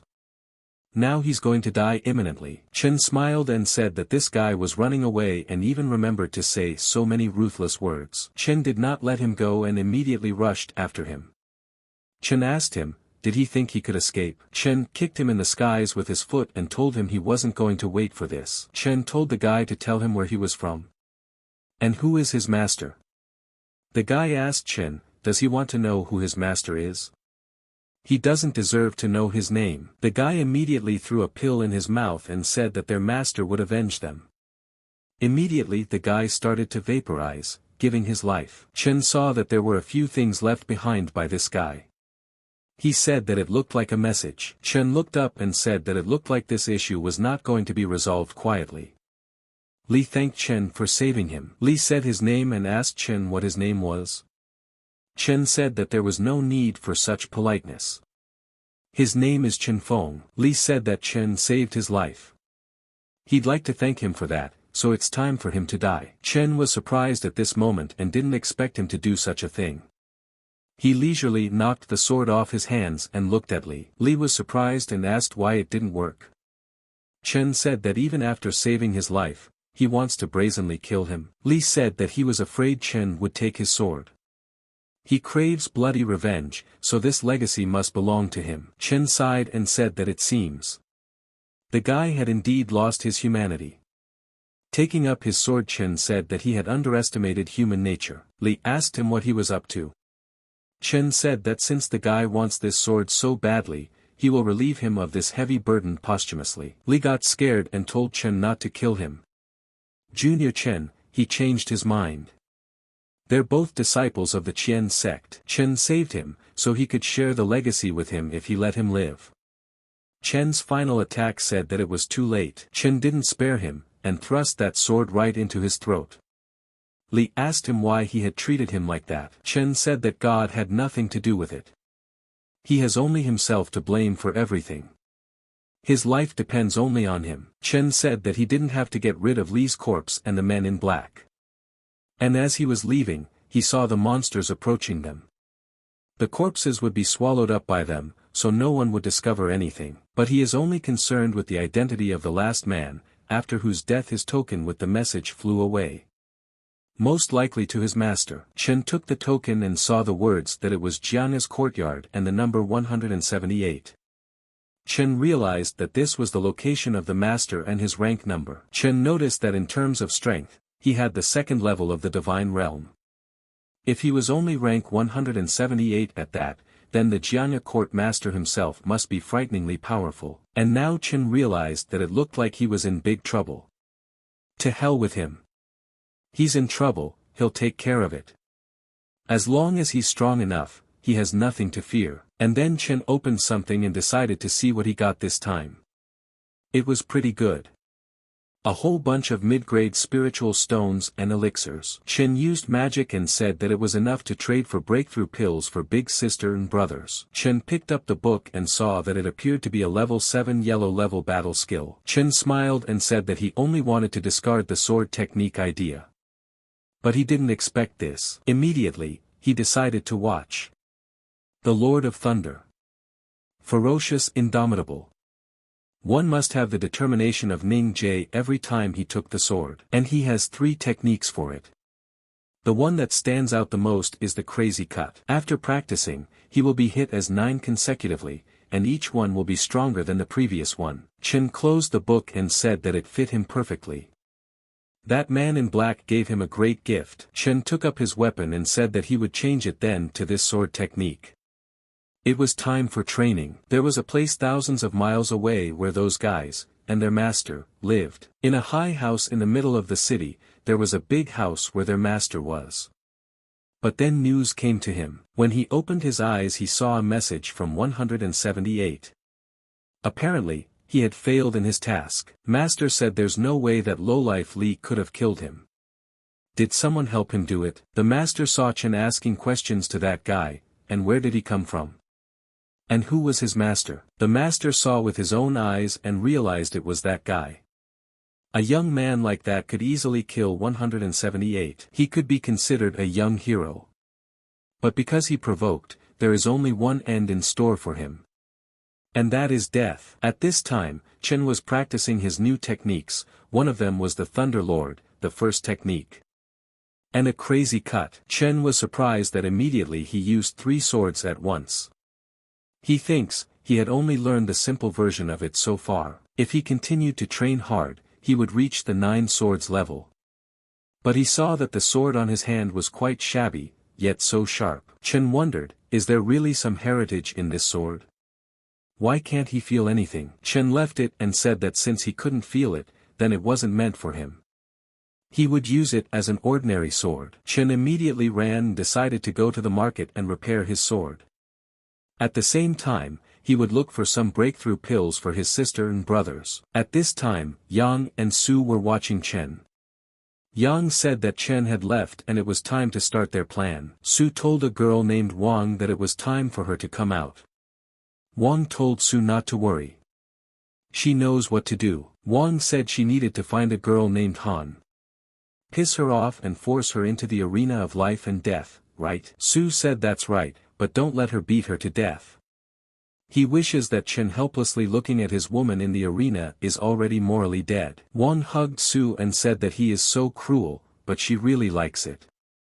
For his sake, he will do such a favor. He, as a member of the top 100, would he take care of an inexperienced one like her?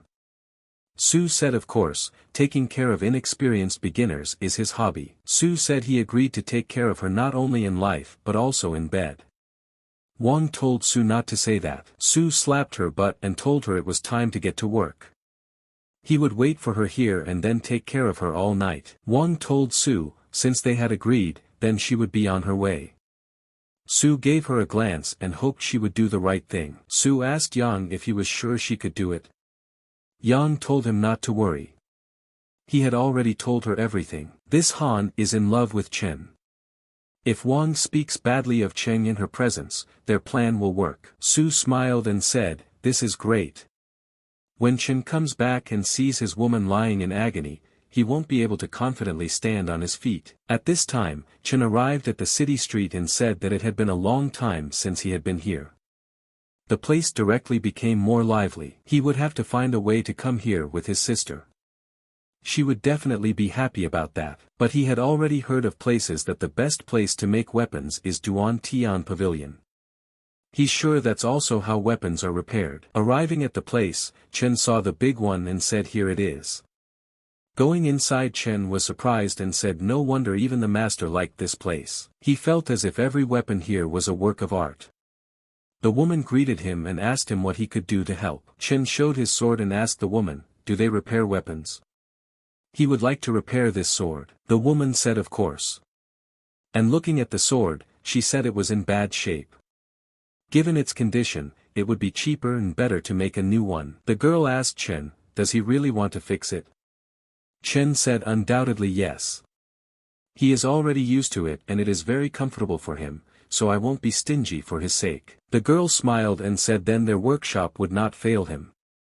But suddenly someone came and threw the sword right on the table. The guy told the girl to tidy up his sword quickly. But the girl stood there and looked at him in surprise. A guy named Li from the inner sect asked her, is she deaf? Let him strengthen his sword quickly. He has an important task ahead of him. The girl told Li to wait a little while. He would get to it as soon as he had served this young man. Li pointed his finger at Chen and asked the girl, is he the one she's going to serve? It's no use messing around with his broken piece of iron. His Maya is an heirloom made of Arctic deep iron, and just the cost of fixing it is enough to give the average person enough money to last a lifetime. The girls said that their Duan pavilion has its own rules. They don't look at a person's wealth or status. The first one to arrive is served. Chen immediately realized that it was no wonder why the pavilion was so famous. An ordinary shopkeeper wouldn't have the courage to say such a thing to rich people. Lee asked her, what kind of nonsense is she talking to the rules? Are her eyes falling down her pants or something? Can't she see how pissed off he is? The guys told Brother Lee not to be impulsive.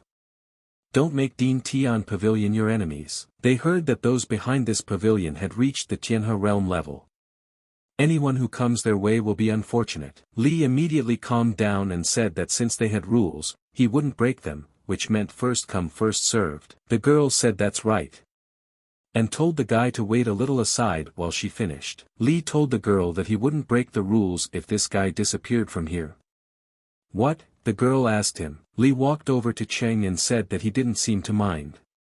Judging from his clothes, he is an inner disciple of the Qianyuan sect, but he had not seen him before. Li asked the guy, is he new?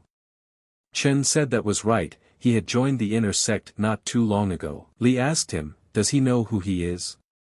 Chen sighed with his head down and said that he didn't know. The guys asked Chen, how can he not know Big Brother Li?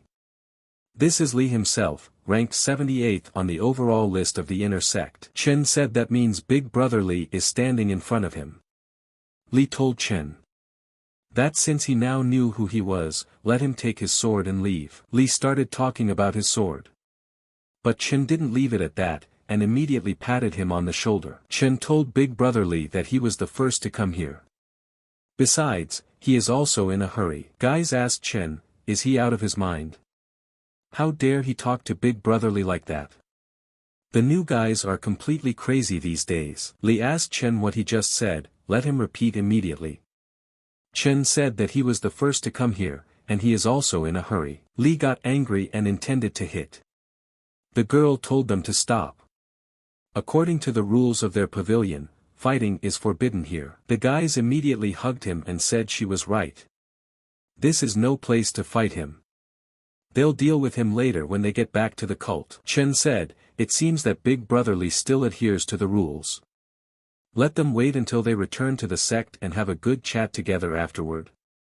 He is in a hurry, and he needs to tidy up his sword. Chen told the girl that he was asking for her to help him with this. Li told Chen to go all the way, for his patience was breaking. He wants to fix his sword. They're about to watch him do it with a broken sword. Li attacked him and told Chen to say goodbye to his sword. The guy immediately launched his attack too, and broke Li's sword. The guys couldn't believe it and asked how was this possible.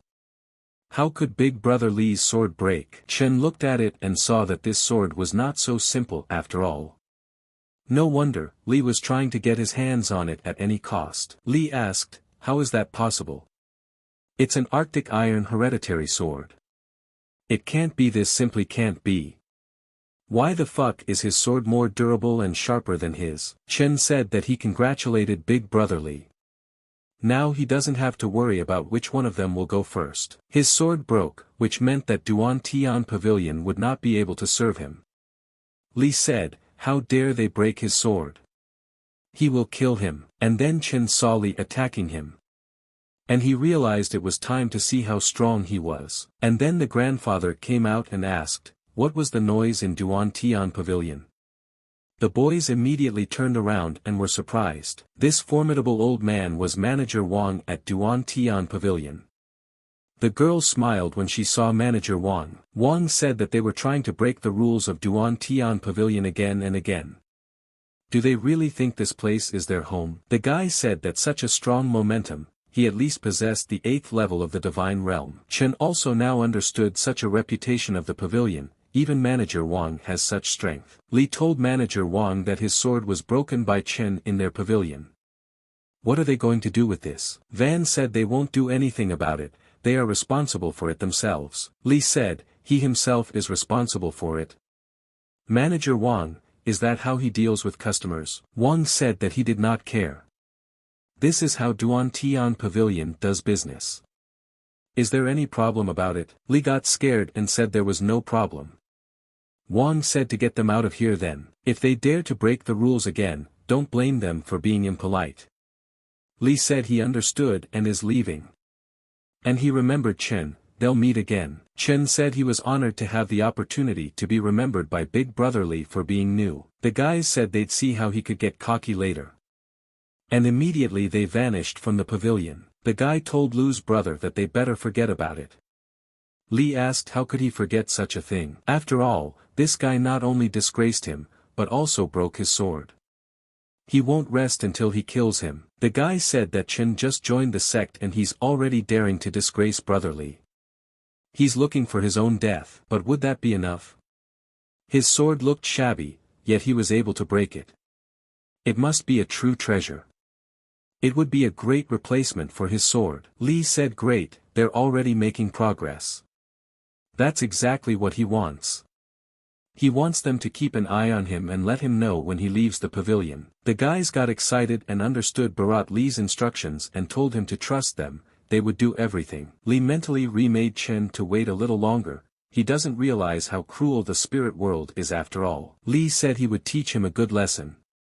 And it would be his last lesson ever. Wang approached Chen and said that he apologized for their poor hospitality. He would order the best master to put his sword in order, and also as an apology, he would give a 20% discount on all the materials needed. Chen told the manager that there was no need for that. Just help with the sword as soon as possible. Wang said that is out of the question, he personally gives 20% discount on all materials. Have the girl take the sword to Master Lu and tell him to fix it with the best materials. Chen said that in that case, he would also thank manager Wang. Chen remembered and asked, is there any breakthrough pills in Duan Pavilion? Hebu wants to buy some. Wang was surprised and asked, breakthrough pills, not even one. This I'm afraid a few he won't be able to buy not only in Duan Tian Pavilion, but even in the entire Danyang country. Chen asked why. He knows that they are very valuable, but to be that valuable. Wang said that although the breakthrough pill is not its high level, but it is a necessary material for a breakthrough into the divine realm. So asked is great and always in short supply. As soon as one is on the market, it will be bought immediately. You can hardly find any in the warehouses. That's it, said Chen. He remembered that he had gotten his own from Elder Sunday. He didn't think there would be a problem buying it. Let alone such a rarity, then how would it be possible to attain pills for his sister and brothers? Wang said that however, if he wanted them so badly, it was possible to get them. Chen said to tell him everything he knows. He would be very grateful to him. Wang said that the pavilion needs to deliver valuable goods to Changhua City, but he can't do it himself. If Chen would help with the export, he would ask Master Geddon, a first-rate alchemist, to concoct some breakthrough pills for him. Chen asked in surprise, breakthrough pills just for exporting? Why is it doing him such a big favor? Wang said because he believes him. Chen said that judging from the potential, there are more experienced people in the inner sect than him. He had only recently made a breakthrough to the divine realm, and was also an ordinary new disciple in the inner sect. Wang said that on Chen's part, it was very humble to call himself ordinary. How could an ordinary disciple defeat Xiao San himself, a genius that happens once every 50 years, as well as defeating a Red Xiao who was as strong as a level 3 divine gate master? Chen asked Wang how he knew all this. The old man said his last name was Wang. His cousin, Wang Qixia, is an elder of the Jinggang sect. Chen was surprised and realized, now how did he know about all this? No wonder he knows all this, Chen said. Wang asked Chen, does he now understand why they believe in him so much? When his cousin came back from the 3 sects competition, he constantly spoke highly of him, saying that he was a once-in-a-century genius. And so he also decided to invest in him. Chen said to manager Wang, isn't he afraid that his investment will go to waste? After all, he had only made a breakthrough into the divine realm, and there was still a long way to go in the future. Maybe soon he will be ridiculous to everyone. Wang said he is a businessman and understands that early investments are risky, but if they are right, it will pay off handsomely. Wang holds guys that Chen will be able to reach the top of the martial arts. Chen says that in that case, he will try not to let him down. And he agrees to his offer. Wang got excited and said that's great. Then he will start the preparation. Once the sword is ready, we can set off. Wang saw that his confidence in Qing didn't just come from his potential. He had even more faith in the eyes of his teacher, Yan Qingyu. Walking through the corridor, the girl told Chen that Master Lu was waiting for him. Wang said that sounded strange, but Master Lu, as their best blacksmith, was always dedicated to forging and never met with outsiders. But he doesn't understand why Lu took the liberty of asking to see Chen. Chen said that perhaps he had never seen such a ruined sword. Wang asked him, was he joking? He was able to break a special hereditary sword even in this state. He is clearly special. Most likely because of such an unusual sword, Master Lu wants to see Chen with his own eyes. Chen said that if it was such a good sword, he should thank Master Lu for his help afterwards. Chen thought that the master was able to unravel the magic in this sword. The girl told Chen that it was Master Lu. Chen asked her, have they come? Just then he saw a guy fixing a sword. Lu started laughing and said it was ready. His technique didn't offend this sword. Chen said that judging from his words, he knows the origin of this sword. We'll have to ask him later. Wang smiled and said that he congratulates Master Lu. Lu asked Chen, is he the master of this sword? Chen said that is exactly right, Master Lu. Lu said Qinya should drive him. And he must be nice to him, understood? Chen took his hands in his and said he understood. Chen told Master Lu that he would like to ask him about the origin of this sword. Lu told the warrior not to dare to distract him now. Chen immediately felt that judging from Lu's strength, he was at least a 7th level divine realm level. Wang told Chen not to be angry with Master Lu, he has a strange temper. Chen said that on the contrary, he would like to thank Master Lu for helping him with the sword. Wang told Chen that he was so kind. Don't you need to try out this sword, and immediately pointed his hand at the stone. Chen pulled out his sword and said as he was just about to do so. And immediately made a crazy cut. Chen was surprised to see 6 blades at once. He just couldn't believe that this sword was a perfect match for the Thunder Lord's technique. Wang said it was iron ore, and his sword cut it like a butter knife. Now it's a real piece of iron that looks like dirt. Chen said that Master Lu should be thanked. Otherwise it would just be a simple sword. This sword could really raise his martial arts level. He finally understood why Li treasured it so much. But then someone told Chen not to touch it. Chen was surprised and asked, who even said that? Wang was surprised and asked, is there anyone else here? Chen said that perhaps he was too happy about it. What did he hear? Manager Wang, now that the sword is ready, we can start escorting. Wang told Chen that with this sword, he had greatly increased his strength and this task would now be easy. Let Chen follow him. But then Chen thought and realized that he definitely heard something, but it was not heard by Manager Wang himself. Given his strength, Master Lu saw that Chen was full of qi and blood. This is the most violent way. But hardly worthy of the sword. He hopes that this sword can shine in his hands as it has shone before. Upon arriving, Wang told Chen that this is Elder Ma Zhulong of their Duan Tian Pavilion. And he is in charge of the entire escort. Wang told Elder Ma that it was Chen from the Qian inner sect who had incredible talent. Chen said as he greeted Elder Ma. He asks him to take care of him on this journey. Chen saw that judging from his breathing, Elder Ma possessed the 2nd level of the divine realm, while everyone else of the 1st level of the Hotian realm. Although their strength is low, their blood is enveloped by evil spirits. It seems that they often lick the blood. Ma said he doesn't care about this guy.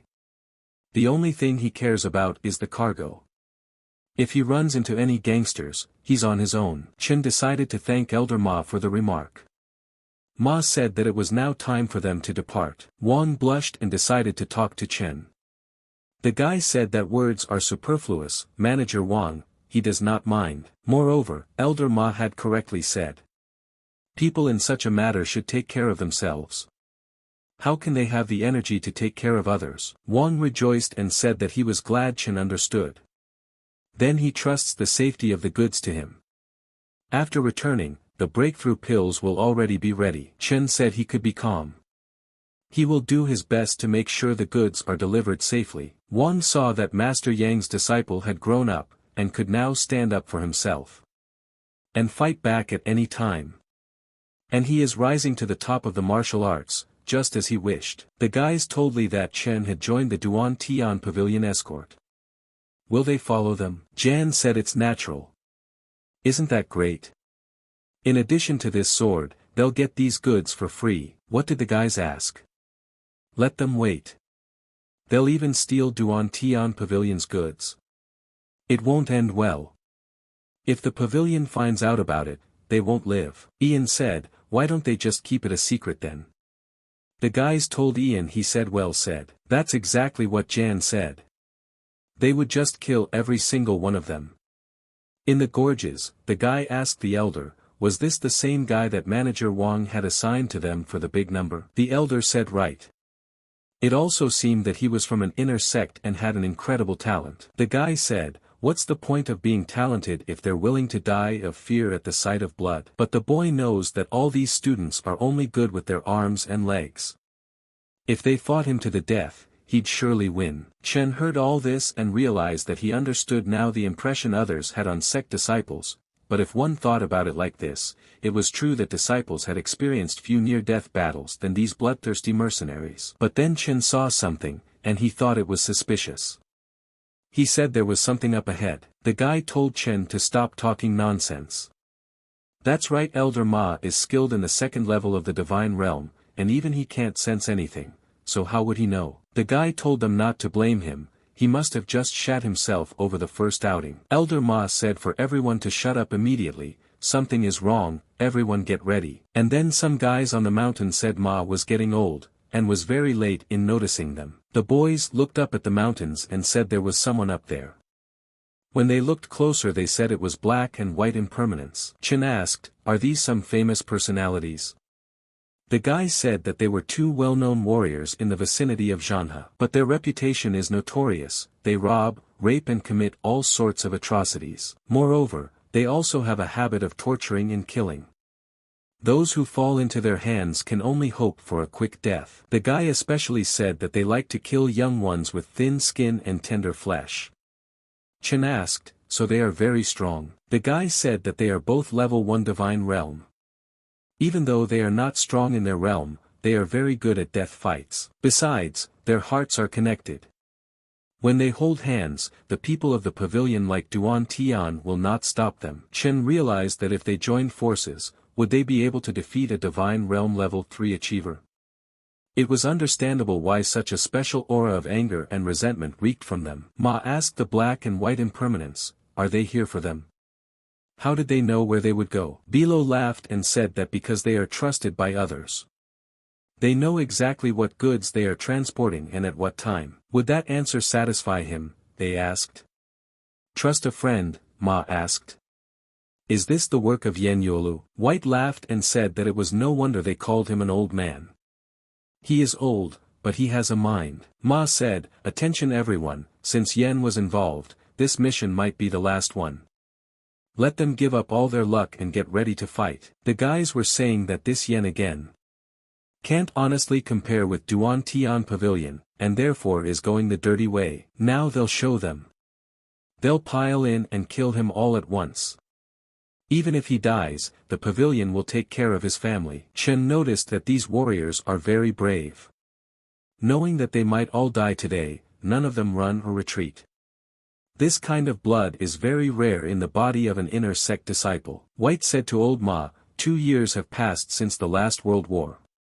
In those 2 years, he is so much stronger, and Ma is older, and so they will end his journey today.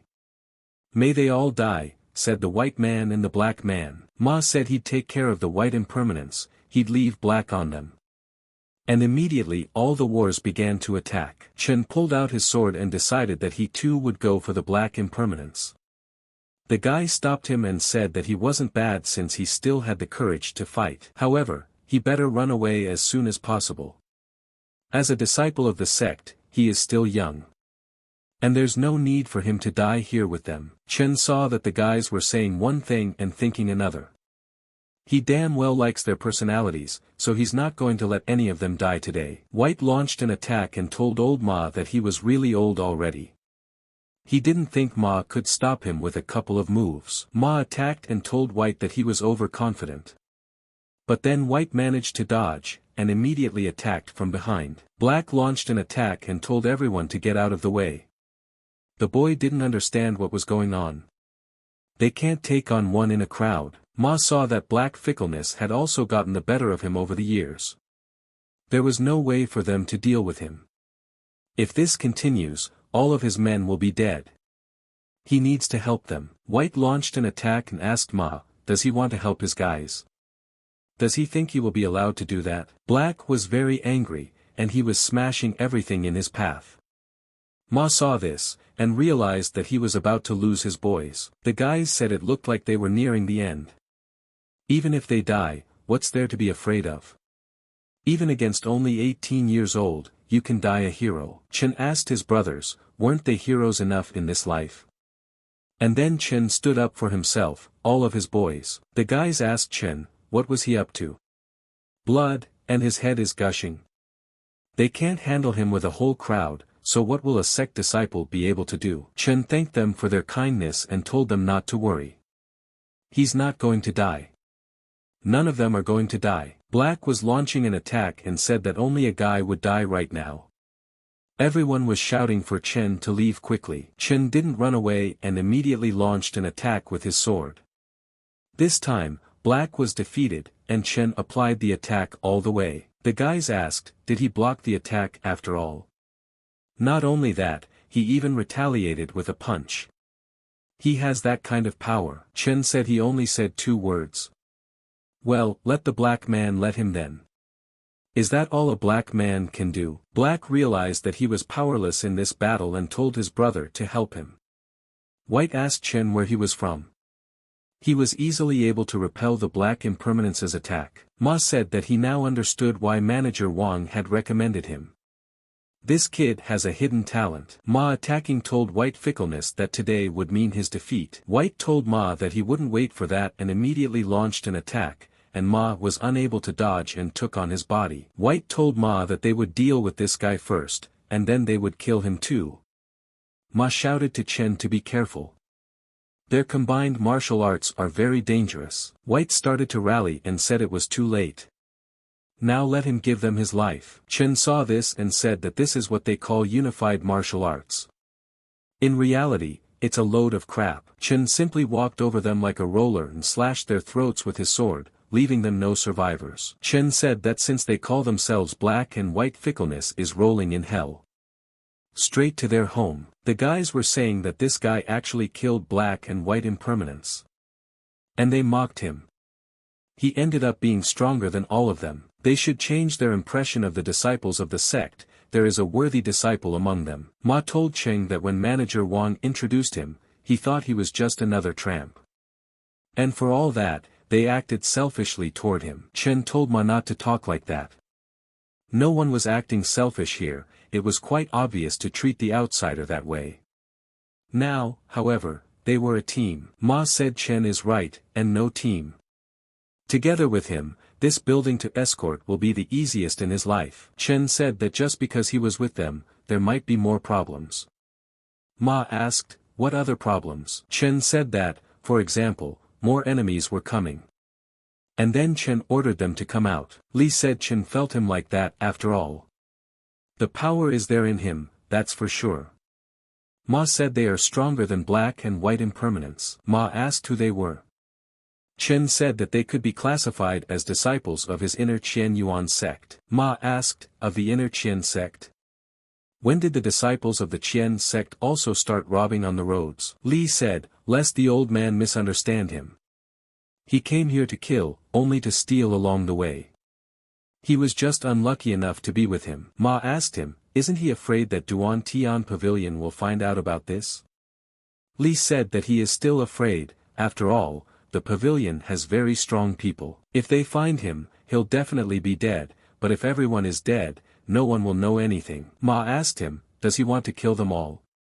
He'll buy Chen some time, let him run and report back to the pavilion. Chen thanked Elder Ma, but they came after him. How could he just take off and run away? Chen told Big Brother Lee that he remembered he was in the top 100 disciples of the inner sect. The guys said that's right, their brother is ranked 78th. What, is he scared? Lee said it's too late for him to remember that he's a strong inner sect master. Chen secured him in the Duan Tian pavilion and broke his sword. Chen told Lee that he had misunderstood. He asked this to say that Big Brother Lee would be the first of the masters on the top list. Who would die by his sword? Lee asked, will he die from his sword? Chen isn't thinking of killing him with his iron, is he? Chen said he wasn't thinking but would do it.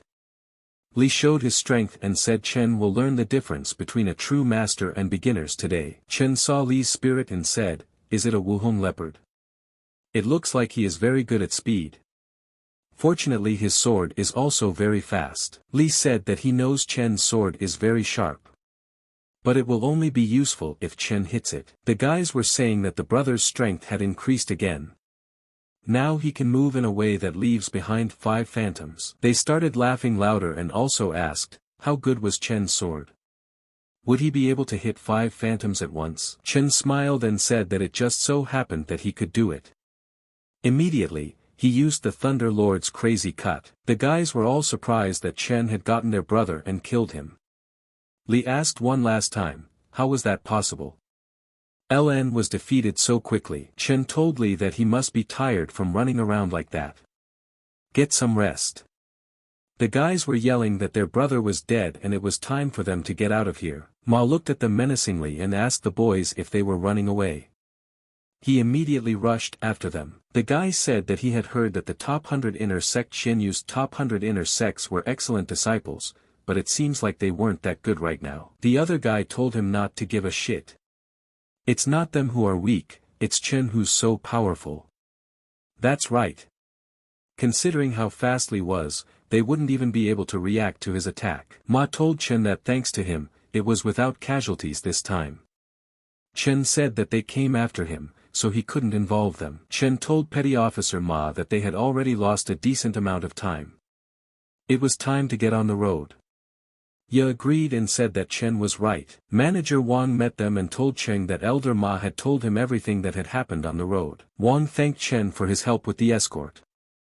Chen said that having gained his trust, he naturally did his best to ensure that the cargo was delivered intact. He would like to know about the breakthrough pills. Wang said not to worry about it, he had already prepared everything as promised. Chen got excited and said it was a whole bottle of breakthrough pills. Many thanks to Manager Wang. Wang said that there was no need to thank him, because Chen did a great job. Chen said he has to go back to the sect. If they need anything, just let them know. Wang said for Chen to take care of himself. Chen rejoiced, there was enough breakthrough pill for everyone. Now the brothers and elder sister would be able to make a breakthrough to the divine realm. Just then one of the guys shouted his brother to him. Chen turned around and saw Xiao. He asked him, is something wrong? Xiao said that things are not good. Senior sister Yuer is now fighting in the arena of life and death. At this time, there was a massacre going on in the Qian inner sect, where both girls fought to the last man, and were willing to die. Yuer asked, what's the matter? Why is her body mastery so good?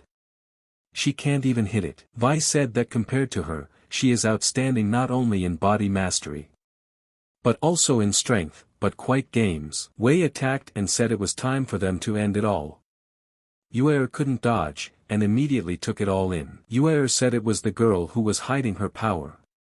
Wei said that was exactly what it was. Without hiding it, would he have followed her into the arena of life and death then? Even if she didn't do that, how would she then help brother Su lure Chen out? Yuer said that was what her intention was. She deliberately spoke obscenely about her younger brother in her presence to make her angry. Wei said of course. Although she had some doubts about the relationship between them. She was worried that the plan might fail, but seeing her start to stick up for him without hesitation, she was relieved. And she's also sure. When Chen sees how she mutilated her, he'll rush into the life and death arena in a fit of rage and despair, and then Su will beat him to death. Yuer said she wouldn't let her little brother be killed, and wouldn't let her do it even while dead. Immediately, Yuer released her attack. Wei smiled and said what a great love. Really, it's a pity for her not to have a good ending, and now that she is full of strength, it will do nothing to her. Let her fall to the ground obediently. Yuer smiled and said Wei had said she wouldn't do anything to her. Immediately, Yuer took a blow to the head. Yuer started laughing and saying what a pity it was. Wei said she couldn't believe it. Yuer hit her and disfigured her beautiful face. Yuer began to feel that despite resisting her attack, her dantian was damaged. Wei said to Yuer, how dare she do such a thing to her face? She relies on her beauty to live to see this day. Resolved, said Wei. First, she would destroy her cultivation base and then shave her head. She will make her life a living hell. The guys said that Wang not only wanted to destroy her cultivation base, but also disfigure her face. Isn't that too vicious? Okay, murder, but to torture an enemy? How inhumane do you have to be? She has the most poisonous heart.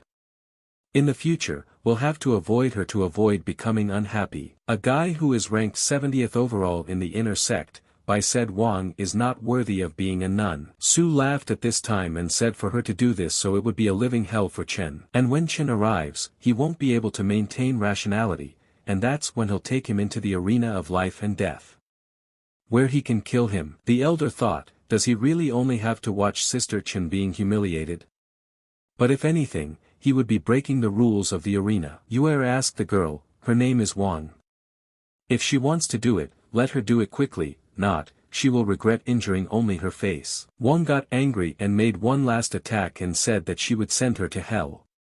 Yuer had already said goodbye and realized that her end had come. Zhao also saw that it was over.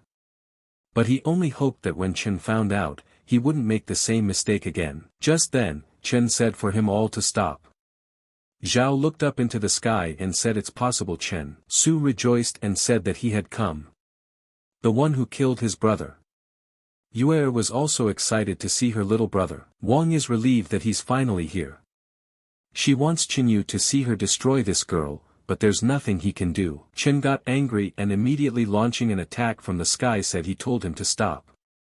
Wei got what she deserved and asked how was that possible. Vi slumped and said that obviously she must be better than him. Chen asked his sister how she was doing. Bai said that this guy killed Wang, ranked 18th on the rookie list, in one move. This Chen will surely become the strongest in the inner sect.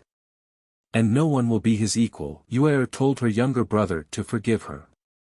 She was emotional, so she entered the arena of life and death. Chen told her not to blame herself, he understands. She entered the arena because of him. He's the one who should apologize.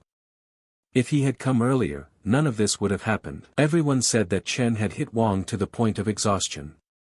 How is that possible? Why on earth is he ranked 19th on the rookie list? Not even the number 1 ranked Yang is capable of such a thing. That's great, but he broke the rules of the life and death arena, and now it's going to end badly for him. Zhao saw that Chen didn't hesitate to save people, valuing love and righteousness, but he was right. However, Chen had violated the rules of the life and death arena, such a case would not be easy to solve. Yen saw that Chen's strength had increased again.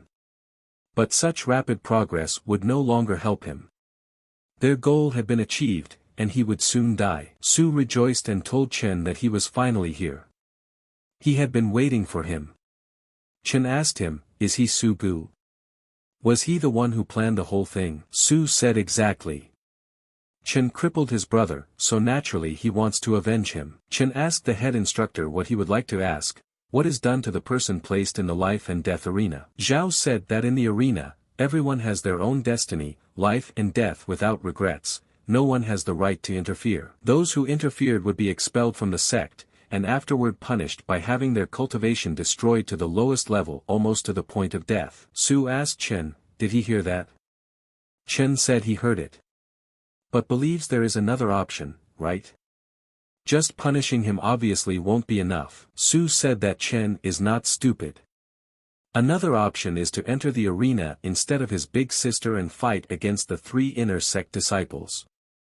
Augur won't give up on that. Zhao told Chen to think properly. If he accepted the punishment, then despite the banishment and loss of cultivation, he would at least survive, but if he accepted the challenge, no matter who he was or what his cultivation level was, he wouldn't be able to refuse. It could be said that in that case, he would undoubtedly die. Chen told Elder Zhao that he would take note. Su, there are 3 disciples against him, including him, right? Su laughed and said of course. Otherwise, how else would he be able to avenge his brother? Chen said that he was really scared. Scared that if he didn't challenge him, he wouldn't be able to beat him alive. Chen had made up his mind and said that he was choosing his sister's replacement in the life and death arena. Su said it's great and wonderful. In Cheng, don't get mad at him. They'll see who kills who. Have them throw that woman out of there immediately. He hasn't had enough of getting his hands dirty on someone else. Zhao said that he knew Chen would choose this. That's a good sign, but it's best not to talk too much ahead of time. Yuer asked her brother why he decided to replace her. Yuer said that they trapped him. He should have listened to the head instructor, because otherwise. Chen asked his sister, does she believe in him? Yuer said that she has always believed in him. Let her rest then. And when he comes back, he will be perfectly fine. Chen told Xiao to take care of big sister. Xiao told him not to worry. Chen came into the arena and said he thought 3 wouldn't be enough. Anyone who has a grudge against him, come out and line up. Chen pulled out his sword and said, it's all or nothing. Today, everything will be over with. The guys asked, isn't a quick death enough for Chen? 3 opponents aren't enough, so he wants more. It seems that for Chen, the sight of his sister was a big shock to him. And he was still so young with his already incredible strength. It's a pity he won't be able to leave the arena alive today. Zhao saw that Chen had been acting reserved during the ordeal, but now he was starting to act assertive. If the guy can survive today's fight, with his heart, the path to the top of martial arts will be smooth. He hopes he can see the miracle with his own eyes. The guy asked Chen, that's his name right? If he survives this battle, he would like to be friends with him. Ian says his death is imminent, and he feels pretty confident. But yeah, he's going to die soon. He really doesn't stand a chance now. Su said Chen is now making himself so worthy that he's lining up behind him. He'll be the first to go and kill him. But then a guy came out and told brother Su to let him do it. Su was surprised and asked, is it Zheng Wu? The guys were saying that this is the same Zheng Wu who is ranked 20th on the rookie list. Unexpectedly, he was the first to challenge Cheng. This guy, what's his beef with Cheng? Who knows him? Maybe he just wanted to make a name for himself. Su asked Zheng, what does that mean? Decided to steal his opportunity for revenge? Zheng said to Su, don't let him misunderstand, he just wants to teach him a lesson. When Chen is done, he gives up and lets him finish him off.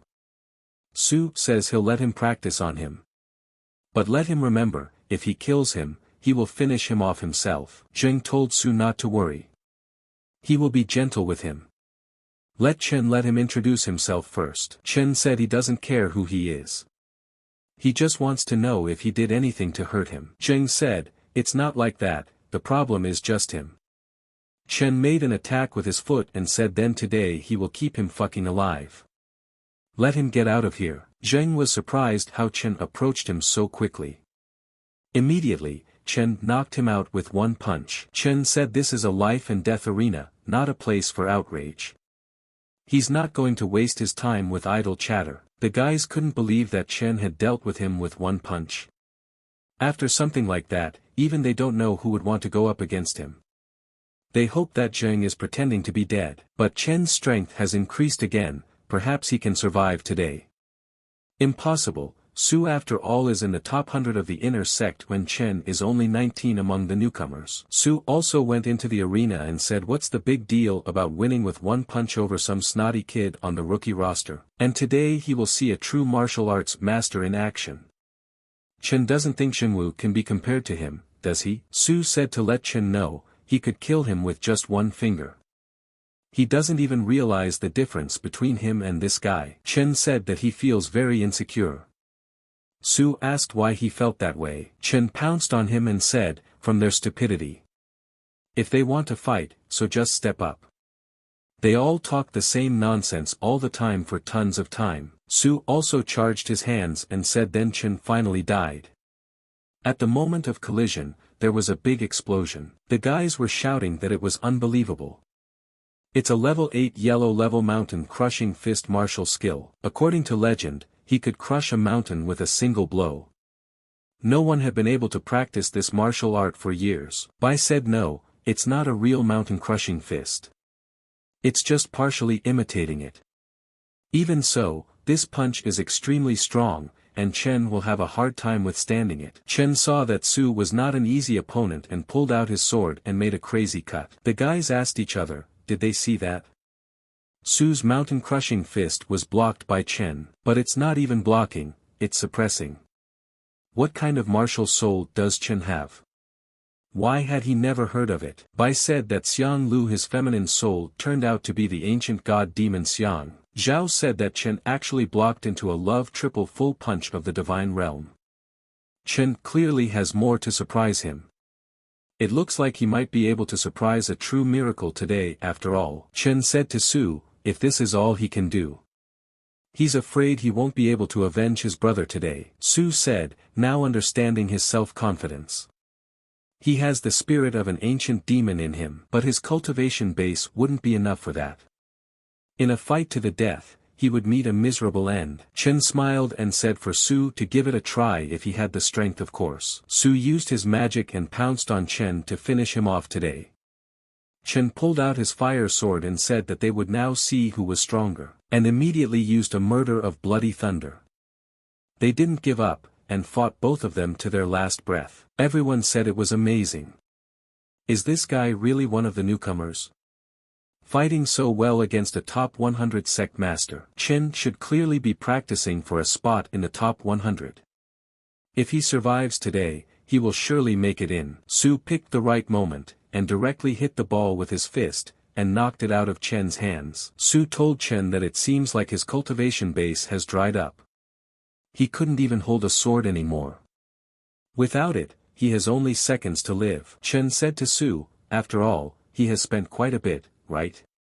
And how does he know that he didn't release the sword on purpose? Su asked Chen, did he intentionally let the sword out of his hand? Why would he do that? Decided to accept his fate and wait for death. Chen said no, death already awaits him because his true strength lies not in his sword. It lies in his body, and then Su was surprised and couldn't believe it. Chen revealed himself and immediately let Luan Xiang's technique in. After receiving a fist punch right in the head, Su asked Chen how he still had so much strength. Chen smiled and said that it was because he had spent almost nothing at all, with the blessing of his martial soul. The recovery speed of his cultivation base was 3 times faster than normal. Su fell down and said that he had underestimated him. Zhao said that a miracle had actually happened. A newcomer who had just recently joined the inner sect had defeated a master of the 3rd level of the divine realm. What an amazing talent! Zhao thought and asked Chen what kind of power he was hiding from him. Yen thought and asked, how is this possible? Why is Chen so strong? The guys were saying that Chen was killed by Chen, but there were rumors that he was taking some kind of forbidden medicine. The kind of drugs that can kill a top 100 master. Give it to him too, he wants it too. Bai said it was even more than that. In his opinion, it was Su who had just killed, Chen on the other hand had used all his strength. Didn't use all the power to ask the guys. What kind of joke is this? Even though the victory was for Chen, it was obvious that he had just used his crowning move. Don't talk nonsense if you don't understand. Where the hell did this guy come from? Does he even think what he's saying? If he didn't use his full power, then why was he so hesitant during the battle? The guys were telling Cheng that they didn't think he dared to enter the arena of life and death. Wasn't he afraid of suddenly stumbling? Chen asked the guy, who is he? How does he know that he didn't use his full strength? Bai said it was just a feeling, but it told him he was right. And now Chen is officially on the inner sect's general list. Let them continue to grow together. He'll be waiting for him ahead. In the general list ahead, Elder Zhao asked. He remembered. This is to Bai ranked 7th on the inner sect's overall list. This was what the guys had said. No wonder he could discern the hidden power within Chen. He responded to his words rather rudely. He hoped that Chen didn't hold a grudge against him. Chen smiled and said, it turned out that this guy was ranked 7th on the list. Then it was understandable how he had figured him out. Waiting for him ahead. Don't worry, he won't have to wait long. Chen raised his sword and asked who was next. Let them come up and get the death they deserve. The guys were talking. Who would dare after this? If we don't match the level of the masters on the roster, Chen will be a target. And even if he does, it's not like he'll survive. They heard Bai say he had hidden powers, right? Looks like there might not even be another fight. No one asked Chen. That's odd. He remembers that several other people had claims against him. If they don't show up, he'll call them cowards by name. And then a silhouette appeared from the sky and said that there was no need to wait, he was already here. And it was a 10th place student named Xiao Hu. The guys said it's Xiao, ranked 10th among the rookies. What's he doing here? The guy told him, didn't he hear? He's got a beef with Chen and they agreed to meet in this arena. Even so, he's strong enough to weigh in. Su was ranked 90th overall, and he's 10th among rookies. It's a sure death, but that's exactly what his name says. He was always getting out of situations where he should have been certain death. Chen told Zhao that he didn't expect to see him here. Zhao said that he knows he is not his equal opponent, but as a man, since they had an agreement, he must honor it, even if it is death. Chen said since Zhao knows everything himself, let him attack. Zhao said this is it, his best punch. Let me feel the difference between Chen and him before I die. Chen charged his hands with fire and said that as Zhao wills, so be it. And applied the dragon and elephant fighting heaven. As it happened, Zhao was defeated, and was sealed by Chen's blow to the ground. Chen told Zhao Hu that this world will miss him and Xiao San shone without him. Let him continue on his journey. He will be waiting for his new challenge. The guys said that as expected, Zhao Hu was not Cheng's equal, but he didn't think he would keep him alive. Zhao is a fool, but lucky. The guy said that since Chen had fought the 3 masters, it meant that he had fulfilled the conditions of the punishment. Chen asked, who else would like to fight him? Let them hurry up. The guys asked, Chen isn't enough for Chen. Is he already addicted to it? One of the guys said that Chen makes such a declaration to everyone that if anyone dares to touch anyone in his entourage again, he will be killed. But they didn't expect Chen to turn out to be so loving and righteous. If he were a woman, he would have married such a man. Yen realized that he hadn't expected Chen to be this strong. Right now, he couldn't go up against him face to face. He needs to back off and come up with a new plan. Next time, he'll kill him for sure. Elder Zhao told Chen that he had already defeated 3 disciples and worked out the punishment, he could stop. Chen said no, that's not enough. He said it will end today. There is another person who holds a grudge against him and did not show up to the arena. For example, this is Brother Yang. Where is he going? Doesn't he want to come down here and fight him? Yang was startled and saw that Chen had even called out his name in front of everyone. Yang told Chen that he was tired of challenging the 3 masters. He must be tired by now, so he won't use that kind of forehand. He will wait 2 months for the qualifications to start. Chen pulled out his sword and said, 2 months is too long, end it here and now. Chen said that yes, he is a little tired, but it doesn't matter. His remaining strength is more than enough to kill him. Yang said not to let Chen speak, he will not take this opportunity and wishes for a fair fight. He will wait for Chen to rest and then they will fight to the death. Chen told Yang that he knows he set the whole thing up. Yang was surprised to hear that Chen knew everything. Chen said that he would force today. If he dares to attack any of his brothers or sister, he better disappear from the sect. Otherwise, he swears, not even his grandfather, the Supreme Elder, will save him. Jan ran and said that he would see which one of them would die first. The guys said that Yang didn't deny what he had said, so he had planned it all. And he thought, how could so many things coincide by chance? He pretended to be such a polite man, but in reality he turned out to be a rat. The guys asked, is this the grandson of the Supreme Elder? Being so picky about Cheng, he turned out to be a coward and just ran away. What is that but perfidy? Yen saw that Chen was using a radical method. If he opposes him today, he will be killed. He wants to hold on and keep the green hills, he is not afraid that there will be no firewood. Chen realized the same thing, that Yang was playing such a despicable game that he didn't even dare to enter the arena. But did he really think that by running away today, he had escaped death? Just try to touch his sister and he will get him even at the end of the world. Yue shouted to Cheng to forgive her. After all, if she hadn't acted impulsively, all of this would have happened. And then Cheng came down and told her. He grabbed her in his arms and told her he was the one who should apologize. If he didn't have so many enemies, they wouldn't have hurt her. And now he would take care of her. Yue got embarrassed and said that she was fine, let him not worry about her. He just managed to fight 3 strong masters. Such an amazing one. Chen told her to wait until they healed her wounds and then he could praise her. Elder Zhao said that it was an amazing talent, a decisive killing, love and righteousness, heart-fettering.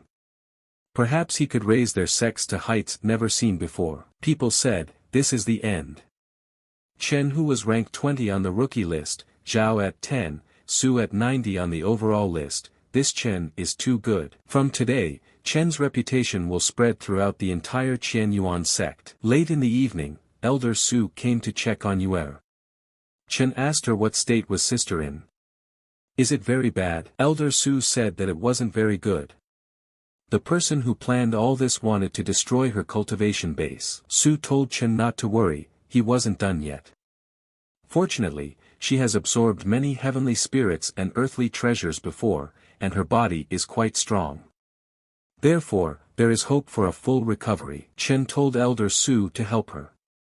He is willing to pay any price. Su told Chen not to worry, her concerns include treating illnesses and saving lives, so she will do her best. She decided and said she would go through the energy channels one more time to make sure she didn't miss anything. And then Elder Su was surprised, and didn't realize what had happened. Chen asked her what was the matter. Elder Su said, nothing, a small problem, easily fixable. Chen calmed down and sighed. Elder Su saw that this young girl's body was not really a rare 100-year-old tree. This girl's physique is extraordinary, and cultivation is much slower than usual. But if one continues to develop certain skills, one will be able to cultivate at higher limits faster. And such a physique can be compared to heavenly treasures. Should he report it to the sect? Chen asked Elder Su, what did he find out? Su said that there were no hidden diseases in her, but that was as long as they didn't cure her Dian Tian. But to cure her completely, she needs a pill of 17 different ingredients. Of those, he has 15 of them, but the remaining 2 are quite rare. Chen told the elder to tell more about them. The elder said that the first one was the 7 flower, which was more than 500 years old. It contains a petal each of different colors, quite a fascinating sight. The other is a Tyrannosaurus crystal core. He himself has an 8th level of strength at birth, and if he manages to live 300 years, his strength increases a lot, making his core extremely rare. Both of these ingredients can be found in the depths of the Aomori Mountains. But he wants to remind you that deep in the Aomori Mountains, there are many terrifying monsters. If he goes there, he may never return. Chen said that he understood, but for the sake of his elder sister, no matter how dangerous it was, there was no way he would back down. The elder said that since he is mentally prepared for this, he will not stop her. The elder said he had stabilized her energy flow, so she wouldn't be in any danger for a while. As soon as Chen brought what he needed, he could finish the treatment. But then a guy came running and shouting about Brother Chen. Chen asked Xiao what was wrong. Didn't he ask him to go get Uncle Han to help his sister? Xiao said that he had searched the whole of Weizhong but couldn't find him anywhere. Chen asked where he had disappeared to then. Xiao said as he tried to ask the others. Everyone said that he and a few elders had gone deep into the Aomori Mountains a month ago, and 2 weeks ago, everyone but him came back. Chen asked, is Uncle Han the only one who hasn't returned? Does he know who is leading them? Xiao said that it was Yang Chen and Zhan Yuxue. Chen thought, did they have anything to do with Uncle Han not coming back? After Master's death, Uncle Han remained the only person close to him. If indeed they were involved in his disappearance, even if he had to pay for it with his life, he would achieve their death without the possibility of burial. Xiao asked Brother Feng, is he really? Chen said to keep his head down, he must have more things to do and will come back later. Since he wasn't there, he'd like to ask him to take care of his older sister in his presence. And he'll go off on his own to get the ingredients for the cure. If she wakes up and asks about him, he asks her not to worry her too much. Xiao said he understood everything, can be calm, he will take care of her. Chen said well, after all, he is counting on him. Su saw that Chen was clearly worried about Han, but was also comforting those around him by taking all the pressure. Chen said that in parting to his sister, in the blessed lands of Zhushan, for the sake of saving him, she must sacrifice her life. And now it was time for him to save her at all costs. Chen promised that he would surely cure her, she just had to wait for him. Su saw that the girl and Chen's affection was very strong. Chen told Elder Su to forgive that his sister's treatment problems had become his burden. The elder said to let Chen's luck favor him. Let him not worry, no one will disturb her. Chen said thanking him. Then he will depart immediately. Su saw that they treasured each other a lot, and this is a blessing for both of them. He will not reveal the secret of her body to the sect. He just hopes that the day when the secret comes out will be as late as possible so that they can spend as much time together as possible. A guy ran into the Yang residence, and told the young master that upon receiving the news, Chen immediately left Nei Zone and went to the Aomori Mountains in search of the necessary ingredients. Yang realized that Chen cared about her too much. The guy told him that this was a once-in-a-lifetime opportunity, why not use it and kill him? Ian got angry and asked him, was he going to teach him some more? The guy got scared and said of course not. Yang said that he had already sent Zhang to him waiting outside the sect, and as soon as Chen left their territories, he would kill him. Zhang De asked the guy. A ruthless master that ranked number 20 on the inner sect's list. What a clever young master. If Zhang De himself agreed to this, then Chen would definitely not live. Yang said that because of Chen, he is now a complete laughingstock in the entire sect. He'll pay for it with his life. At this time, Chen had already reached the depths of the Aomori Mountains. But then he noticed something strange and stopped. Chen said it was the footprint of a giant Tyrannosaurus. Judging from the size and depth of the footprint, it's obviously over 300 years old. He didn't expect to come across at least a trace of him right after entering the deeper regions of the Aomori Mountains. It must be his sister's blessing, and then Chen thought and decided that by following them, he would be able to find this beast. But immediately he felt that someone was following him and prepared to attack. Chen said to get out. Zhang De said, wondering. He was able to dodge his arrow. Looks like he is not as wasteful as rumored. Chen said that that guy himself was still a scoundrel since he was attacking in a sneaky manner, albeit unsuccessfully. Zhang took the arrow and said, this guy's tongue is sharp. He hoped that he was not the only one with a sharp tongue, otherwise it would be a pity to waste arrows on him. Zhang said he didn't need to know that, except for one thing. The person who killed him was Zhang De, ranked 20th. Chen saw that he would not be able to dodge such an arrow. He would have to take its blow. Let's see the strength of a master practicing the 20th rank of the inner sect. Chen cut the arrow and saw that this guy was worthy of his place.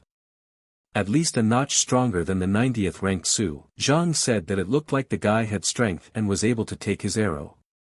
So Su's killing wasn't just luck. Zhang smiled and said that however, Chen would still have to die, because he was able to endlessly shoot arrows like the previous one. Chen saw that he had no advantage over him in long-range combat. This way, he would just be a target for him. Only at close range would he have a chance to fight back. Zhang said Chen wants to shorten the distance. Everyone fighting him knew they could kill him if they should, but he knows why is he alive and they are all dead. Because he wouldn't let them. Immediately, he released the zeal of the 6 stars. Chen was surprised that he had done it so quickly. Chen managed to dodge all of his arrows, but each arrow was aimed straight at the target. Zhang told him to stop resisting.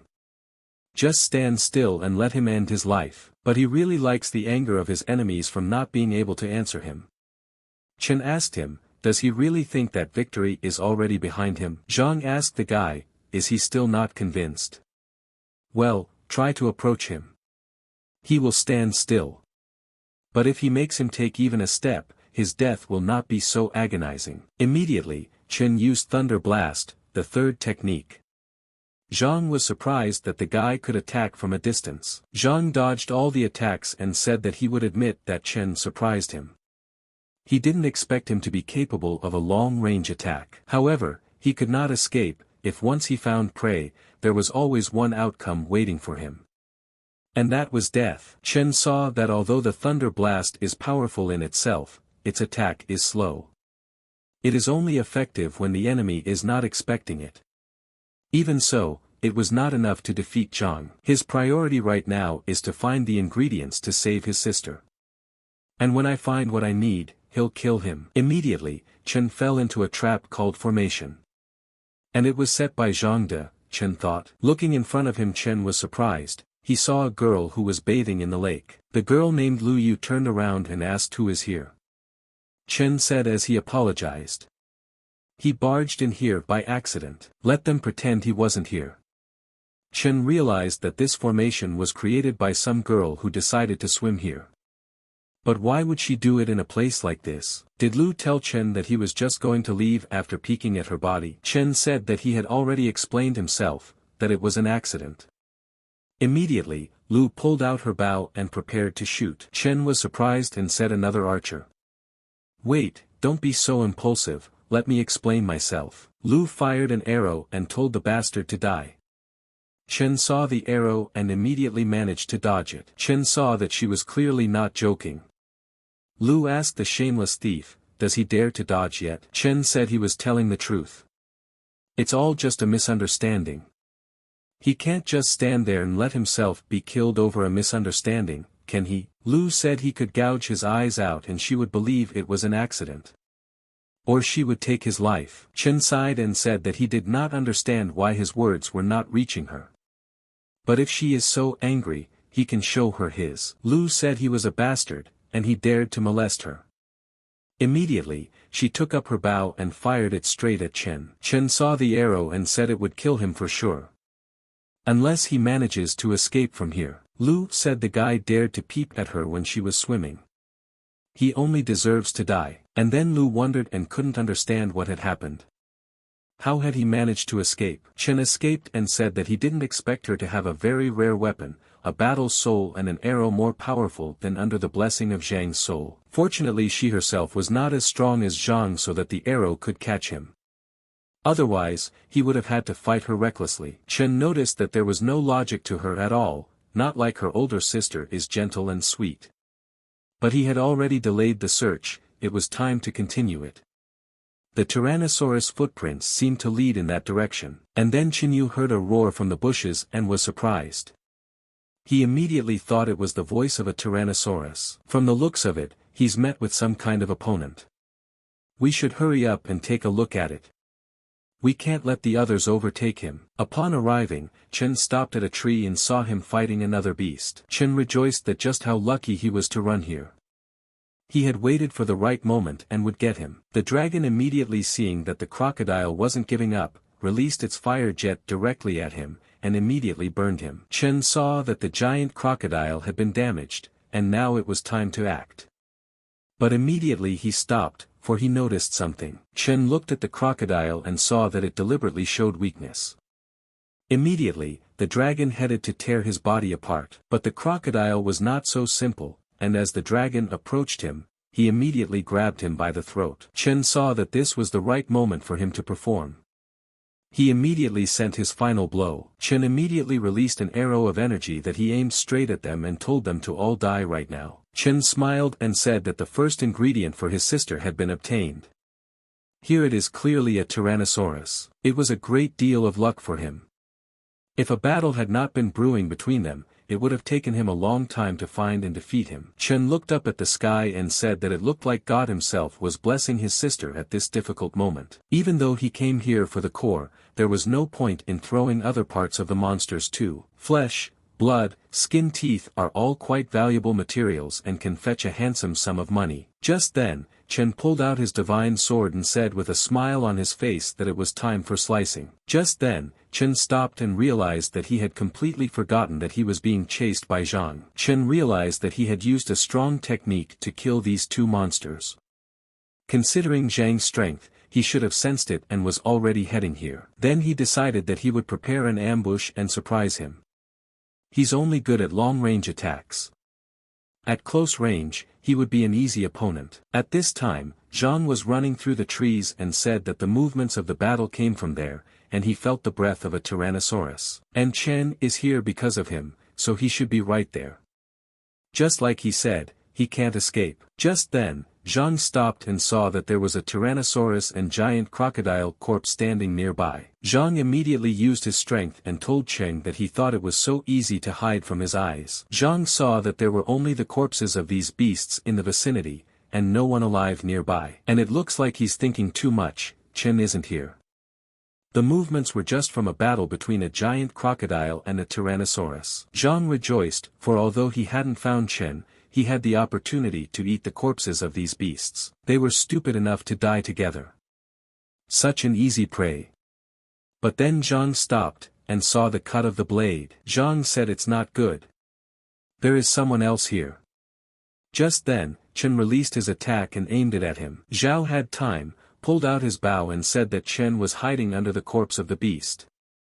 But that wasn't enough, for Chen had released all his energy. Chen came out and said, as expected from a master ranked 20th in the inner sect. Even that didn't kill him. Zhang said through his pain that Chen was a ghostly scoundrel. May he be cursed. Chen asked, was he the despicable one? Wasn't he the one who had recently attacked him from behind? Now that he had lost his distance advantage, it was time for him to feel like prey. Chen immediately took up his sword, and attacked Zhang to finish him off. Zhang joked back and said that the newcomer thought he could kill him. Zhang hadn't expected such a mosh from him, and Chen kept stepping more and more and trying to finish him off. Chen said that Zhao could see that he was powerless without a weapon. And at that moment, Chen carved the mark of his sword on his chest. Chen said that as a senior in the sect, it's quite normal that he doesn't care about him and for the sake of money wants to kill him. Does he really think he is despicable? And this is coming from a master ranked 20th on the inner sect list that prides himself on attacking from afar. Chen asked Zhao, is he cursing him? And he also prevented him from finding ingredients for his sister. Chen lastly said to let this place become a grave for him. And at that moment, Zhao's body fell to the ground. Chen came down to the ground and said that the grave was just ready for him. Now we can finish this. Zhao told Chen that he can't kill him. Let him not forget, he is ranked 20th. If he kills him, the sect will punish him severely. Chen smiled and asked Zhao, what else does he still hold him for a 3-year-old child? The sect doesn't forbid fighting outside the sect. Chen said that even if he killed him, he wouldn't get anything for it. Zhao started to push pity and said that they were human beings with him. They better talk. If of course Chen let him live, he would tell who sent him to kill him. Chen said that even if he doesn't tell, he already knows. Other than Yang, who else could it be? Zhao was surprised at such words and said Chen already knows. Chen said lastly that Zhao could die in peace. Zhao shouted that he was asking him not to kill him. If he kept him alive, he would be a little brother to him. Let him think about it. The 20th ranked master will be his little brother. He can give him a poisonous oath if he keeps him alive. Zhao fell to his knees and said that he was begging him. He really doesn't want to die. Chen got angry and said quite a few words to him. He couldn't escape death anymore. Zhao said that since it's like this, Chen himself made him do this. So they're going to die together now. Chen was very surprised and did not expect Zhang to use the self-destruction martial art. Chen said it's too close, he can't dodge. He would have to respond with his strongest attack to block the damage. Immediately, he attacked with thunderous madness. Zhang hadn't expected such a turn either, and seeing Chen's sword light, he realized that he was finished. Chen wondered, what had happened? Why did the sword abruptly become much stronger, and completely absorb the power of the self-destruction martial art? And he thought he'd never get away with it this time. What's wrong with his sword? There's clearly a secret to it. The sword immediately spoke in a squeaky voice and told Chen to leave him alone. Let him get his stinking hands off. Chen immediately thought about it and remembered, that voice he heard earlier, it was clearly him. Chen said that whoever he was, enemy or friend, let him show himself.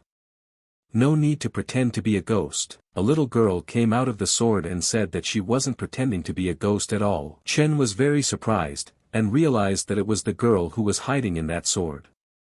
The girl asked him, what was he staring at? Never seen a beautiful girl before. Chen asked and said that he so understood that she was the spirit of this sword. He had heard from the master that some powerful weapons could contain spirits. No wonder it was suddenly so powerful, and that Li had fought so hard for it.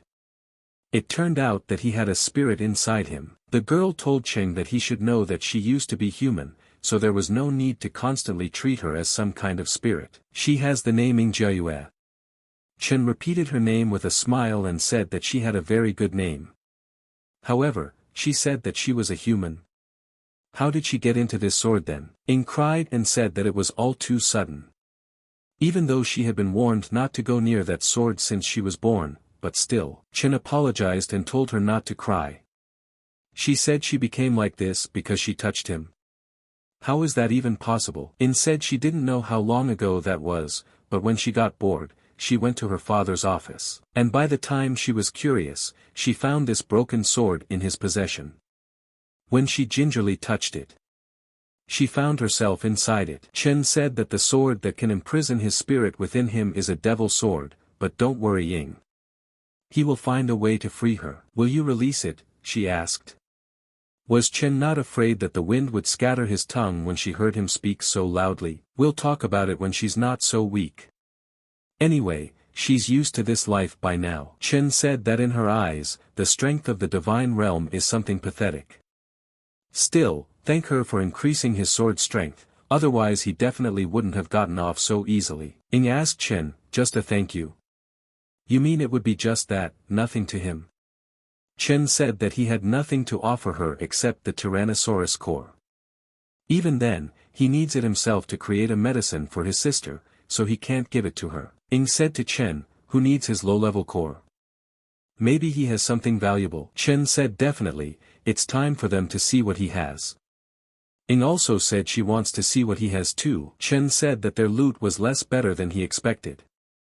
On top of that, the bow he used was made from a storm eagle, which greatly increases the strength of the bow and arrows. Chen said that Zhang was in the top 20 sects for a reason, he had a lot of valuable items. Ying said how could he be strong if he had nothing useful? That's it. It's all junk. Yeah, if the power of the god realm was something weak to her, then something like this wouldn't be interesting either. And then Chen found something and said the communication badge between Zhang De and Yang Jingtian. Chen said that Yang had tried to kill 3 times, and because of him, his sister was badly injured. It's time to settle the score with him. And then the green ray sent a message to Yang. At this time Yang was cultivating. This message was from Zhang De. Yang got excited and said that they had agreed that when he killed Chen, he would send a signal. Looks like he did it. There's a reason he's ranked number 20 on the inner sect list after all. He didn't disappoint him. Yen flew to the mountains and said that he wished to retrieve Chen's body and show it to the entire sect and then abuse it. Let everyone see what happens when you provoke them. Yang arrived at the location, because the signal came from here. Where's Zhang De? Yang saw the body and looked at the clothes and said it must be Chen. And Zhang is getting more and more arrogant. He killed Chen and left without waiting for him. When he gets back, he'll have to ask the girl to give him a beating, or he won't be listened to. But for now, he was interested in seeing how tragically Chen had died. Yang said that he hoped Zhang Chen did not mutilate. If his head hangs in the sect and no one recognizes it, things will be much more boring. Turning the body over, Yang said that Chen was a scum from another sect. And he wanted to challenge him. Now he knows how strong he is. Yen turned the body over and told him to look at his pitiful expression before he died. Immediately, he saw Zhang De's body. Yang was distressed and thought, how is this possible? If Zhang's corpse is here, where is Chen Feng? Chen crept up behind him and asked, is he the one looking for him? Yang turned around startled and asked, how is that possible? Yang said that Chen had actually killed the 20th ranked Zhang in the inner sect. How the hell did he manage to do that? Chen asked him, wondering. In a few moments, he could personally ask Zhang. Yang got scared and told Chen to forgive him. It was all a misunderstanding. He didn't mean to kill him. Chen said to Yang, whether it was true or not, he would definitely die now. Chen pulled out his sword and immediately launched an attack. Yang prepared himself and said that he wouldn't give up so easily. They clashed swords, and there was a huge explosion during the battle. Ian couldn't hold his own against such a force, and suffered huge wounds after being whipped like that. Ian fell to one knee and asked, "How come?" He couldn't even block his attack a little bit. Chen was ruthless about him and putting his sword to his head asked if he would say his last words. Yang said out of fear that Chen can't kill him. His grandfather is the supreme elder of the inner sect. If he kills him, his grandfather won't forgive him. Chen said that what he hates the most is people who try to bargain their lives away in a pathetic way before they die. Since he has nothing more to say, he can die in peace. Just then, someone shouted at Chinyu that he was a little lousy and asked how dare he be presumptuous here. It was Ran, who managed to come and attack Chen. When he saw her, he didn't run away and fought with her. Yang saw that Chen was distracted and said that this was his opportunity to escape. Chen stopped him and asked him where he was going. Ran told Chen to let Yang go immediately, otherwise. She saw that his strength was once again higher, and even a stealthy attack wasn't enough to kill him. Chen asked Ran, what would happen otherwise? She could try to kill him before his head flew off his shoulders. Ran saw that Chen was becoming more and more arrogant. It was impossible to let him live anymore. Yang's death is worth it. All the blame could be shifted to Chen, and even if the chief elder suspected something, he would have nothing to answer for. Chen saw that Ran intended to kill him, even though his subsequent death. One must be on guard. Ian asked the wounds, what is she up to? Does she want to kill him along with him? He had guessed something like that. He told his grandfather that if anything happened to him, it would be her fault. He'll kill her for sure. Ran was frightened when she heard those words. She realized that Ian had tied her hands. And now she would have to save him. Ran says he's got it all wrong. She only wants to save him. She asked that Chen let him go, and then she will let his life go today. Chen asked her, has she thought of anything stupider yet? Or is she not seeing the situation clearly? He shouldn't be begging her for mercy here, she should be begging for forgiveness. Ran asked him what he wanted for his release. Chen said that if Elder Ran asks, the answer is simple, let her help her find the 500-year-old 7 flower. Once he got hold of the flower, Yen would be immediately released. Chen realized that it would be faster to find the right ingredient for his sister's medicine this way. 7 flower asked Ran. It would be done. Yang said she had already gone to get the flower. Let Chen put away his weapon. He won't run away. Chen said that if Yang keeps talking nonsense, we'll have to cut off his tongue. Yang said no, he would keep quiet. Ren noticed that Ran had agreed to find the flower, but she was too submissive. It was out of her character. She's probably around somewhere right now, trying to find a moment to attack while he's relaxed. Ing told Chen to be careful. That witch has returned and is hiding nearby. Chen smiled and said, that's right. She hasn't changed a bit, still the same silly girl. Chen said to Elder Ran, since she came back, why doesn't she come out? Ashamed to admit that she did not find the 7 colors, Ran came out and said that in that case, she would go looking again. Why would she hide? Ran threw away the flower and said, here's what he asked for. Now let him release Yang immediately. Chen grabbed him and told her to wait a bit, first we have to make sure it's her. Ran asked him, is he messing with her? She never goes for such dirty tricks. Chen asked her, is she messing around again? She is always up to something. It really is the same 7 colors. No matter how difficult the task is, it is easy for the elders. Ran asked Chen, will he let him go now? Chen apologized to her and said he wouldn't let go for now. Ran got angry and said that Chen was testing her patience.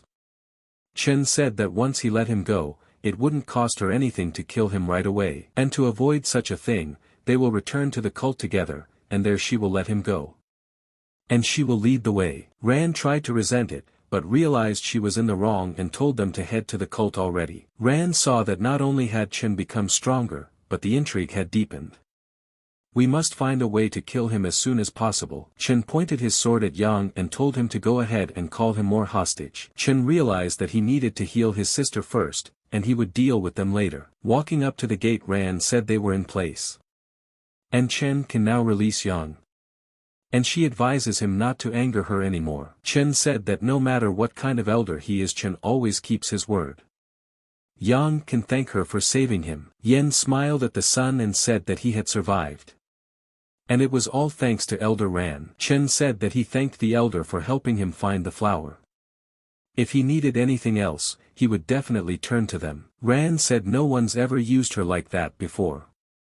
He better not give her a chance to kill herself or he'll be wiped out. Yang told Ching not to think that the victory was left to him. Within a month, a new disciple would come to put him in his place. Chen said that their words were music to his ears. It's very smart to still talk about it right in front of him. But if anything, they can come to him anytime. Chen rejoiced and said that he had gathered everything he needed. Now we can go to our sister's house. At this time in the Han residence, Yue had been sick all this time and was fighting for her life, but the elder was helping her. The elder said that it was unexpected, the trauma in her body starting to manifest itself abruptly. Once the backlash ensued, the effects would be irreversible. The elder looked up at the sky and said Chen should hurry. She wouldn't last long. Yue at this time had already started spitting blood, and immediately her condition began to worsen. The elder saw this and became worried. The elder said that the worst had manifested, the body was beginning to resist. Immediately he applied his powers to prolong her life. The elder said that the negative reaction must not be allowed to develop. He would stabilize her spirit first. But things didn't go the way he wanted, and Yue's energy started attacking the elder, from which he was very surprised. The elder realized that the backlash was so strong that even his strength wasn't enough. If you don't get the Tyrannosaurus crystal core to suppress the backlash, and the 500-year-old semi-color to complete the treatment, I'm afraid she won't survive the night. The entire sect couldn't find any of these ingredients for a long time. We can only hope for Chen's luck. He told Chen that he was a month's time, but even so, her condition had deteriorated dramatically and it had only been half a month. And then Chen walked in and told Elder Su that he was back. Chen was frightened when he saw Su's condition and asked him, what happened? Did someone attack them? Su said that he was fine. It's just that his sister's injury suddenly manifested itself. Chen asked him how did it happen. Shui said that now only the Tyrannosaurus core and the 500-year 7 flower can help her. He knows that both of these ingredients are very hard to find, otherwise he wouldn't have come back too soon. Chen told Elder Su that he had brought everything he needed. Su said that the only thing left to hope for now was mercy. Just then Su came to his senses and asked Chen what he said he found everything. Chen said yes, and held it out for him to look at. Su said it's really them. He can't believe his eyes. Ordinary people couldn't find it in a lifetime, but he did it in just half a month. Chen said before it's too late, have him make the medicine. Su said not to worry, once she takes the medicine, she will feel better immediately. Su told Chen that he could rest for now, he would do the rest on his own. Chen tried to sleep, but he failed. Outside the room, Han Chen could not calm down, and said that until now, his sister had not recovered. Chen remembered that Elder Su said that sister would feel better immediately after she took the medicine. It had already been 2 hours. Su immediately opened the door and asked Chen, he still can't wait to see her, he asked. Chen asked him, how so her sister? Su said he was fine, as was his sister. And he could have a look at her. Chen immediately rushed at the speed of light into the room and thanked the elder. Chen saw his sister and said she finally woke up. Yue said that she thought she would never see him again. Chen hugged her and told her not to cry, everything would be fine now. He would never let her be in trouble again and they would always be together. Shui said that her injury ended up being a hidden blessing for her. Thanks to the Tyrannosaurus core and 7 flower he had obtained, she was able to not only heal, but also make a breakthrough to the divine realm. Yue rejoiced and asked, was she able to reach the divine realm? Chen said, he didn't notice it right away. Judging from the aura emanating from her body, she had indeed made a breakthrough. Chen said that he was foster grateful to him. Not only for saving his sister, but also for helping with the breakthrough for her. Su said it was a small chance for her, and he had no credit here. Shui said that he was asking Yuer to unleash her martial arts spirit. Let me see what kind of spirit she has awakened. Just then, Yuer showed her spirit and was happy. Shui was scared and said that it was a martial arts seed. Yuer asked him, is it powerful? She wants to help her brother, not be a burden to him. Elder Shui said that it was hard to tell if it was powerful. Since this fighting spirit needs to grow. Chen said that the elder says that this spirit will still grow and evolve. Su said yes, the martial spirit seed belongs to the hidden type of martial arts. The current form is not the final form. Only after it absorbs enough energy will it germinate, mutate and grow into its final form. Yuer said, a hidden fighting spirit that will grow. That's so magical.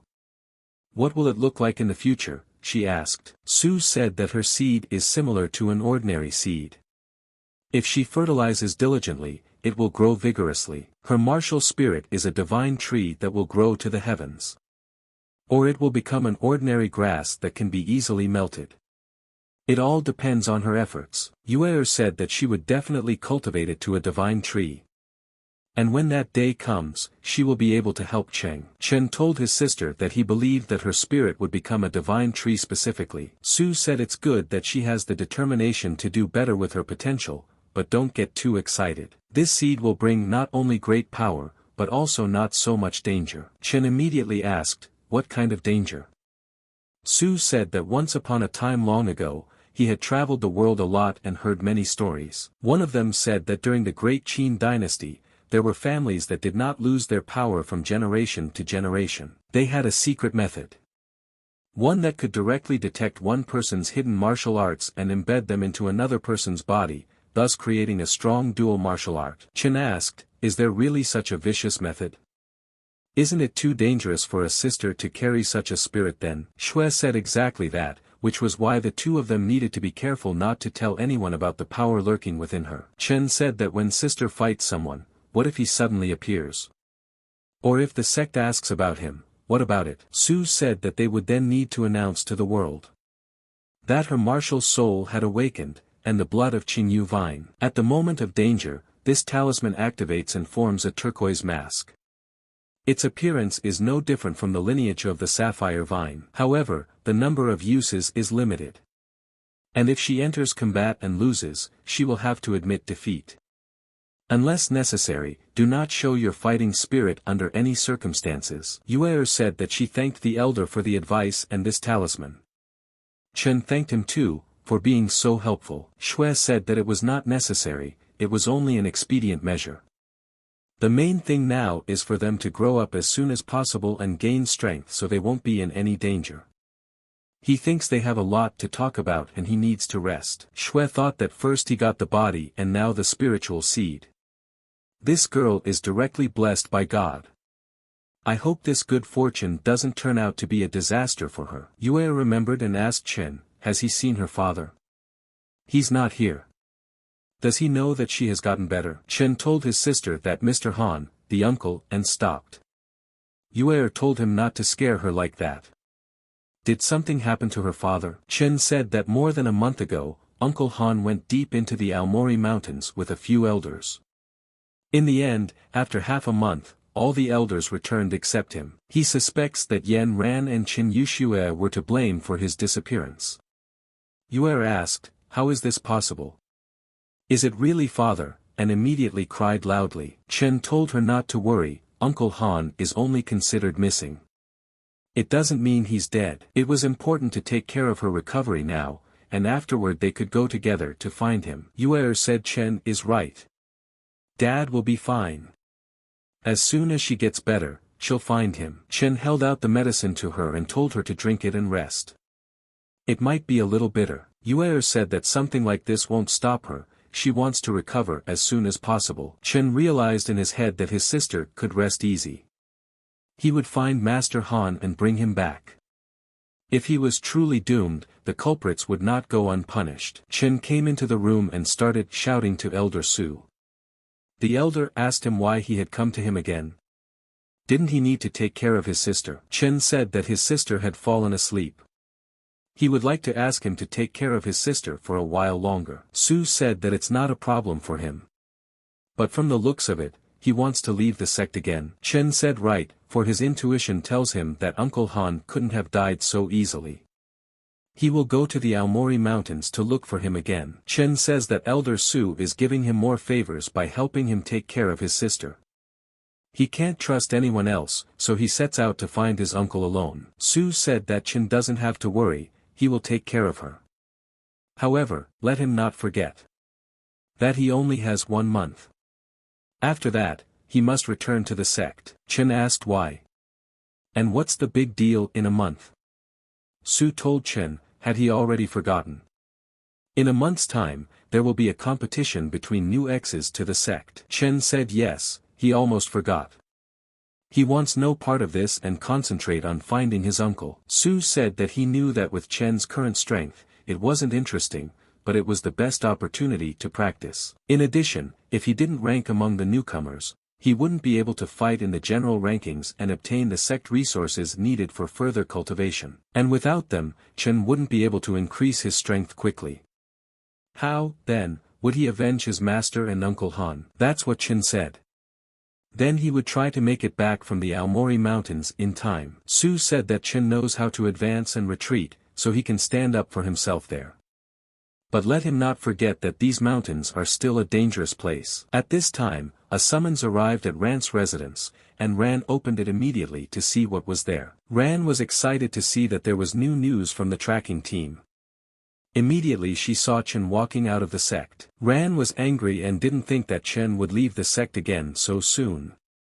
He doesn't take her seriously at all. In that case, she would make sure that he would never return to the sect again.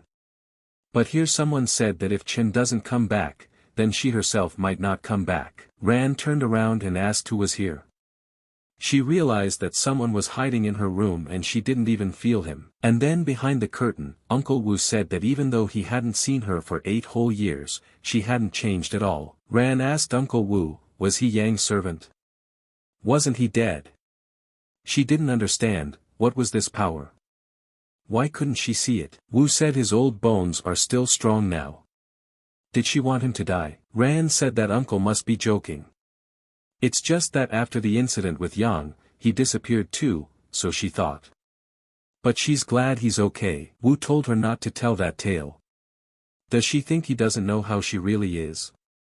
He doesn't have time to talk to her. Did she understand what he told her? Ran asked Uncle Wu, is he trying to protect Chen? Will he be able to protect him forever, always defending him? He would have personally finished him off himself then. But the master still has one last wish that he must. That child can't die now. At least until the newcomers to the sect compete, he won't let her touch it. But what if he doesn't? Ran asked. Wu said then let her try and find out. Ran said that if Uncle Wu asked her to, she wouldn't lay a finger on him. Ran thought, how is this possible? Even the old servant Yen has such tremendous power. W said she better stick to what she said. But if she wanted to know the consequences of breaking her word, she could always do so. Ran thought and saw that this old man would not only survive, but would be so strong. Stay away from Cheng. Well, okay, so be it. Ran thought and handed over to Wu. Didn't he think Chen could die without her intervention? As far as she knows, the so-called beast tide will begin in the Aomori Mountains in a few days. Given Chen's level, there's no way he can survive it. He'll drive himself into his own grave. Chen had arrived in the Aomori Mountains and knew that Ran had secretly sent people to spy on him. With her sensitive nature, why hadn't she caught up? No idea what she's up to now. But whatever she's up to, he's always ready. So far, it's going very smoothly. The most important thing for him right now was to find any trace of Uncle Han. From what he had heard, the elder's assignment was around this area. Just then, Chen stopped abruptly and saw so many monsters approaching him. Could it really be Ran's trap? Chen didn't move away and was surprised that all the animals ran past him. Ing said that this was a foreshadowing of the tide of beasts. Chen asked her what she meant by that. Ing said that this season, the Beast Lord is going crazy, causing crowds of animals to rush after him to human habitations, destroying everything in their path. It's called the Beast Tide. Weak monsters, however, sense the approach and flee in fear. Chen asked, then it turns out this tide will be here soon. I can see why Ren didn't follow him. She thinks the beasts will do everything for her. And then In saw the king of the beasts and said he was carrying an army of beasts behind him. They have to run away. Chen said that he obviously couldn't handle so many monsters. And then he saw Master Han's sword in the stone. He had never parted with it. Chen thought, is his Uncle Han already dead? He can't escape now. We have to make sure first. The monsters will destroy everything in their path. We have to get that sword. In asked him, is he crazy? They're moving too fast. If he doesn't hurry, he won't get away alive. Chen told her to forgive him, but he promised his sister that he would never find out what happened to her father. In said she can't break her promise. Stinky and stupid, let him wait for her. Attacking Chen saw and said that again Ran's ploy worked, but even that wouldn't stop him. A month later, Qian Zhong appeared on the big stage once again. People crowded all the chairs and waited for the big sensation. A guy asked a friend to guess who would be a freshman this year. The friend said it had to be Wang Jing. The guy said not necessarily. Among the newcomers, there is a guy named Chen who is also very good. At this time, Yue was wondering why her younger brother Chen still hadn't returned.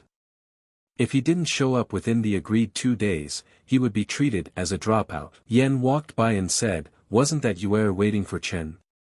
Immediately, they started laughing at her loudly. Yang said that he had heard Zayushu say that Chan had gone to the Aomori Mountains.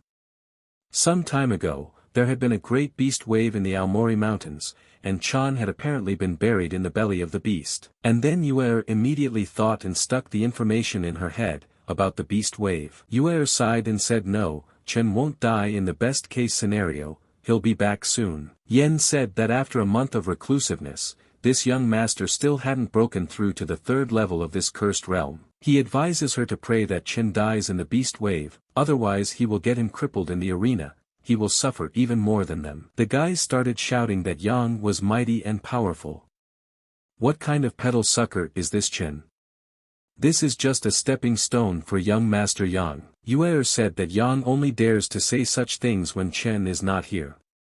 She needs to be calm, she can't do anything at will and she can't give Chen any more trouble. The guy said that compared to young Master Yang, who do they think Chen? He heard that she is a sect flower, he advises her to obediently go to young Master Yang's resting place. This is a way out, of course, there is nothing impossible about following a young master. Yang said that it turns out young Master Xiang is here. Young Master Xiang has a good suggestion.